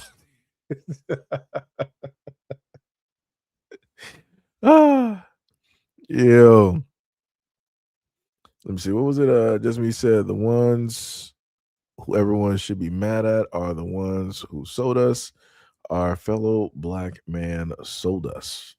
You mean if we're to go by the African trade theory, then that means that we would be mad at Africa, quote unquote. And that's why I said before, if we were to go by the whole narrative that everybody basically stated, if anybody's getting reparations, Ghana should be cutting checks to everybody else. And they should be in the back of the line. They should be cutting checks directly to everybody else first. Like I said, Mo said, for real, my chest hair got more moisturizer. That's crazy. That's wild. That's wild. Dibby said my hair density is low and thin. I need help. I mean, they got a lot of hair videos out there. Tiffany, they got a lot of black women that got hair care videos and whatnot. You better start watching videos. They got the whole, rice water, egg wash, and all the different type of stuff. Shem was like, I'm still trying to go, coughing up, everything including the kitchen sink. See, this is why we sit up there and be telling Shane, you gotta slow it back, you gotta slow it down, you gotta make sure to take care of yourself. Tip was like, at least her hair is thicker than mine. You think it is. You ain't seen everything, like I said. You ain't seen a sky view or nothing like that. Looks can be deceiving. Looks can be deceiving. Walt said George's Castle and Cape Coast Castle, both castles are in Ghana. Bars. Tippy said, was it? Shauna said it be like that? Yep. It does. That it does. But like I said before, it's crazy how she want to pull up to the scene, making these videos like, oh yeah, it's a Pan-Africanist and it's Ghana doing this. Black America's been talking about reparations since Black America's been talking about reparations. So it's like, what are we even talking about right now? What are we even talking about? Like, and again, you got all of these Pan-Africans running directly around, but yet how many you didn't have Obama and you had Joe Biden. You ain't black for me. I'm sorry, you ain't black for me. You ain't black if you don't vote for me, Biden, right? In office, right? 2 Democrats, and you got Pan-Africanists directly up out here. Where were the reparations during those 8 years? What happened? Like, what's really happening? What's really going on? Nothing. It was dead silent. So again, I'm a little bit confused. I'm a little bit baffled. When people want to sit up here and say, everything is due to one specific group. If Black Americans never said anything about reparations, wouldn't nobody else be saying nothing? And that's just facts. Every other group on this planet then told Black Americans, oh, y'all need to shut up. Y'all not owed nothing. And this, that, and the third, and all this other type of stuff. But yet, here's everybody else talking about that they deserve, reparations, and they should be the first ones directly in line and all this other type of stuff. Crazy work. Crazy work. Diabolical. Diabolical. Let me see. I'm gonna do that. I could have sworn I thought I might have had this what's the name already ready for you guys, but I guess I was incorrect. Yeah, it wasn't ready yet. Wasn't ready yet. But yeah, like I said, it's crazy. Yo, Miss Crenshaw, what is up? What is up? What is up? You said she needs a little aloe vera. Yeah. Yeah, aloe vera is another one too. What was it? Sham said, Tippy, I got you. If you have porous hair, you should not blow dry at all. Get a thick moisturizer, some heavy oils, and wrap it and then air dry. Tippy said her ends need TLC like mine do. Yeah, a lot of that gotta be evened out. It's gonna be a lot of breakage. Channel's like, he said you got me saying it. It be like that. It be like that. Let me tell you. Gail said she looks like Seji during Halloween in the 90s. Being Black Aerosmith, that's crazy. You mean Slash? That's wild. First of all, Slash is half and half. If anything, Gail, now technically you would have had me. It was like one of the 2000s, because like when I grew my hair directly out, I was like, I had the idea. I'm like, yeah, I'm just gonna go for Halloween, like just basic. Like I said, didn't really have nothing like really go to. You couldn't really identify. I was like, yeah, I'm just for Halloween. I'm just gonna be the guy, Geico caveman, because I love the commercial during that time frame. It was always on, and then it wasn't up until a little bit later. Then they brought it out into like a TV show. Like I said, they could have been technically still having that commercial to this day, but I guess the television show was technically the nail in the coffin in a sense. Even though I think they did bring it back a little bit later, but Gail got jokes though. Gail got jokes. Shan was like, when you're done, spray with heat protection and some mousse in your hair, and then do a flat iron press and trap in the moisturizer. He said, if you want to have a natural, just wrap it up in soft wire curls to train it so it doesn't frizzle. Oh yeah. I remember seeing like my mom do stuff like that. Oh yeah, Blue Magic. Yeah. Yeah, Blue Magic is classic. Smells good too. Blue Magic is classic. You said I just use Blue Magic. And it do what it do. No special nothing in my hair. Many chemicals will destroy your follicles. That's true. That's true. That's crazy. Mo was like, yep. If she had a little facial hair, they could be twins. Wow. Timmy talking about get somebody virtually trim my hair. That's crazy. Trying to say chapstick. Black said she would be the same one to bow to white people. Yep. Tippy said, what the F happened to my comment? Wait, what are you talking about, Tippy? Tim is like, a lot of hair is dead. True. I'm not even sure who Sandra is even talking to. Tippy said, I think I accidentally pressed the emoji button on Max. WTF. Sorry, Shauna. I don't know what happened. That's crazy. Miss Crenshaw said, that's the hot comb you put in a ponytail and see the burn by the ear and the neck. Yeah, hot combs. Yeah. Hot combs ain't no joke. Let me tell you, it was only like one. I think about like one. I had to ask my mom. I think it was like probably like 1 or 2 times.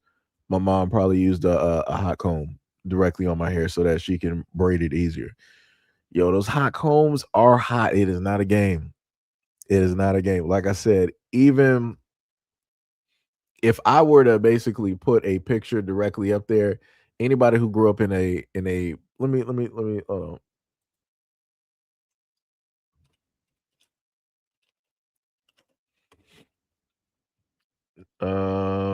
technically yeah. I mean, ours was it wasn't looking like that one. That's more brand new. Yeah, that's more. Let me see. We didn't really have a wooden one like that. Wait, what did it have? I think it actually did have the wooden what's the name on there? It was technically more so like this in a sense. Like the craziest part, and this is what we talk about when it deals with like black American culture. Like black Americans know what it's like dealing with this. Like you could just simply just put that image directly up there and automatically those who grew up in a black American household, we already know. You already know what comes directly with that image. You know everything from the sights to the sounds, the smells, and everything that comes directly with the whole history, everything's whole bunch of stories that'll come directly up from that, right? And again, that's like a shared instance when it don't matter where black Americans are. If you're black American, people in your house had hair or you had hair, you already know what comes directly with this image. You don't even have to sit up there and say it. Don't even have to say it. But like I said, other folks directly out there that's not black American, they don't know nothing about that. Like I said, there is differences. There is clear-cut differences. Clear-cut differences. I mean, yeah, Gail, you are correct. Slash is not Aerosmith. You are correct. You are correct. But you know what I'm talking about, though. But you know what I'm talking about, Gail. Always got to be right on something. You know what I'm talking about. Timmy said, I love Blue Magic. I like the sides house song.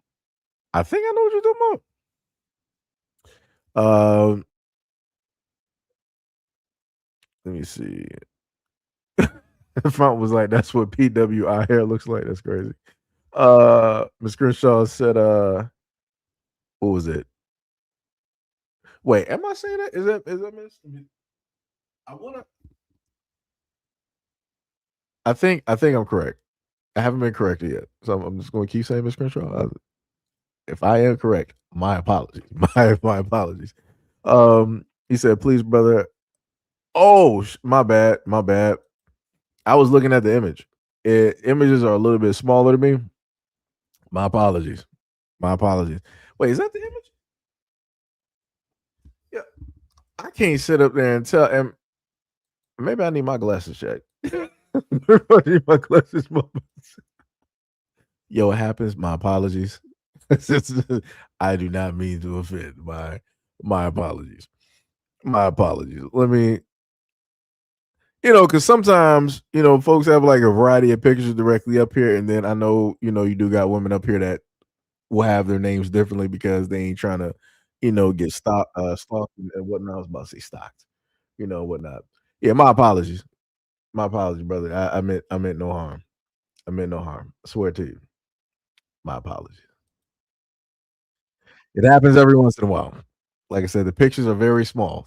Even even highlight your name, it's tough. My apologies. My apologies. My apologies.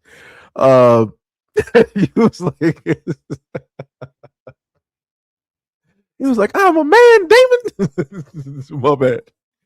My apologies. Yo, somebody could have at least had helped me out and correct. Out of all the times people corrected me, this could have been that one time. See, it be your own people. Let me tell you something. It be your own people. Let me tell you something. Metaphor said, smell the burnt hair through the house. Yep. Scabs to prove it. He said, you're not Black America if you don't know that song. All right, Joe Biden.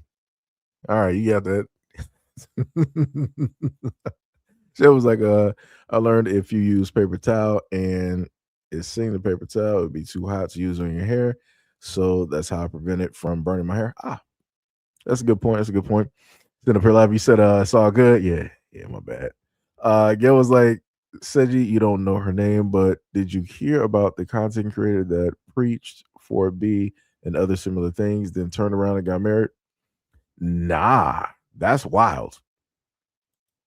And I know about the 4B movie because I think we talked about that here on a few live streams. And the only reason I even know about 4B was specifically it had to do with Asian women.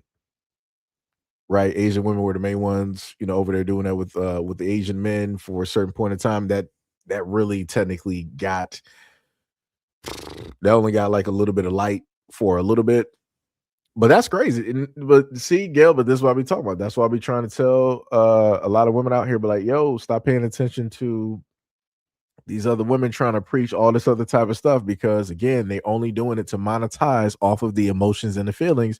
And the moment in time that they find what it is that they are specifically looking for, oh, they dipping.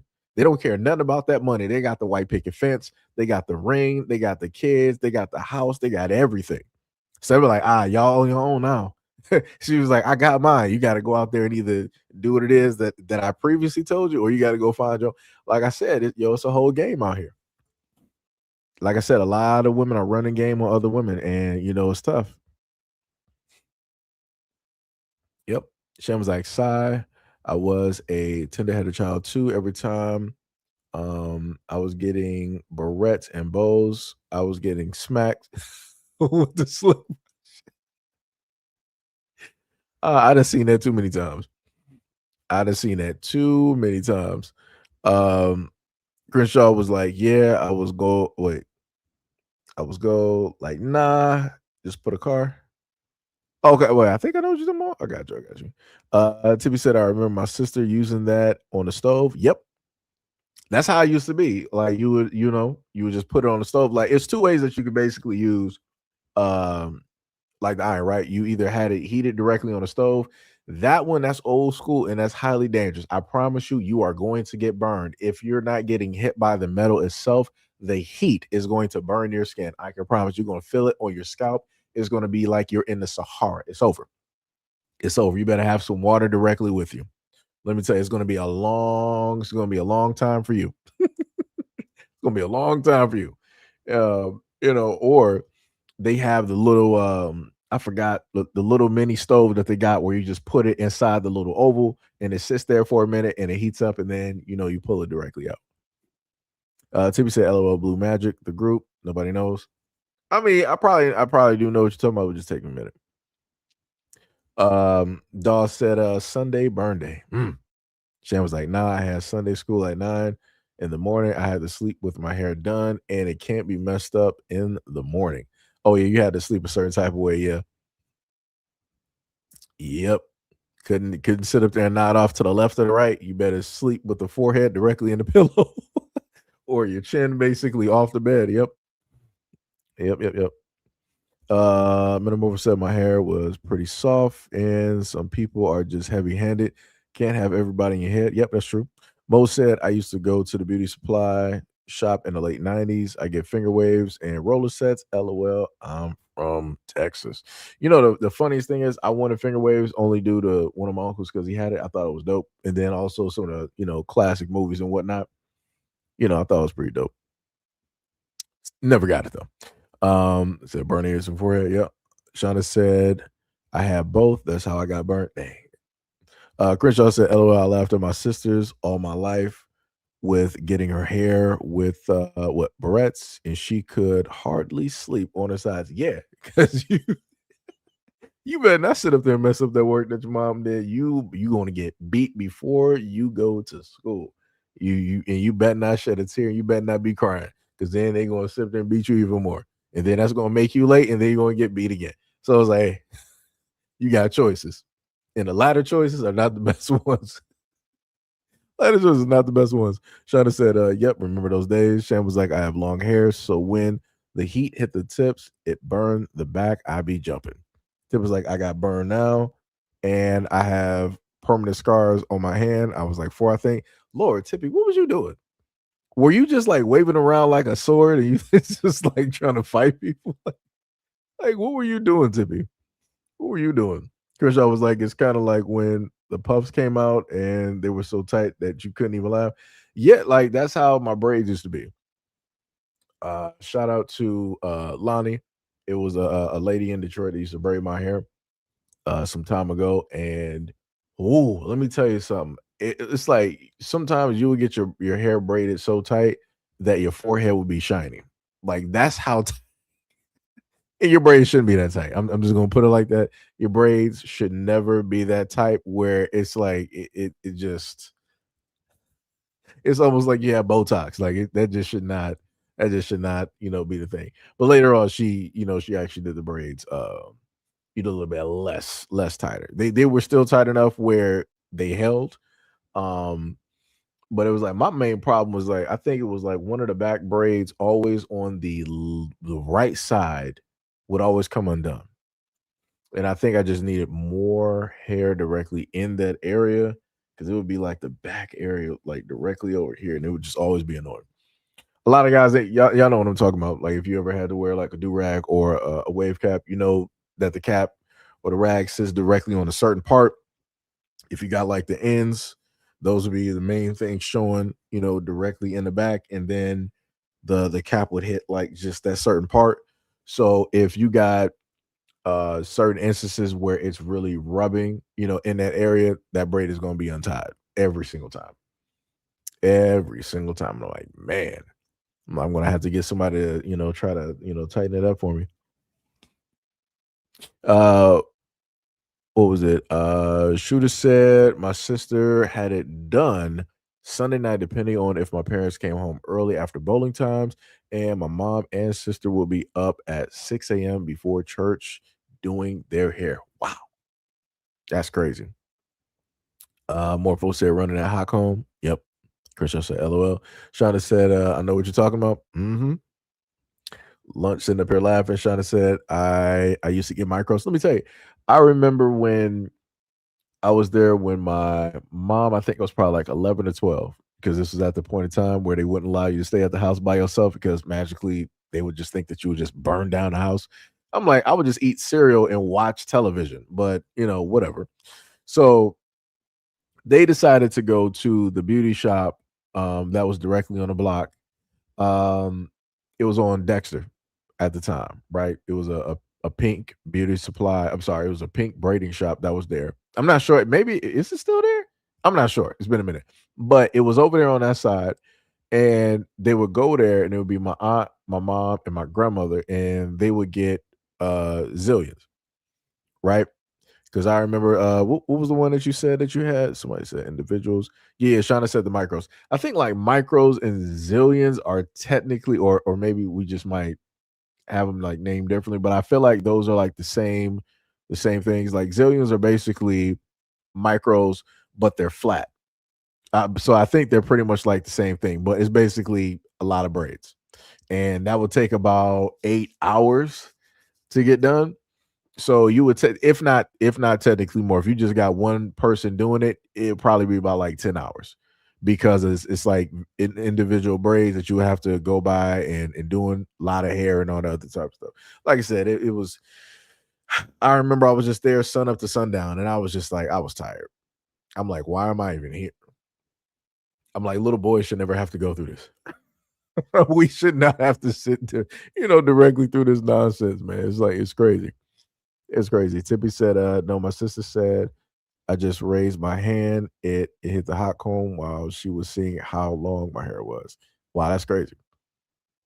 Oh, wait, so you got an older sister then. Didn't know that.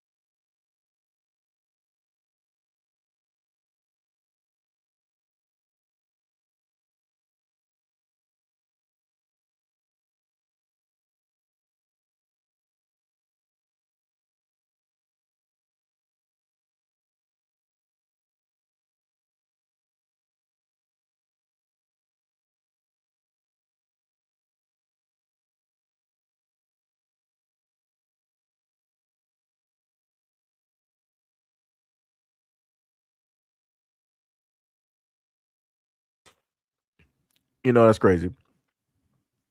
That is why I actually had to, you know, blow my nose. That's why the mic was muted. My bad. And I was sitting up here talking the whole time. Crazy work. Anyways, we just keep having a mute button, and I have lights directly on my mic. How that basically keeps happening, I can't sit up and tell you. But yeah, what was the main part that I was sitting up and saying? I think it was like explaining like the micros and is this? Oh no. I think we went directly over that main part, right? Let me scroll directly down. Hey, the dress and the tiny shoes had no grip on the bottom, be sliding across the floor. And no church shoes, bars. Shooter said, any mom brushed their hair hella hard after they got it cut. Nah, I was the main one with the wave brush. I was the main one with the wave brush. Gail said they didn't trust Sedgy from the time you put the bowl of cereal in the microwave. Straight lies. Straight lies. Sham said that what happened to my brother. My mom would brush his hair hard after a cut. You can hear the bristles smack the back of his head. You're supposed to have I would recommend a soft brush if you just got your haircut. Because yeah, you got like open areas. You got micro, like open areas, and you know that they're there the moment in time that you put that alcohol directly on the skin. Shauna said it took breaks. Type of serious said no sound. Yeah, I'm the youngest. I thought Tippy was technically those. So Tippy is the baby. Look at that. Sam said, because hot Rice Krispie treats was good. That's different. Mo was like talking about some cookie crisp. Metaphor said, no audio again. Sam was like, Cedric, did you mute it again? Yeah, I did. Mo was like, did a little call. That's crazy. That's crazy. Sam was like, LOL, you need to eat. Technically, I probably do because it's about like 4:28. So we actually been doing this for quite a little bit. I was actually waiting for the video that I did earlier to actually finish, so I could actually have that up directly for you guys. But why is that taking so long to export? Are you got to be kidding me? Okay, there we go. Yeah, because I was waiting on this other video to set up there and export. So I will have this video, well, a video directly up there for you guys. And also, I just want to give love and shout out to all of the folks that's been pulling up and watching the videos as of recently. Again, much love, respect, and appreciation. Much love, much love, much love. Let me tell you. Because Lord have mercy. I'm like, man. And also, shout out to anybody who has subscribed recently. On this channel, we crossed the 50K mark. Much love, respect, and appreciation. So we are making it slowly, but surely. It took a while to sit up there and get here. It's been since I think I was like stuck in the 30s about like 2023 or something like that, which was crazy, which basically lets you know that I was in purgatory. I was shadow banned myself, when it deals with this type of stuff. Crazy work, diabolical in nature. Let me see. I think that should be. Yeah, I'm just sitting up here posting at this moment in time. Like I said, I love having these conversations though.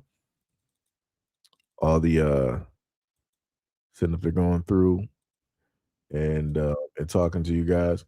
And probably what will happen a little bit later on. I ain't gonna make no promises, I ain't gonna give no dates, but start having people pull up, to the stream, to make it easier. Sitting up there just talking to y'all, get some input directly on the videos and in the conversation. Give a little bit of a change to how it is that we do stuff currently at this moment in time. So we'll monitor that and see how it works out. Ain't trying to roll up and have people saying crazy stuff, whatnot. And usually in those instances, if you are not the specific person that was supposed to be pulled directly up, you might not be showing up. No disrespect.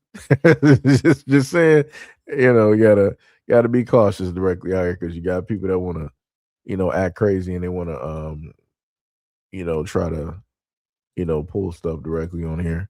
Don't nobody got no time for that. Don't got no time for that. Let me tell you. So yeah, I should have this up. I'm just going through the process in the background. Also, like I told people before, like, for any of my folks,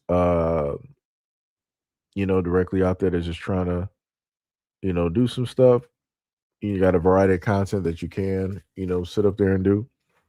And decide to put directly out there. You do got evergreen content and things of that nature. The less quote unquote, as they would consider it, problematic it is, the more money you will, actually make directly out there.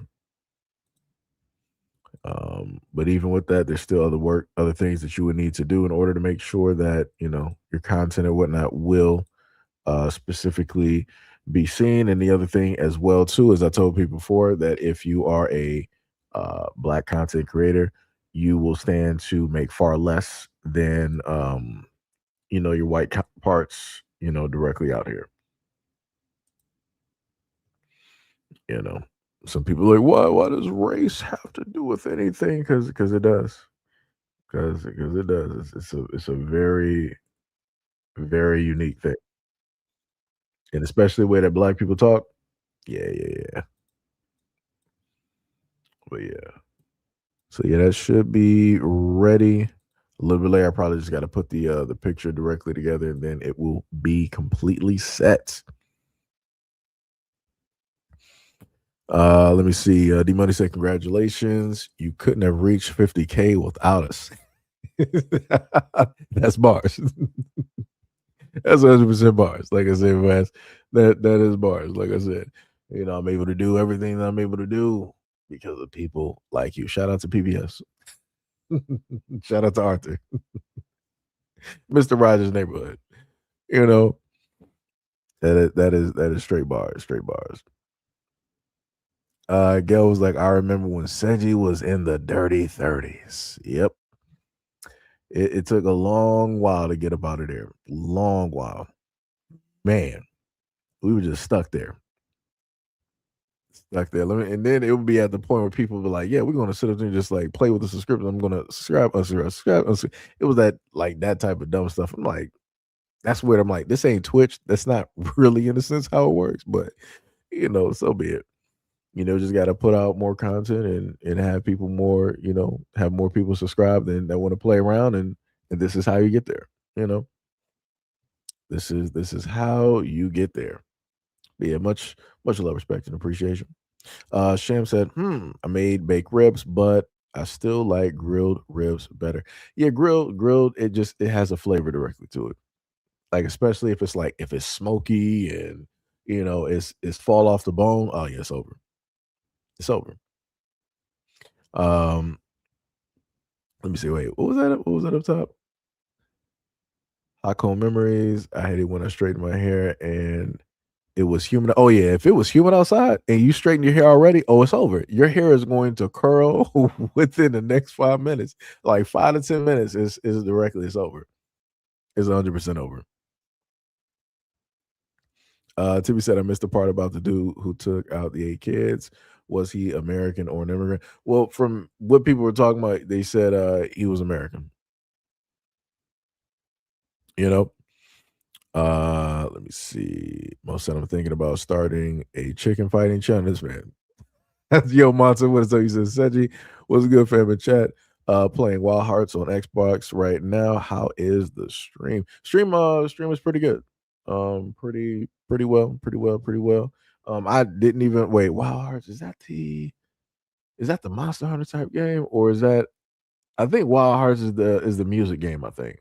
It's either the Monster Hunter type of game or it's the music type of game where they're on like the bikes and whatnot or whatever. I think I know what you're talking about though. I know what you're talking about. That's a pretty dope game. If I'm thinking about the right one, it's a pretty dope game.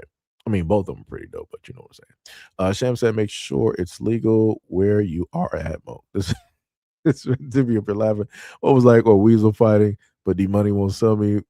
That's crazy. Timmy says, so does that mean da da da da? This one was like, I need my nails done and go to the shop. That's crazy.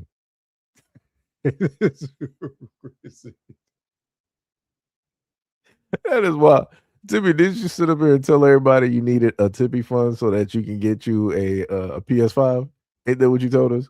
It was like, yo, I need a PS5. I'm still on like the PS2 trying to connect it to the internet. Ain't that what you told us? I could have sworn that's what you told us.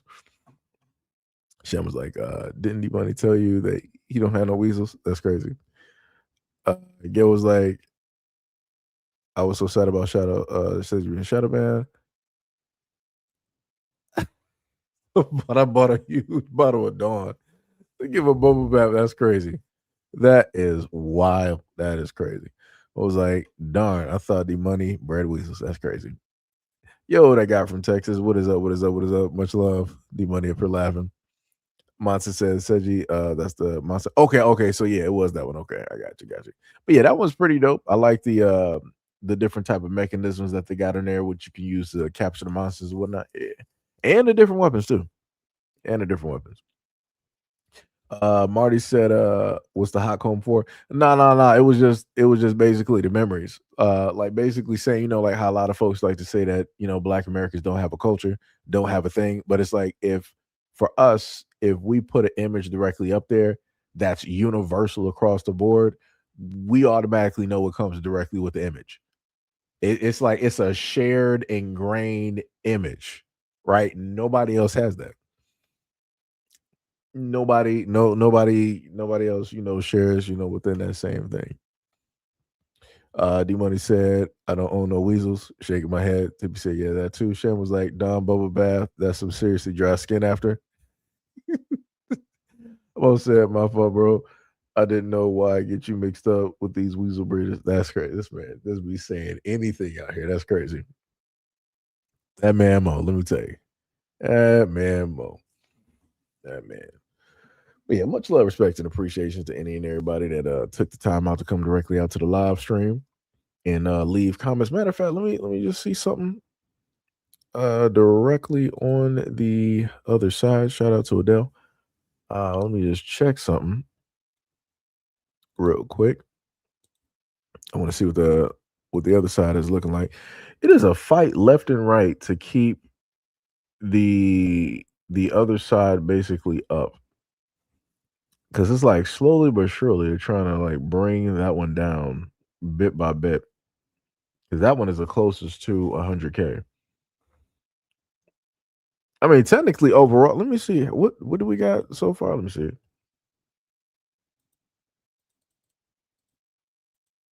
I mean, if it was a way to combine, that'd be great. Plus the yeah, I mean, so overall, I got about altogether like 140K subscribers. Hey, I mean, that's not bad. That's not bad. That's actually pretty dope. I never thought I would technically be at that point. I mean, it technically takes to add both in order to get to that number, though. But one of these days, I'll have it just on, specifically one side. But yeah, overall, the stream to what the brother was saying, the stream actually went pretty well. I'm looking on both sides and seeing how it's looking. Looks pretty good. Looks pretty good. Looks pretty good. Looks pretty good. Pretty good. I think I gotta wait for the video to actually finalize, and it should be set. But let me see what else we got. Sham was like old school music on a Saturday morning. Mean we gotta clean the house. Yeah. Or that somebody's doing some cleaning. That's facts. Mo said cleaning up or preparing for barbecues. Yep.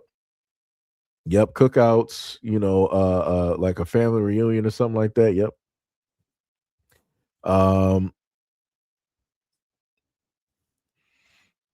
You don't even know who this is, and you are out of here. All right, so we got what Sham said. Church music on Saturday mornings means we got to clean and company is coming. Gail said, y'all, we're going to have to pick a central location and meet one time if this economy ever gets right. Oh yeah, that'd be dope. I'll be for that. That would actually be pretty dope. Like I said, I had those plans times ago, but things happen. You got folks that want to cause problems and issues. So, couldn't specifically do all of the plans that I actually wanted to sit up there and do. And that's why I didn't really specify, things I wanted to do, because the moment in time that you put that out there, you got people out there, yeah, all right, you want to, we're about to sit for da da da da da, right? And then that's how, things, don't tend to happen. But, that guy from Texas said, I could tell you how many times my cousin was scorched by that comb. Yep. Shooter said, no, we cleaning from the walls to the floors. Yep. House will be smelling fresh, though. I'll tell you that. House will be smelling straight fresh. Metamorph said, we watched Saturday morning cartoons first until they went off to clean up. I mean, for me, I think I probably just did like the vacuuming. Probably. I mean, during those times, I couldn't really do cleaning early. Like, like when you get your own place, you can just do cleaning whenever you want to sit up there and do it. Preferably for me, I like to clean at night. It's therapeutic. It's great, right? But being younger, you had to clean when everybody else is cleaning. But what I would preferably like to do is like, all right, I'm about to just get the vacuum and stuff basically done and take out the trash, because take out the trash, clean the bathroom, and vacuum. because I'm trying to get all of my stuff done because I ain't trying to hear nobody tell me like, yo, you need to come do that. Nah, I ain't. I know. I already got all my stuff out the way. All of that is everybody else. I don't got nothing to do with nothing else. Nothing to do with nobody else. Right. What was it? Shauna said, and nowhere Detroit. Sham was like, I know when we was in trouble, my dad started playing the blues real loud. Somebody about to be crying. Yo, that is crazy. You said it meant one of us was about to get laid out. Man, that's wild. most most at most first annual chicken fight in Waxcom, Texas. Everybody show up. That's crazy. That is crazy. That is crazy. Shooter said Pine Sol fresh. Facts. Pine Sol always got a great smell.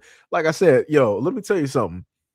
That black woman is the main reason that Pine Sol even sold the amount that it did, even still to this day.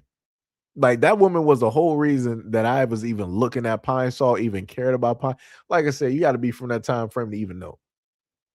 Shout out to that woman. I think she was one of the first ones to get like, I think she got some type of like royalties or some type of like lifetime offer because of how she was able to sell Pine Sol or whatnot or whatever from the company. Like I said, dope stuff. Dope stuff, man. Shout out to the lady.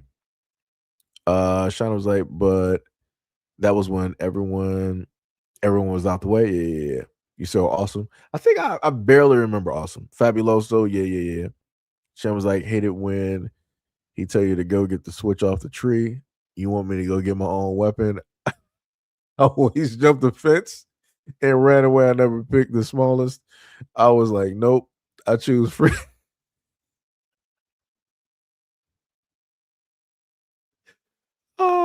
Now I can fully actually see Sham sitting up there like running from the house, which is crazy, hilarious. Tippy said, I think Seji might fire me from my job. This woman, oh my goodness, Tippy is crazy. Sham was like, I still clean clothes. Wait. You said you still clean my house with Pine Sol? Oh yeah, I got you. Shauna was like, yep, I went through that too. Great. Let me see if I was ever in trouble.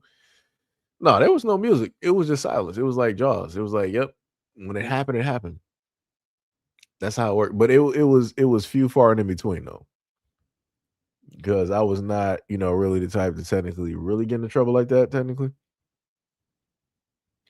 Luckily. So yeah, I don't really got too many stories like that. Don't really got too many stories. It just got to the stage where it's like where you were like old enough and then you would get like hit with like the belt and it's like it doesn't really hurt like it did before. But then it's like you got to be performative because then your parents will look at you, it's like, oh, you're not crying? It's like, oh, we about to do this again. It's like, nah, I'm not trying to do this again. So let me try to squeak out some tears real quick. And let me start, cough crying. Let me just, put on an act real quick. So we just get this done with, wrap it up. Oh man.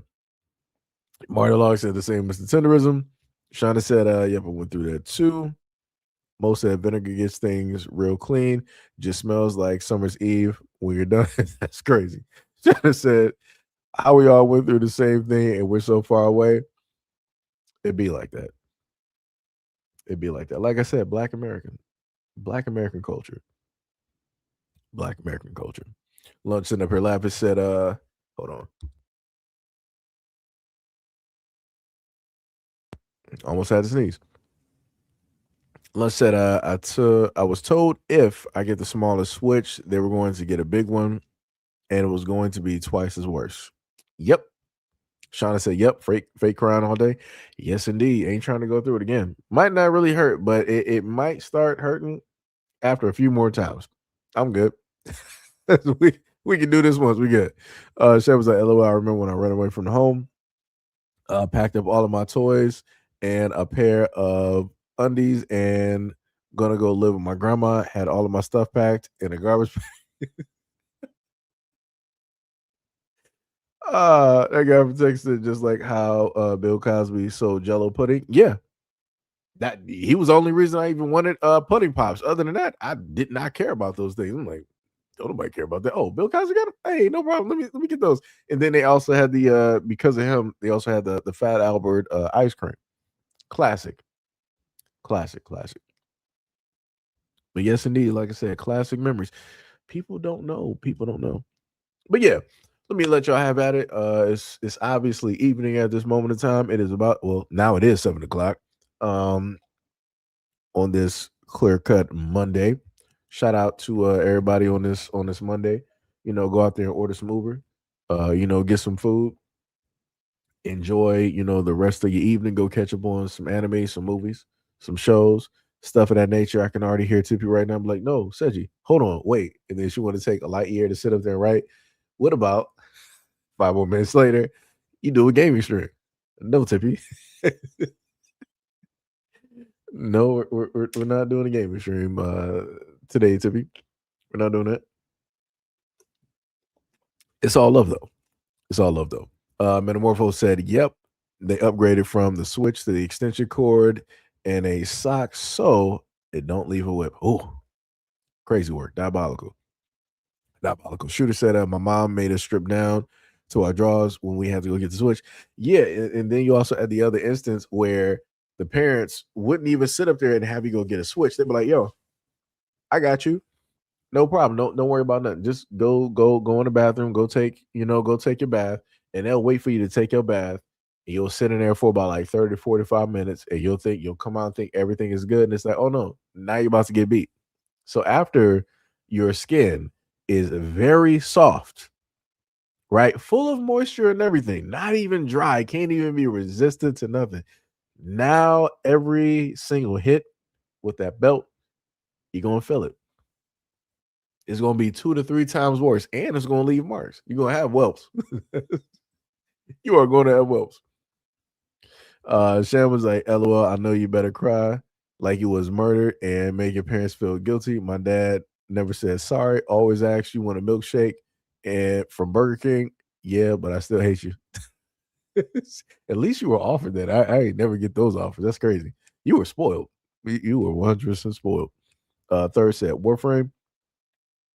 I ain't played Warframe in a minute. I was supposed to log into Warframe because they had the new I missed about a few Warframe, actually more than that, but I was supposed to log in there just in case they gave me that 75 or that 300% off again. I'll probably do that pretty soon. I'll probably do that. I just got to remind myself. Tippy said, "It's fine. I found a new gamer." LOL. This one. Shem was like, "OMG, that naked whooping had me questioning, was I even a child? Did you even love me? Just sneak attack me out of the tub?" Yep. Shauna said, "Did y'all ever get the paddle?" Yeah, I got a paddle back in private school. And it was the paddle that had like the holes directly in it. Yeah, those hurt worse. Because the paddle that was just like straight, just like the wood that was there, you would have like a little bit of air cushion before you actually got hit. But then when they had the paddles with the holes in it, they could swing that faster, and there was no type of like, air that was like a buffer before you actually got hit. So yeah. Yep. Shoot was like tenderism. That's crazy. Stan was like, "Oh, and don't forget, they make you take that Epsom salt bath." So they said no bruises. Yeah, see, y'all was getting special treatment. I don't know nothing about that. Nope. Didn't have that. It was you was just getting those bruises. Third said, yes, the days where our parents treated us worse than animals. Oh man, Metamorpho said, no lie, horrified times. Lunch was like my happiest whoopings were when I was wearing pants, absorbed some of the blows. Oh yeah, 100%. Especially if you had thick denim jeans. Oh yeah, you was good. You was good. If you knew it was gonna happen, let me prepare. Let me have these jeans directly on. So all right, let me go get beat real quick. And let me just make sure the ghost is clear while my tears goes to the bathroom, and then we're good.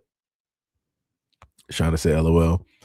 Gil was like, my grandma had a paddle that said, "Never spank a child in the face. Nature provides a better place."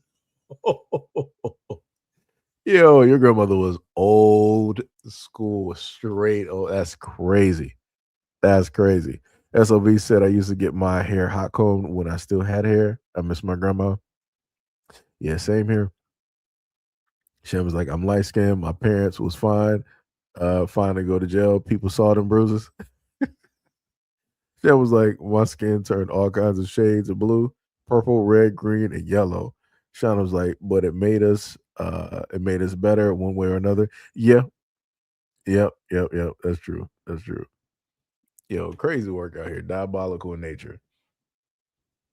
I thought about that too. It would be impossible for Sham to sit up there and hide a boyfriend because Marks would automatically be sitting up there showing because everybody like brights out here. So it's over for y'all. you come in the house sitting up there showing any marks directly on your neck, it's over. You about to sit up there and get beat tenfold. Like, where these come from? Hey, mosquito bites. No, they not. Give me a switch. I'm running for freedom. We's freeze out here. Crazy work. Crazy work. Sham was like, LOL, yep, automatically caught. Sham was like, I'm murdered. Oh my goodness. Oh my goodness. Hilarious. But yeah, that's it, y'all. I'm gonna let y'all a couple sit up here laughing. That's what be laughing. Oh man. But yeah, I'm gonna let y'all have at it though. I'm gonna let y'all have at it. Wasn't even trying to keep y'all here for 5 hours. My apologies. But Sham was like, I had you said I had a black dad too, so you know it's over. The pig was like, my grandmother was a beast with the hot comb. Wait, what did you mean that she was good? Meaning that she would get you done without like burning you, or that is like, hey, we're gonna get your hair done, but you will be getting burnt. You're gonna have some war story. So it's like it's two different ways you can technically look at it. It's two different ways. Lunch was like, take care of family. SOV said, you good, fam? Shauna said, good night, everyone. Shooter said, no burns. Sham said, night, night, y'all. Metamorpho. Well, I think I see like a scroll down there. I see another image, USA. Arrows, fire. Got you. I be trying to read the emojis, but we don't really got like an emoji reader, so I got to technically do it myself. Sham was like, be safe. We free now, no more switches. Shooter was like, no butter on the forehead. Oh yeah, I think I did. That's old school right there too. That is. Gail was like, peace and love. SOV said, absolutely no burns. I'm actually shocked that Tippy didn't sit up there and write anything about a game stream. I'm pretty shocked. I think she walked away from the phone. I think she walked away. I'm saved. But anyways, peace out. Talk to you guys later. I'll have a video actually uploaded for you guys in a few. And